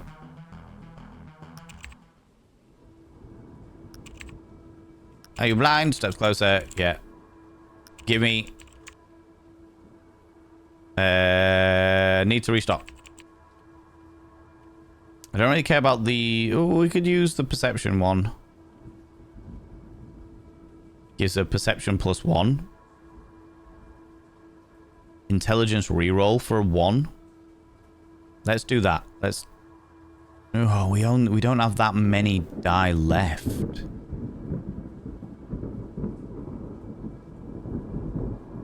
But fuck it. That'll do. Right, let's go and bring the demo to a close if we don't already have other things going on. Oh, that was it. Oh, I thought there was going to be like a final mission or something. Very, very cool. I'm going to see if we can get back in and do that other side quest. But overall, fucking cool as shit. Like, really, really, really fun. I'm really enjoying... So we have a plan. Ooh. Can I... No?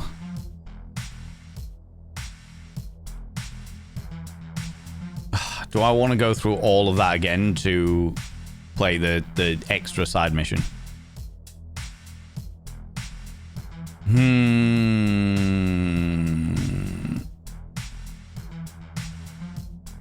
I really appreciate them being straightforward about the end of the demo. Too many give you no idea that you're about to do something that will end it. Yes. Yeah. The music's so good. To be honest with you, the aesthetics of the entire thing, the music, I really like the storyline. The writing is really, really good in it. And I really like some of the more obscure concepts in it. Like, we are getting, like, the first of all, the fact that it's in a cyberpunk universe, a dystopian cyberpunk universe, not on planet Earth, the fact that it's already got something a bit supernatural about it. So in like delving into some like cosmic horror scenarios, which are cool as fuck. And that really appeals to me anyway. But on top of all of that, they've also got this weird fractured psyche element to it, which I think is so fucking cool. Not to mention the fact that it's also got like random encounters and stuff along the way. Again, very, very, very cool. I'm gutted that the demo isn't a little bit longer because I would like to have seen a little bit more. If I'd have realized that the demo was quite that short, because I thought maybe like this ends the demo would have been like, okay, you got this is the final mission before the demo ends. Like, you know when you play a game and it's like, are you sure you want to go any further? Because once you do that, you won't be able to do anything else in the game. I thought that was what was going to happen. So, which is my bad. I should have taken it as it was read. Do you know what I mean? I'm very thankful that I have a press copy of this offline that I can play, and I will let you know whether the press copy lives up to what I am expecting here, because this is very, very, very fucking cool.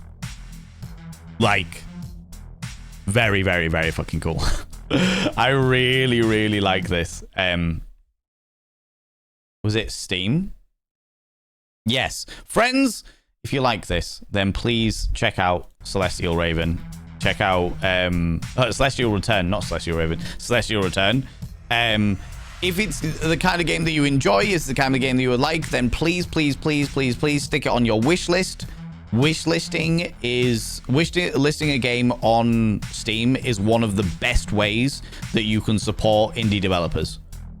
So if it is your kind of game, if it's a game that you would enjoy, if it's a game that you would like, if it's a game that you genuinely enjoy watching or what have you, please stick it on your wish list. It genuinely really helps indie devs by putting them up in the algorithms and stuff. So when it does go on sale, Steam are more likely to promote it. Like it does make a genuine difference. So please, please, please do that. Please check it out. Please do what you need to do. I can pretty much guarantee that when this is fully released, there is a good chance we will play it. Because you saw how giddy I got. You saw how fucking giddy I got. This is exactly the kind of fucking game that I love playing. I love these interactive role play games.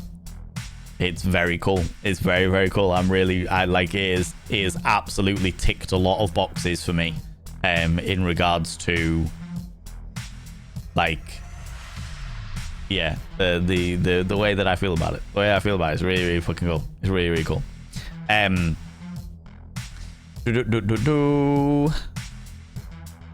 It might be random, so you might not get the side missions even if you redid everything. That is true. It was a random encounter, Frankie D. It was a random encounter, so that is a very good point. I might, even if I did go in and try it again, there's a good chance I wouldn't get it. But then it does make me wonder whether there's other side missions that we might get instead, like whether it's just got a selection and you get 2 or 3 of them. I'm not sure. Good question. Good question. But that is it for the Celestial Return demo. I'm gonna go make another cup of tea, and then we'll have a look at well, do you know what? I'll give it to you. I'll let you people decide whether you want me to play the demo of the other game that this company have made that is based around the King in Yellow, which is a Lovecraftian entity, or whether we play the demo of the game that Wild Annie recommended, where we play Sheepdog. Very short demo, apparently, but you play a sheepdog fending off against predators, but then resisting the calls of the wild. And Annie gave it a strong recommendation, which is rare for Annie. Annie often recommends things. It's like, yeah, I recommend this, that, and the other. But a strong recommendation, being like, yeah, this is a game that everyone should play, is rare. It's pretty unusual. So I'm tempted by that. But I'll give it to you, friends. I'll give it to you. What I'll do is I'll put a poll in the chat right now. But before I do that, oh, there. Yeah, thank you very much, mods. I appreciate you. I appreciate you for getting on that. Getting on that already. What do? The choice is up to you, as per usual. In the meantime, friends, I'm going to go visit the urination station. But first, I'm going to give Grand Zenarch a smooch. Come here, Grand Zenarch. What do you like claiming cheeky kisses, you cheeky devil? Friends, get up, have a stretch your eyes, look at some in the distance, then look back again, grab some kind of beverage, hot, cold, or if the time is permitting, flamboyant as fuck. Don't forget to take your meds. If you haven't done it already, take them now, you cheeky little devils. Purchased some merch. Mel. Congratulations. You're almost as vain as Val. Mel, that's actually a very, very cool fucking t-shirt as well. I'm not going to lie to you. That's a very, very cool top that you've got. I know because I have one of those upstairs. I literally own one of those upstairs. So thank you very much for purchasing some merch, you beautiful bean. By being a subscriber, you should have also got a discount as well. Beautiful bean. I had my eye on it for a while. Well, I really appreciate you purchasing it. That means the world to me. Thank you so much. Thank you so much. I appreciate that. Yeah, get up, do the things. I'll run 3 minutes of adverts because it gets rid of pre-rolls for like 3 hours. 3 hours. No, it doesn't. That's a lie. It gets rid of pre-rolls for like an hour. Which is always worthwhile if we can. And you're also not going to be missing anything because I'm going to be on. So yeah, get up, do the bits and pieces. If you haven't taken your meds, take them now. If you've got stuff left in your washing machine, now's a good time to go and get it and hang it up and what have you. And don't forget to check the sell-by dates on your condoms and lubricants. Very, very important. Just a moment. You've come in just as I'm about to take a break because I need to go pee. I need to go grab a... I need to go make a cup of tea. I need to go pee and make a cup of tea. Those are the 2 things that I need to do. And as a result, I'm going to go do them. But thank you very much for coming in. And your watch streak as well. Meds have been taken. Huzzah! In the meantime, friends, I'm going to leave you with this glorious music. And I'll be back momentarily. You are the worst. You are the worst, friends. You are the worst. The worst. You did it on bloody purpose, didn't you? Right.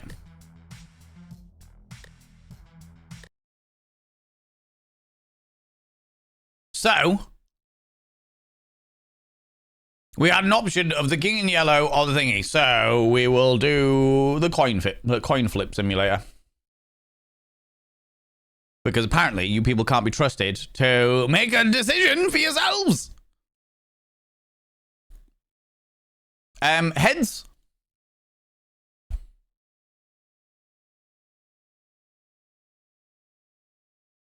Heads will do the king in yellow. Tails will become a dog.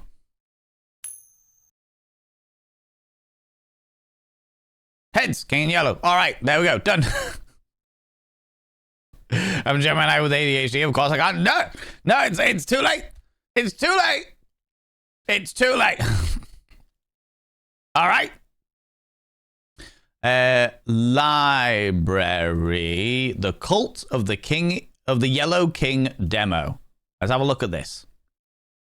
So this is made by the same company, the same developers who made the game that we've just played.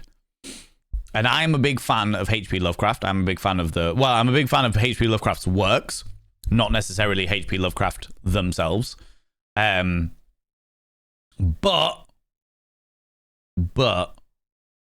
I'm willing to see where this goes. I'm willing to see where this goes, you know? If it works. If it works. And thank you very much for persevering through the ads, friends. I really appreciate that.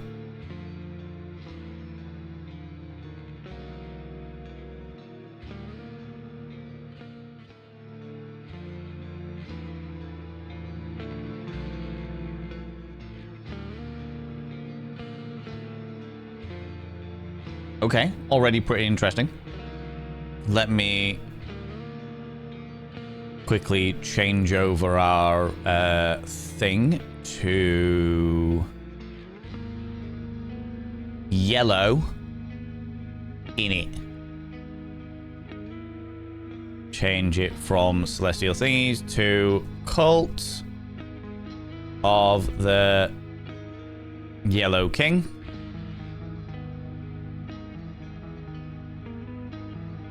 Done. Okay.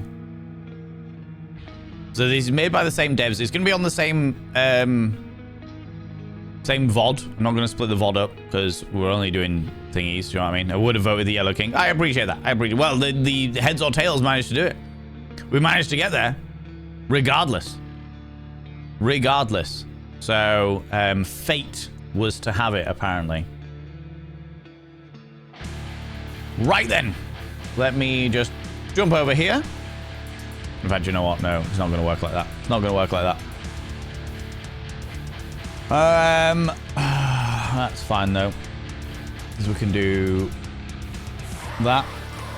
Fucking hell, we got some very aggressive death metal-y shenanigans going on here.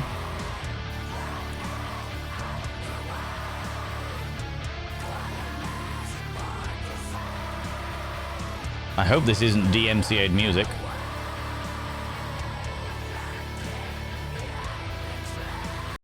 Feels right to stick to the same dev. Yeah. Become a little showcase for the kind of work that they do, you know?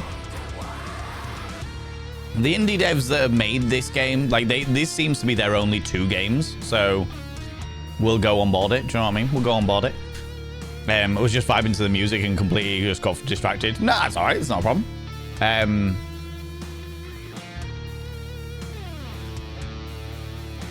I said, no, thank you, Skimmers. I'm so good on not doing that. Yeah, no, 100%. 100%, Eris told me, 100%.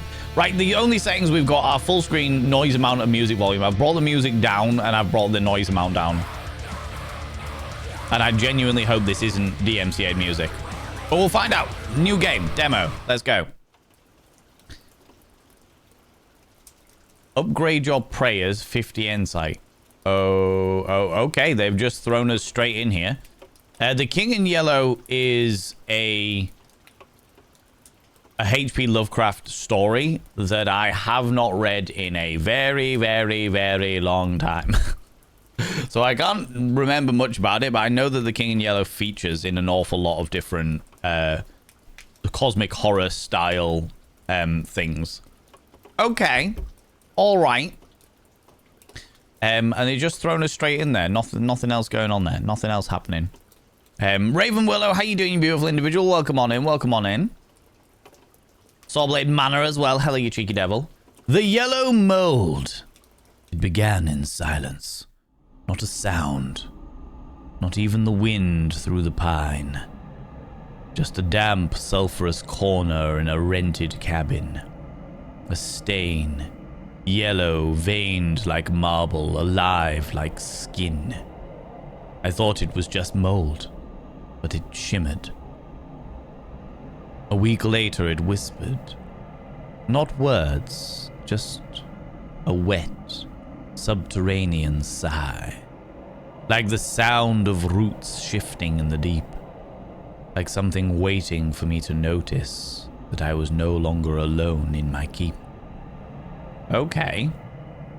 Next.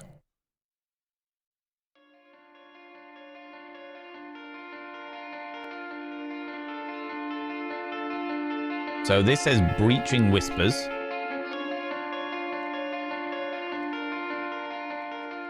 Music is a lot louder than I was expecting.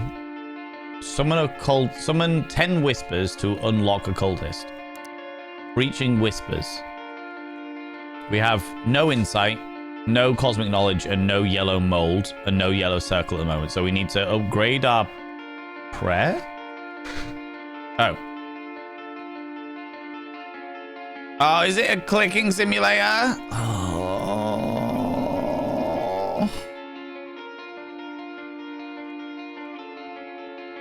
Call upon a whisper. Okay. The Whisperers. They came at night, seeping through the cracks between the floorboards, like smoke with intent. Soft voices, not in my ears, but behind my eyes, within the marrow of my bones. They didn't beg. They didn't threaten. They invited with terrible gentleness. And now I whisper back, even in the thickest silence, when there's no one who listens. Okay. What's this? Reaching Whisper. Oh, okay, so that's that. I need 10 Whispers to unlock a cultist.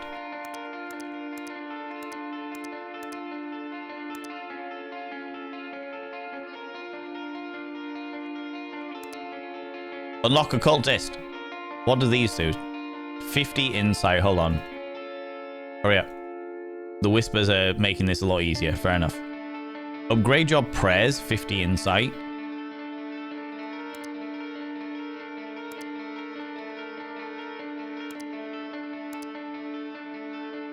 Okay, so the more that we upgrade our prayers, the more stuff happens. The Blighted Heart. Still beating after death. It pumps faith through the veins of the cultist. Generate one cultist every 40 seconds. So we need 35,000 insight to get one of those. Bloodstained Glove. 10,000 insight. Auto clicks every 2 seconds to the temple. Oh. The first loss. I picked up my phone to call her. My sister. But I couldn't remember her name. Contact was gone. Her photos gone too. In their place, grainy black squares. And a note in my handwriting that I never remember writing. Strange moons wheel in the sky. Stranger still is lost Carcosa. Okay. Cultist. Bind a cultist. Another lost soul before the sign. Okay, we've got a little cultist down here apparently. Feels like an idle game and I'm 100% for it. Yeah, it's definitely a clicky, I don't know. Clicky, like an idle game? Yeah, I can see that. Severed mask. I see no others. I see others now. In windows, in doorways, in mirrors. No faces, only hoods. Stitched shut over sockets where eyes belonged. They nod as they pass. Slow, patient. Like we remember the same dream. Sometimes I wake up with dirt under my nails and wax in my mouth. I think we've been holding ceremonies. Okay.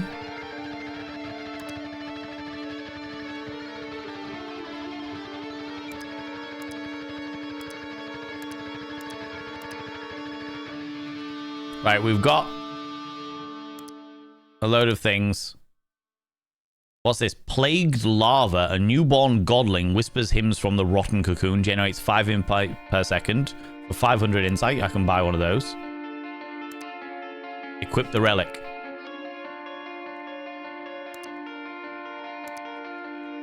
Alright, okay, so this is my relic. Right, what's this? Shrines of Decay. Shrine of the Yellow Cult. 9,500. Sure. The Yellow Witness tier 0, which is Cosmic Knowledge. How do I get Cosmic Knowledge? The Yellow Path. Prestige needed to unlock the Yellow Path. I have no prestige currently.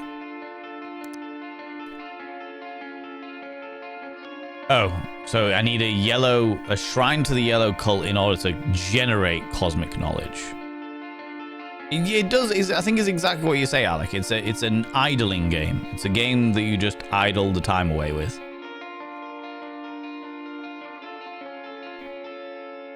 Which I will say is not normally my kind of game. But I was fascinated because this was the only other game that those developers had made. Let's take that.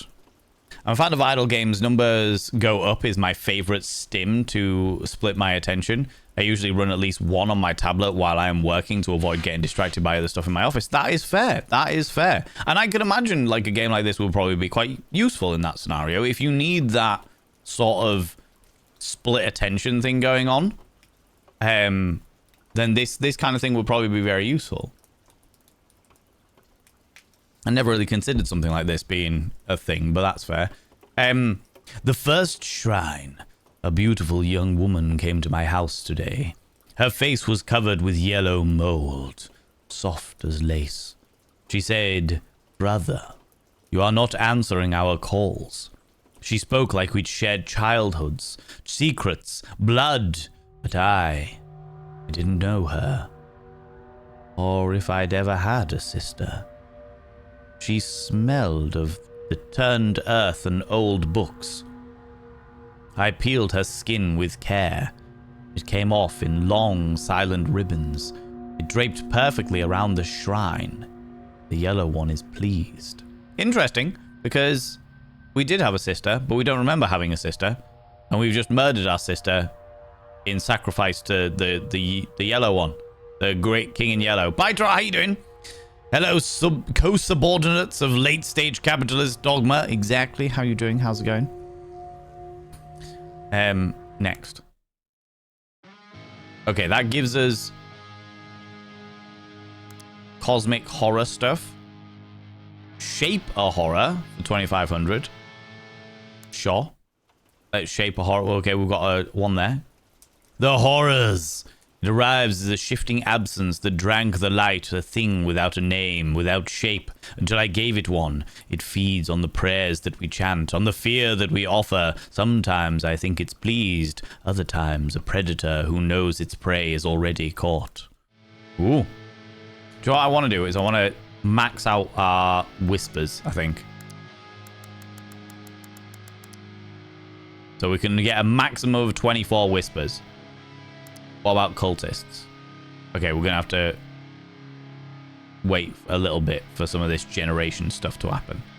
What's this? Oh, and spore-born architecture? Okay.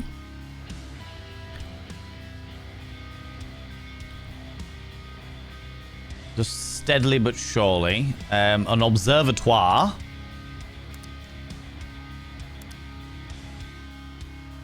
We can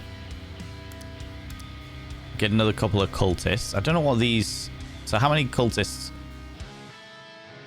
Okay, so 10 cultists. Each does... So 80 insight per second. And that does 96 insight per second.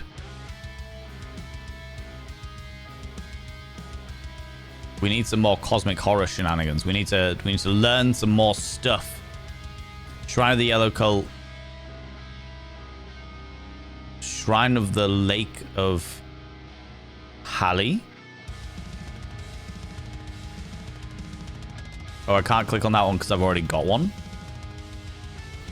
So I need the next one I need to do is 2,500. 25.5. Which we're not too far away. With just some death metal in the background. Interesting. Interesting. Very angry noises in the background. Shape of horror.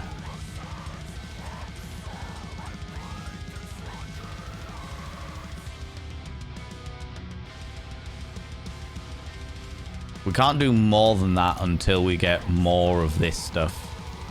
I need to update this first or get a shrine of Lake of Heli. Soothing noises in the background. Yeah, they're very aggressive, aren't they? I'm genuinely hoping that they're not like DMCA noises in the background because I don't know. With this being like the first game or that this development team have made, it might be. It might be DMC or like a friends band that they've got permission but haven't got permission to do online stuff with. So who knows? Who knows? We can do this now. Okay, the Shrine of the Yellow Cult, Shrine of Lake of Halley. Which is just increasing all of that stuff.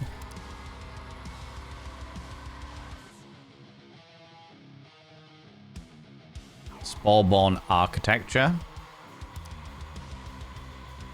These all take... But what's this? Lifeless Death Tier 1 unlocks after Cult Research Shelter. Cult Research Shelter is 45,000. Unlocks Whisper Cultists. Okay, so do I need that one first? I shape these fungus-racked chambers of living flesh and wombed refuge to cradle our burgeoning brood between this jaundiced gaze. What have we got here first? Still beating after death. It pumps faith through its veins of the cult chains. One cultist generates one cultist every 40 seconds. Hands of the First Preacher, forever twitching, serves to serve the king. Auto clicks every 2 seconds to the temple. Just tested making a clip and the sound is still there. Yeah. I don't separate out the sound in the background. Mainly because separating out the sound in the background doesn't actually protect you from DMCA. The way I describe it is like Twitch have allowed that facility where it's like, if you put them on 2 different things, then you can take it out of your VOD. That would be absolutely wonderful. And actually it's like turning around and saying, we don't want you to rob that bank, but we are taking out all of the cameras. And it's like, if it was DMCA'd, it would mute the clip. Oh yeah, that's fair. I never really thought about that, but actually that makes a lot of sense. That makes a lot of sense. Thank you very much for testing that out for me, Alexander. I appreciate that. The Heralds. There's a face behind my wall. I clawed the plaster away, layer by layer, until it stared back at me. Immense, stone still, lidless eyes gazing into the abyss. My followers come. Yes, I have followers now. They leave offerings, dead birds, teeth, locks of hair. Oh. The procession. I followed their whispers deep into the woods. There were dozens, walking as soundless as grave moss. When I called out, my voice was too loud, too human. One turned, it wore my face. Which skin holds the stranger? Which soul stares back? Ooh. Lordy. Okay. Let's unlock some cosmic beings with the Spawnborn architecture.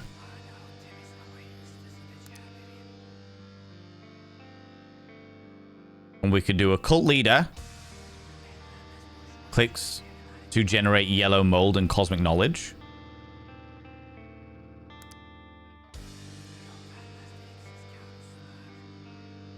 Interesting. So it is all still click simulator. When I was streaming playing guitar along to various songs in Rocksmith, I would stream and immediately take the VOD offline. Kept a local copy though, for archival purposes and vanity. Yeah, no, I completely get that. Yeah, I never saw the point in doing it. I was just like, do you know what? If I'm gonna have DMCA music, then that VOD is just not gonna be available. Simple as, really. Or I cut out that little section, you know? Cut out that little section.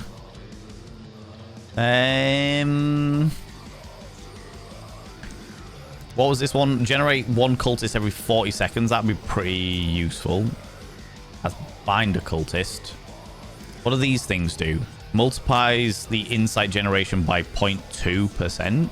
70,000. Still reaches for the altar. Eager to finish the ritual once began. Generates one horror every 40 seconds. Auto clicks every 2 seconds to the temple.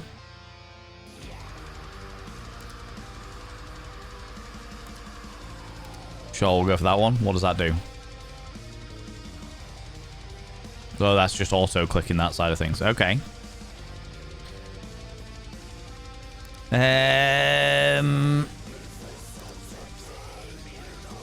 Cult leader, we've done that one.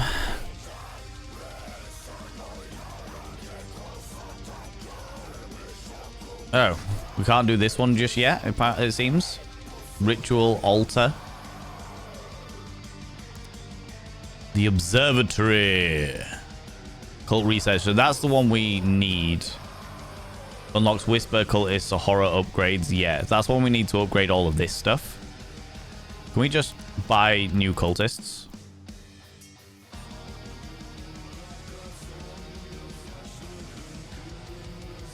And what about horrors?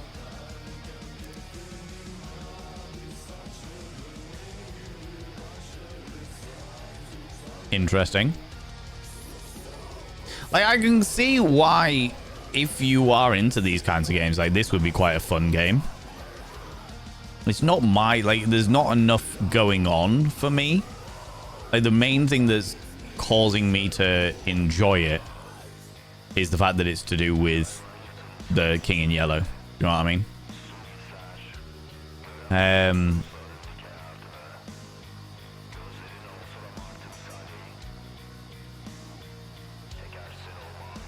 I'm intrigued as to what changes. If anything changes with these things.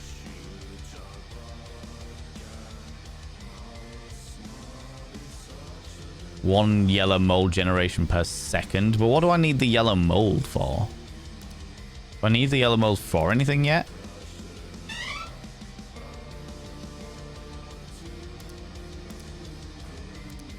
Doesn't look that way.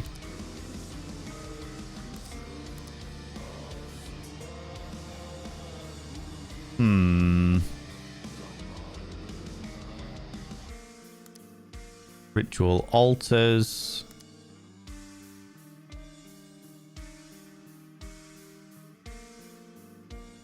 $45,000 insight. We can hit that at the very least and see what upgrades we can get for the other stuff.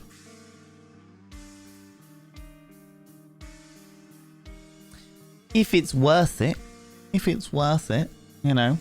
It's an interesting first game, though. I could, as Alec Wallace said earlier, it's like if you like these kind of like idling games, that just because you don't have to click on it, you can just do that and it'll just generate number go up, as Alec said earlier, and it will just do it with a little punctuation here and there from some cosmic horror literature.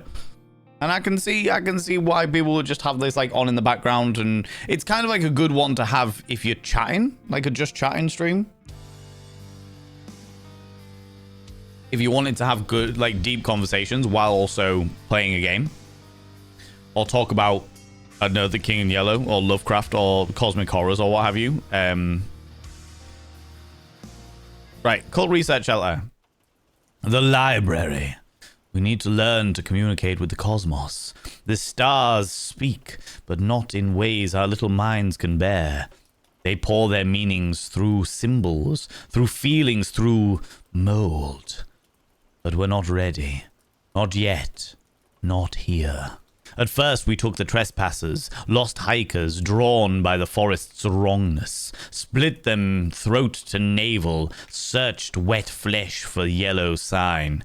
Found only meat, empty vessels unworthy. They lacked the gift, the sacred mold. So now we turn inward. One of our own must be opened. One of our own must become the threshold. Interesting. So now we should be able to call upon a whisperer.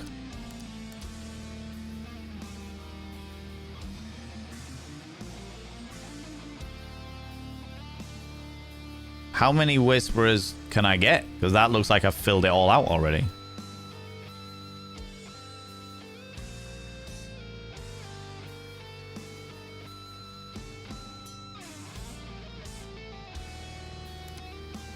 Okay, so that fills out that collection, but then that number can go up as many times as you want it to. Okay. Not enough cosmic knowledge. But the more I click, the more cosmic knowledge I get as well. I don't need yellow mold yet, but it looks like I'm going to need to at some stage. Come on, give me the cosmic knowledge. How does that upgrade my yellow witness? Oh, it just auto spawns one whisper every 15 seconds. In which case, is it worth doing that one, or is it worth... Well, I suppose, why not? Fuck it.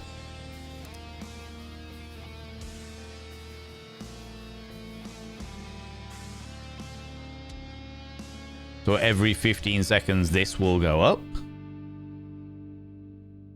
Presumably.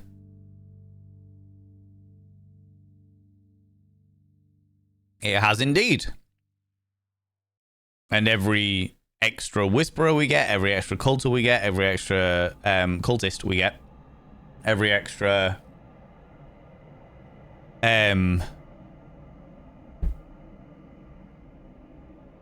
horror we get ups the overall number go up scenario. Not enough cosmic knowledge.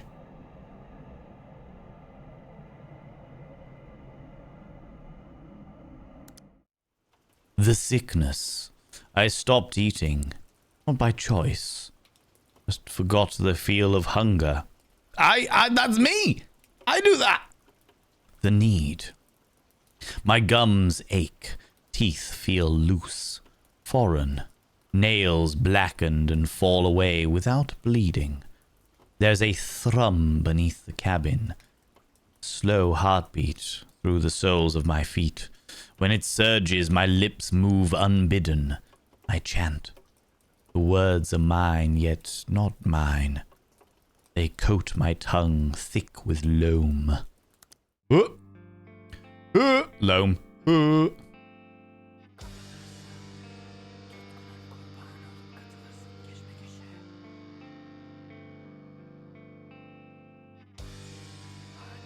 So I've done that one and I've done that one. So I've already done those two. What ritual altars have we got? The bark-eyed altar. Oh, we've got one down here now. Which is giving us another mold every plus 5% insight. Okay. Cult research that we've already got. The molded mirror. Shrines of decay.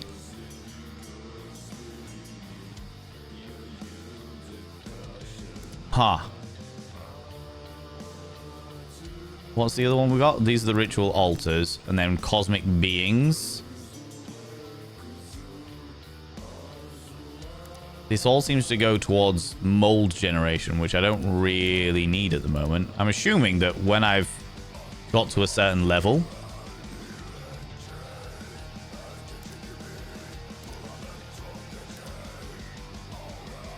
it will, like, there'll be more stuff available. Unless this is literally the entire game. This can't be the entire game because this is a demo. This is a demo of the game. Which means that there's got to be so much more to the game. Although I suppose if the game is, like, as described, like an idling game, then is there going to be much more to the game? Or is it just going to meander through, you know?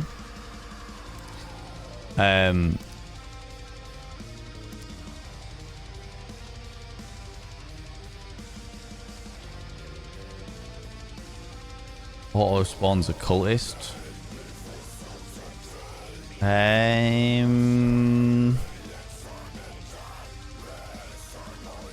The Hunt TO0.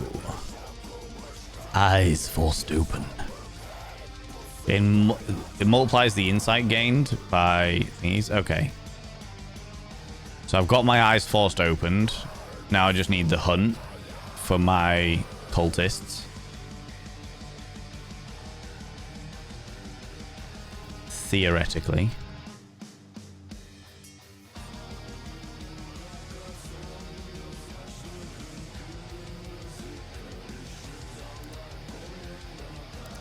Where are my leaders? That's 65,000 is the Shrine of Hastur. We can definitely do that. There'll be more to the game, usually several additional initial layers, as well as extra New Game Plus. Things that will add more lore, events, and layers. Okay, interesting. I mean, I did see, I mean, we're obviously playing the demo of it at the moment, because why not? But I did see that the main game itself was only like a couple of quid. I think it was like £2.79 or something like that. The Shrine of Hastur's Crown. Okay.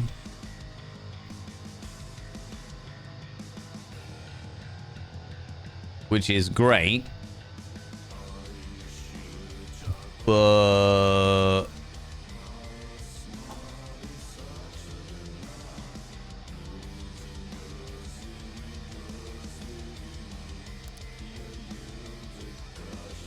we want Urks. One yellow mold generation. Not that we really need it. I just want to see what the art looks like, to be honest with you. There's nowhere that my fucking face can go, though. It's not going to be in the way, though.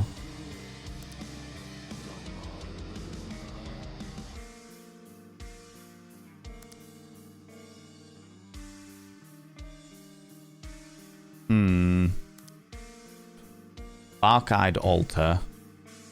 The eye rot altar. Plus mold. Plus 2% cosmic horror, cosmic knowledge. That will be useful. Because we need all of the cosmic knowledge.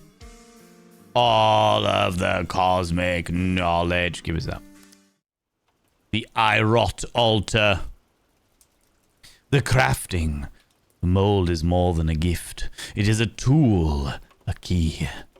I shaped it, boiled, dried, pressed into a crude eye, and placed it on my tongue.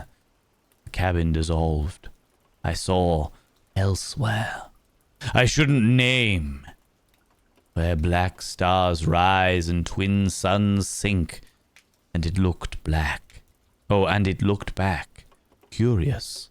Hungry. Ancient beyond sin. Okay. All right, that would definitely do it. That would definitely do it. For sure. And you know what? We can get not a horror. No, we don't need another horror. What we could do with is, where's our ritual altars? No. No. Cosmic beings, give me Urks, Urkers. The bleaching. Light hurts. I live in dark rooms now. The yellow glow is enough. It spreads upon my arms, across my chest, into my hairs. Not just growing on me, growing as me. It hums lullabies in a voice that sounds like mine. I can't remember my name. It's fine. I am his design. Dum dum dum. Ooh. So that's this thing. Urks is the... I thought it was going to show up here, like behind my head. Something was going to show up here, but it's not. It's showed up there. Huh. Okay.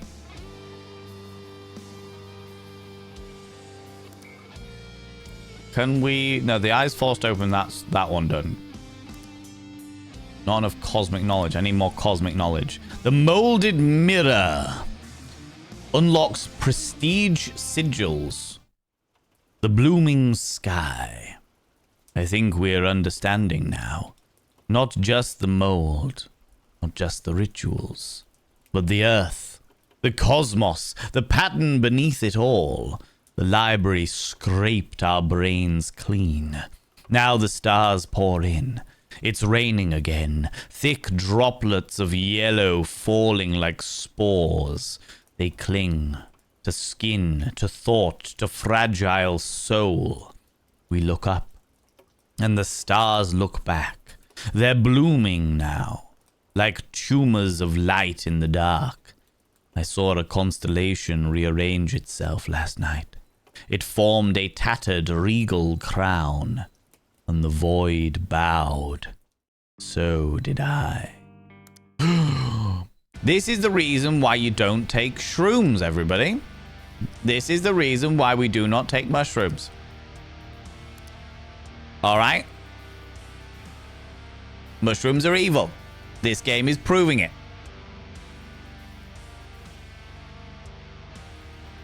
This game is proving it.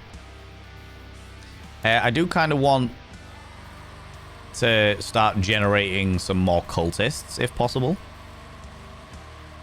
Because why would I not want that?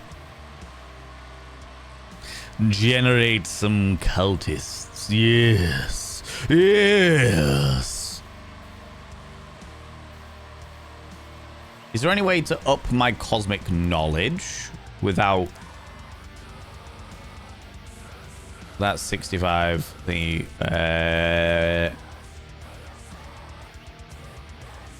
Shape of Horror. Sure. Auto spawn a horror every 15 seconds, but they're quite out of reach. How's it going, Grio? How you doing, you beautiful being? This is a very big change of pace to the other game that we were playing from the same developers, I have to say.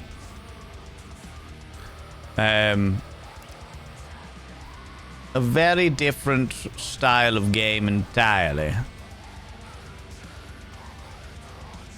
The summoning altar. We could get the cradle altar, which minuses 10% cost of everything by the looks of things, which is not necessarily a bad thing. And oh, the summoning altar enables prestige. What is this? The yellow path. Ah, okay.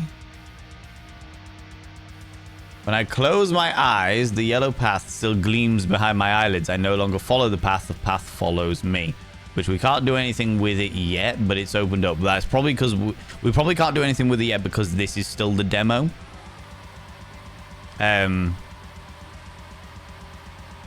But...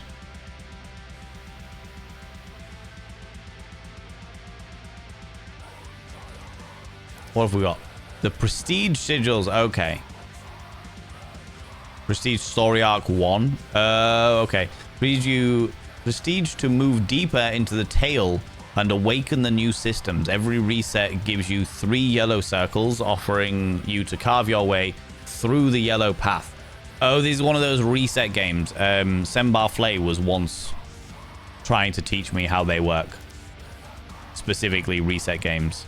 Okay, let's get the Cradle Altar, which ups our mold intake and makes everything cheaper, apparently.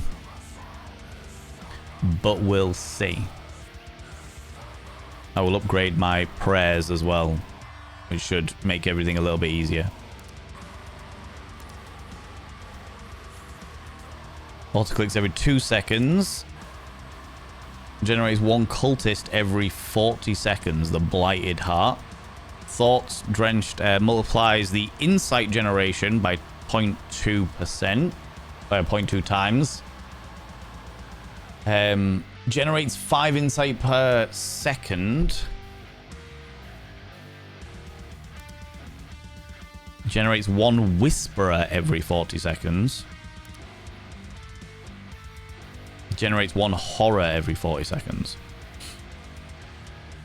I feel like that's going to be more useful at this moment in time. The maggot. Your maggot. That actually, do you know what? That is definitely the vibes I'm getting from this at the moment. 1 yellow mold. I don't want the yellow mold generation. I want cosmic knowledge generation. Enables prestige. Don't care about that. Done all of those. Shrine of Carcossian Echo. I carved this horn from Cyclopean stone, each echo a shiver of Carcossa's dying light. Whose turn is it? Answer me, maggot! You! The oldest one! Come here. Come closer, closer, come even closer. Not you, maggot! Oh, I am the gatekeeper, the master of the game. Oh my god. Do you know what? I've done an update on my Stream Deck, and since I've done that update, everything seems to be breaking on my Stream Deck. That was the board game Nightmare or Atmosphere. It was called Nightmare in America, and in the UK it was called Atmos, and then Fear, as in scared. Okay, we can apparently get the Shrine of the Carcosian Echo as well. Sweet. So we've got all of the Shrines of Decay now. We've got... Oh no, we need this Summoning Altar. We've got all of the Spareborn Architecture. We've got all the Shrines of Decay. We... need to just ramp up our horrors. No, our cultists first, and then our horrors. Cultists first. We got most of the different versions of Atmosphere. So I fucking loved Atmosphere back in the day. And I played the board game, and I fucking loved the board game. And the thing about the board game is, if you play it with different people, it's always new and fresh, because there's different people of different ages, and it changes the dynamic a little bit. And then I bought... So the original board game was a VHS. However, you can still... even if you don't have a VHS player now, you can find the original video for the board game on YouTube. So you can play the board game itself, but with, like, YouTube, instead of playing a VHS player. And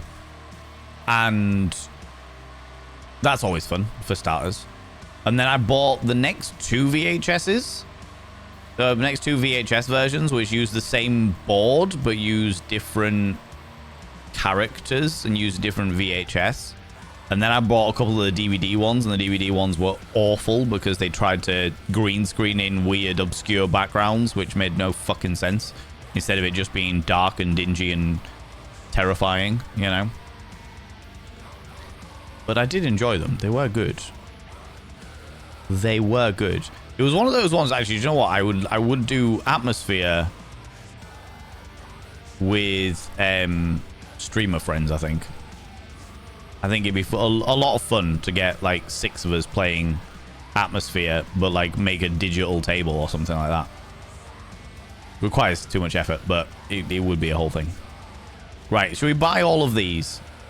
Because we can now. Generates 1 horror every 40 seconds. Equip that.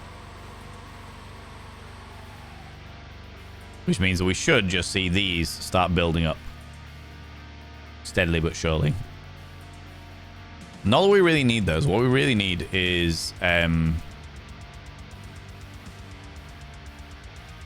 cosmic knowledge. The insight doesn't really matter anymore. It's all about the cosmic knowledge.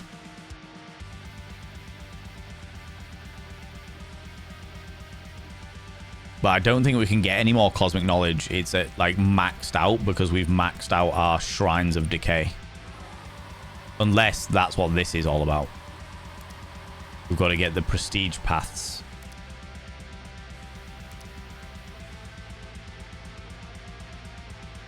Which then it does matter, because we need the summoning altar to be able to do those things.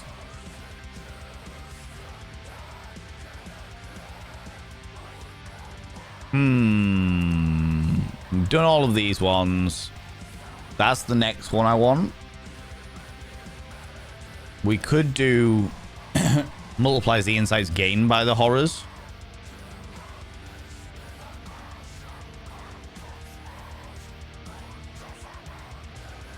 I'm already spawning those, so sure, we'll do that one.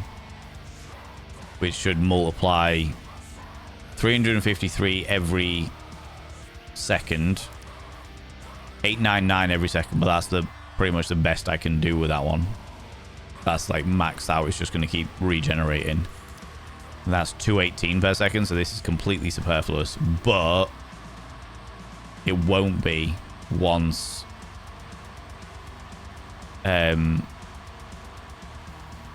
once I can get this, which just requires me to have a little bit more indulgence, a little bit more going on. While I'm having that, I'm going to have a nice cup of tea.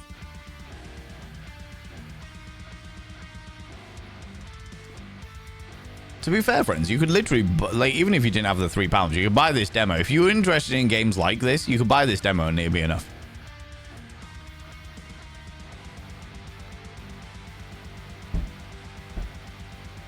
Certainly to keep you occupied for a fair while. I suppose the real question is whether the demo continues on, if the main game continues on from the demo, or whether you need to start again. I don't know, because sometimes the demos do just carry on. Sometimes it's like more than that. Sometimes they've got to start again, excuse me. But I think we need the cosmic beings. No, I don't want another cosmic being like that just yet. I want to get my the summoning altar enables prestige. Aha! The summoning altar has appeared behind my head. This thing. This is the summoning altar, apparently. And that enables prestige. So now the prestige... Prestige... So does this restart my thing? When summoning altar stands, you may reset your circle at will. Click more, decay beautifully. So, end the circle, end the demo. Okay, so in order to... The demo ends at the end of this circle. I got you. It will, but you gain a boost. So, you can do one cycle of it. Yeah, I will say that I have never understood the game mechanic of reset, but with a boost. But that is entirely because me personally, I really struggle with doing the same thing over and over and over again. I really, really struggle with that. How's it going, Zabadi, and how you doing? So if you are a person who's into a game like this, then I can understand this being interesting. But I really struggle with doing the same thing over and over and over again. So the reset cycle thing doesn't make sense to me. Do you know what I mean? How you doing, Zabadi? How's it going? Amber, hello, you beautiful individual. Did you enjoy the good old London town? It looked like you had a fucking phenomenal time. I'm really, genuinely, really fucking gutted that I couldn't be there. The FOMO was fucking real, friend. The FOMO was real. It vexed me in my little soul. In my little bloody soul, I tell ya. I'm very tired, but feeling well. I'm glad that you're feeling well, friend. I'm glad that you're feeling well. Today's been good. Today's been all right. Amber, we had a chat this morning, and then we played a really fucking cool game called Celestial Return, which is kind of like Cyberpunk. It's like a Cyberpunk like style game, so futuristic dystopian Cyberpunk style game, but had some cosmic horror dynamics in regards to they had these things called abstracts, which sort of were anomalies that our character was trying to hunt down. And on top of all of that, also had a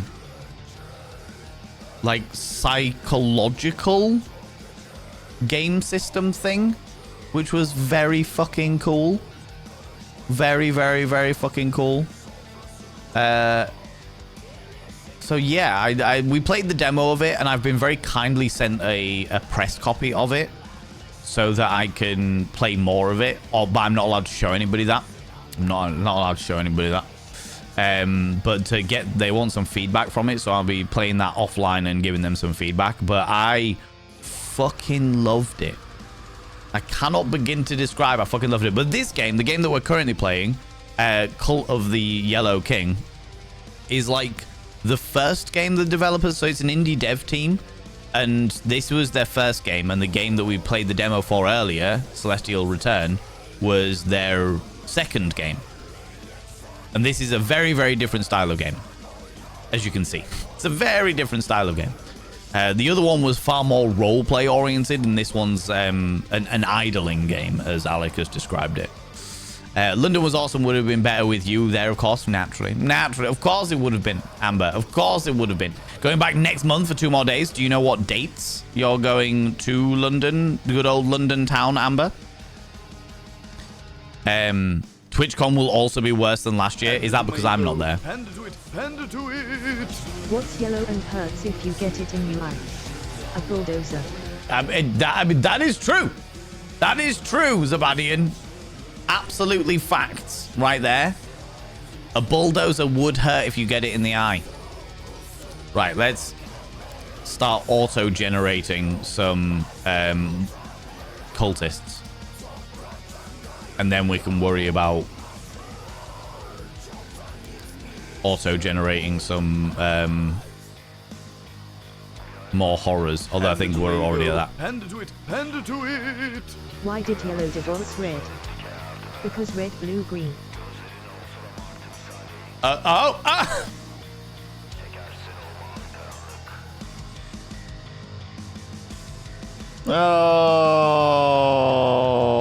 God. It upset me how long that took to click, Zabadian. God damn it. God damn it. Thank you very much for 100 little panderings. Jesus Christ. That one took me way too long. It really did take me way too long. It really did take me way too long. Okay, so we have all of the Shrines of Decay. We have all of the Spore-born architecture. And we have all of the summoning altars. We can't do the prestige story arc just yet because that ends the demo.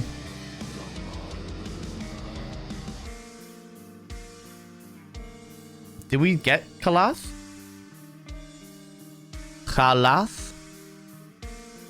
I think that might be the last thing we need in this bit.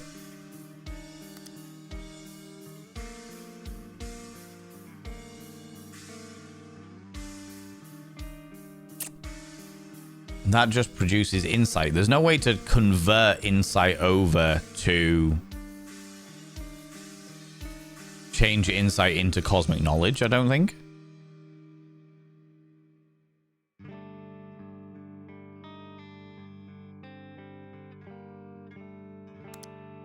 Or exchange.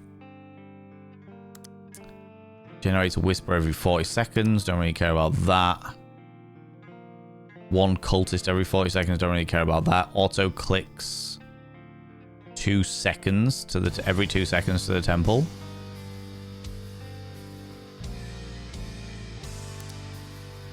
That feels like everything will go up a lot more. Yeah. Because what we really need now is the cosmic knowledge. And the more clicks, the more cosmic knowledge we get. Damn it. The 11th and the 12th, but most of the time I'll be spending in the tattoo studio. Are you going back to the same tattoo parlor, Amber? I will be visiting London town. Good old London town. Next month as well. I have got some plans to go down there and film some content, hopefully. Though all of the places that I have emailed to saying, hey, can I come film in your place because it's really fucking cool and I'd like to film there, have not responded, which is frustrating. Hand it to it, hand it to it. When you think about time on the cosmic scale, an infinitely expanding past and future, 60 seconds seems pretty minute. Oh my fucking god, Zabadian. Fucking hell. Pretty minute. It does indeed. It does indeed. That's an absolute fact. Is it cosmic horror version of the cookie clicker? Yeah, pretty much. Honestly, Sembar. So basically, we played a very, very cool game called Celestial Return. We played a demo of it at the beginning of stream, or an hour into stream, and it was very roleplay heavy. It was like a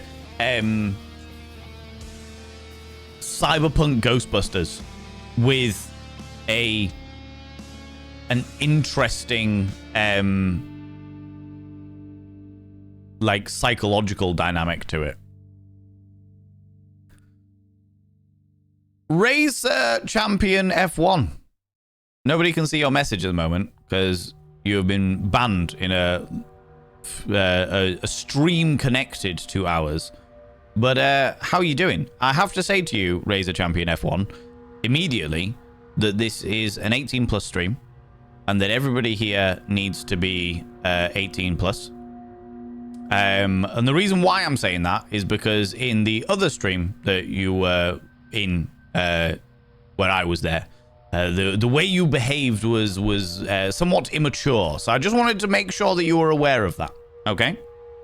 So I wanted to make sure you were aware of that.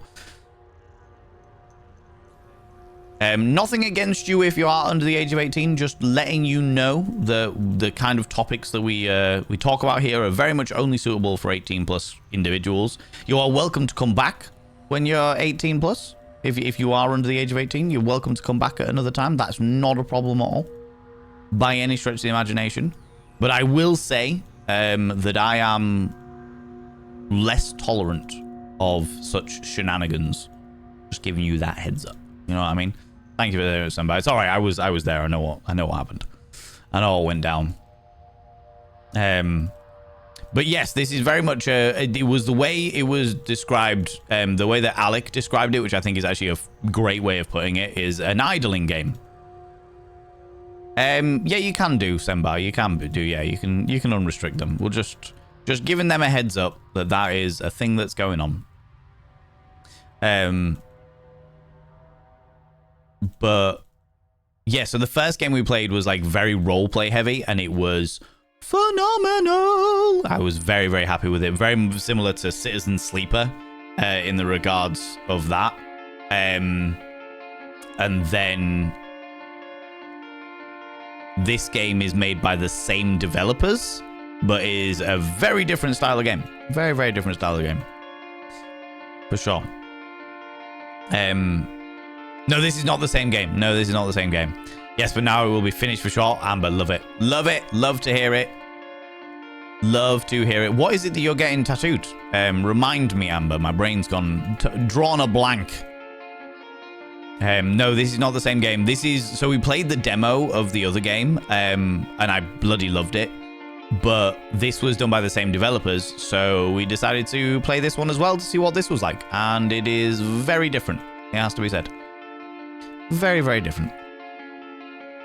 I can't remember where you saw up to, Alexandra. Finishing your sleeve? What's the sleeve of? That's what I'm after. Amber, that's what I'm after. I want to know what the sleeve's of. You might say an idol in-game. Oh my god, Frankie. Jesus Christ.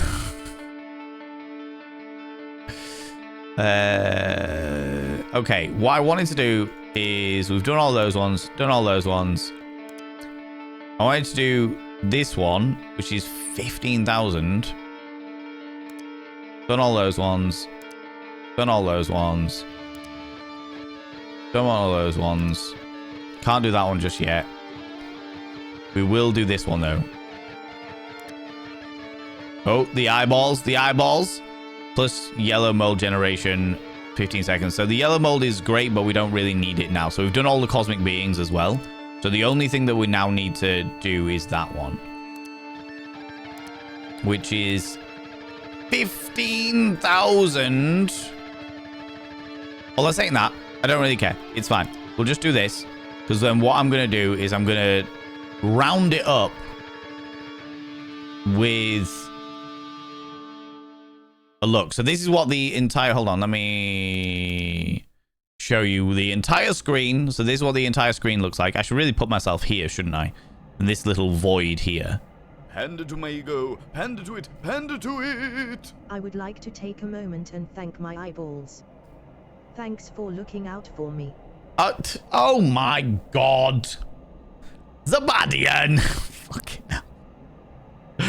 Thank you very much for the 100 panderings, you shit. God damn it. Tell you're feeling better. Never mind, they left. To be fair, it might well have been sent by the way that they were acting in the other person. I won't say who the person's stream was, but the way that they were acting in the other person's stream was just very immature. So I have a feeling that when I just enforced the fact that we were an 18 plus stream, they might have just been like, oh, right, okay, no worries, and then left of their own accord, which is fine. Which is fine.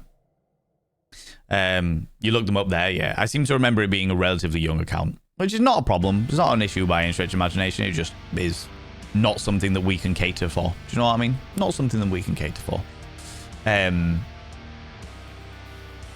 think you just missed the swap over. That's all right. That's all right. We unfortunately just came to the end of the demo, and as much as I have access to more of the game, I can't show it to other people.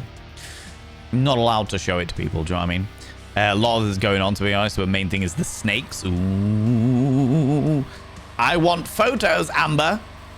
Not only do I want photos, but I would like photos and an associative music track that you feel is delightfully appropriate. There you go. That's what I need from you, Amber. That is your task, whether you choose to accept it or not. That's the one I've set before you. How's it going, Europapa? How you doing? Helps if I'm on both ways. Yeah, no, I get that. Get that entirely, Sen. Absolutely. Whoever came up with the word dentures really missed the opportunity to call them substitutes. Oh, for fuck's sake. I feel like they probably didn't do that because of the fact that nobody would want to use them. Dentures, you're like, okay, it's a vaguely dignified medical term. Substitutes? Has anybody seen my substitutes? It doesn't have the same ring to it, I feel. Do you know what I mean? Once you finish it, I'll send you pictures and an associated song. I educated Amber on a load of musics. And I would like to be educated in return. Whoever coined the term delivery for childbirth made a big mistake. It should have been called a takeout instead. Oh my fucking god. The worst. The worst.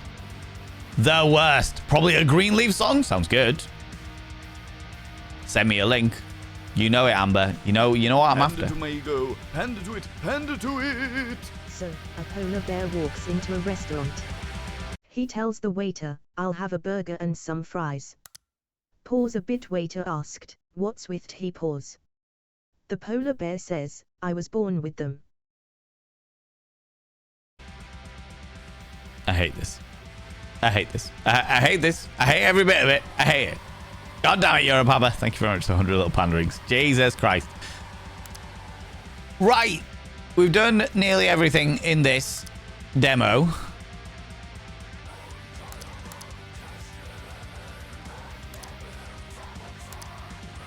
We're going to see what happens when we do the prestige thing. Story arc. If you like the game, please wish it on Steam. Okay, that's it. That is it. Oh. And then it just closes the game. Okay, interesting, to say the least. If you enjoy those sort of clicker idling games, then apparently it's not allowing that to happen. That's fine. I can do it this way instead. Oh, there it is. It eventually got there. There, £2.49. That's how much it costs for the game. If you enjoy those sort of idling games, and you enjoy a cheeky bit of cosmic horror, I will say that I did enjoy the like the bits of story in between it, but that kind of idling game isn't for me personally. Whereas the other game, the Celestial Return, was very much my kind of game. Very, very much my kind of game. I am genuinely looking forward to playing that. And more specifically, looking forward to playing that with the community as well. Because very much my kind of game. Jesus Christ. Roleplay, cyberpunk, cosmic entities, and psychology. The only thing that could make it a little bit more perfect, I think, is if it was an erotic game as well. That would then appeal to vast swathes of my existence, you know? Yeah, now. What's going on today with the dad jokes? Oh, Amber, it happens all the time. There is a select few individuals who bloody love dad joking around here. I think they bloody love it because it makes my soul cry. It makes my very essence wounded and weeping tears of just nothing but sorrow. You know? They gotta help it. They love it. They love this shit. They love this shit. Who, me? Never. I would never do such a thing, dealing with dad jokes. Yeah, of course not. Of course not. You and Zabadi are the worst. The worstest of worsts. Ah, dear. Well, actually, do you know what? That's a really nice place to round it all up. A great fucking game. The first game was absolutely fucking amazing. I really enjoyed the cyberpunky shenanigans of Celestial Return. That second game, I can understand why people would like it if they like that kind of idling game. Absolutely. Not my personal cup of tea. Not the kind of game that I would normally play myself. But like, I did enjoy the bits of cosmic horror literature, the lore that was secluded within there, you know, and that appealed to me. That appealed to me for sure. For sure. Friends, we're going to go raid somebody. Because we always go raid somebody. We go throw some love at another delightful individual. But before we do that, could you all please do me a massive favor and throw out some mod loves in the channel? Say a massive thank you to those wonderful moderators, because the mods are glorious and spectacular, and they work real fucking hard for enabling my inane levels of bullshit. Do you know what I mean? They are absolutely glorious like that. Friends, if you've got any kind of love, I will accept any kind of love hearts from any kind of channel. I will accept any kind of mod loves from any kind of channel as well, because those mods deserve it. They are wonderful and spectacular, and I appreciate them a lot. I appreciate them a lot. Let me have a cheeky little look at who we can go throw some love at.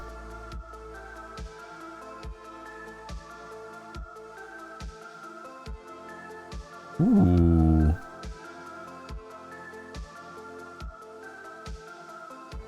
Ooh, you're doing tabletop roleplay stuff. And I love tabletop roleplay stuff. How long have you been streaming? Friends, more mod loves in the channel to say thank you to those wonderful moderators.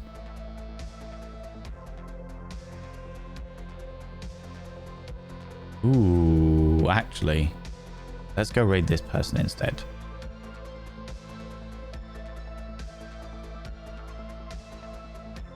Let's go raid this person instead.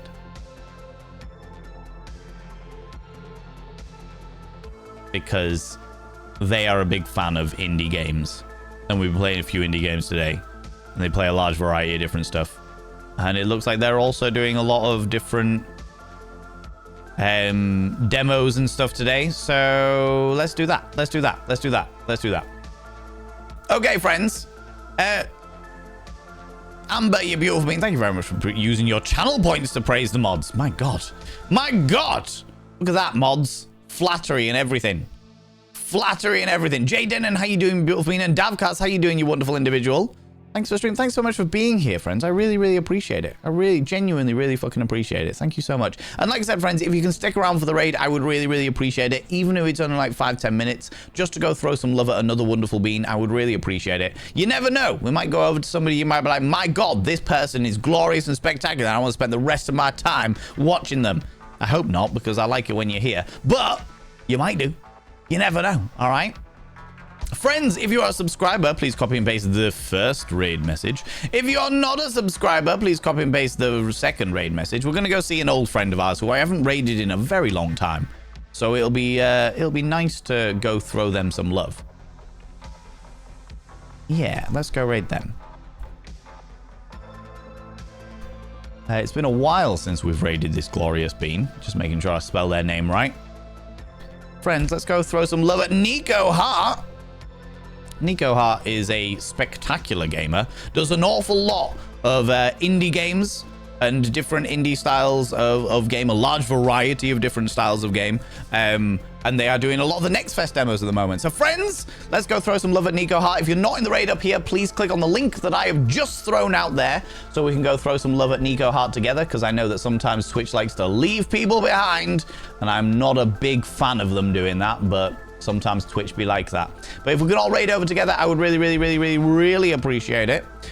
Friends, thank you so much for being here. Thanks for the raids, the subs, the gift subs, all the cheeky little bitties. Thank you so much for spending your time here. Thank you so much for all those beautiful lurkers, especially while we were playing the game. I know that those types of games get very immersive, so people sort of dwell into the lurk and listen to my dulcet tones. Well, I very much appreciate you doing that. It means the world to me. Thank you so much for hanging out for the second demo as well by the same dev team. I really appreciate that. Don't forget, if you liked any of the demos that we played today, to stick it on your Steam wish list. That is Celestial Return or Cult of the King, Cult of the Yellow King. Because sticking stuff on your wish list really helps devs out. It genuinely really fucking does. So thank you so much. Friends, I'll be back tomorrow at 1 p.m. GMT. Until then, don't do anything I wouldn't do. Because if I wouldn't do it, it'll fucking kill you. See you all later. Bye-bye.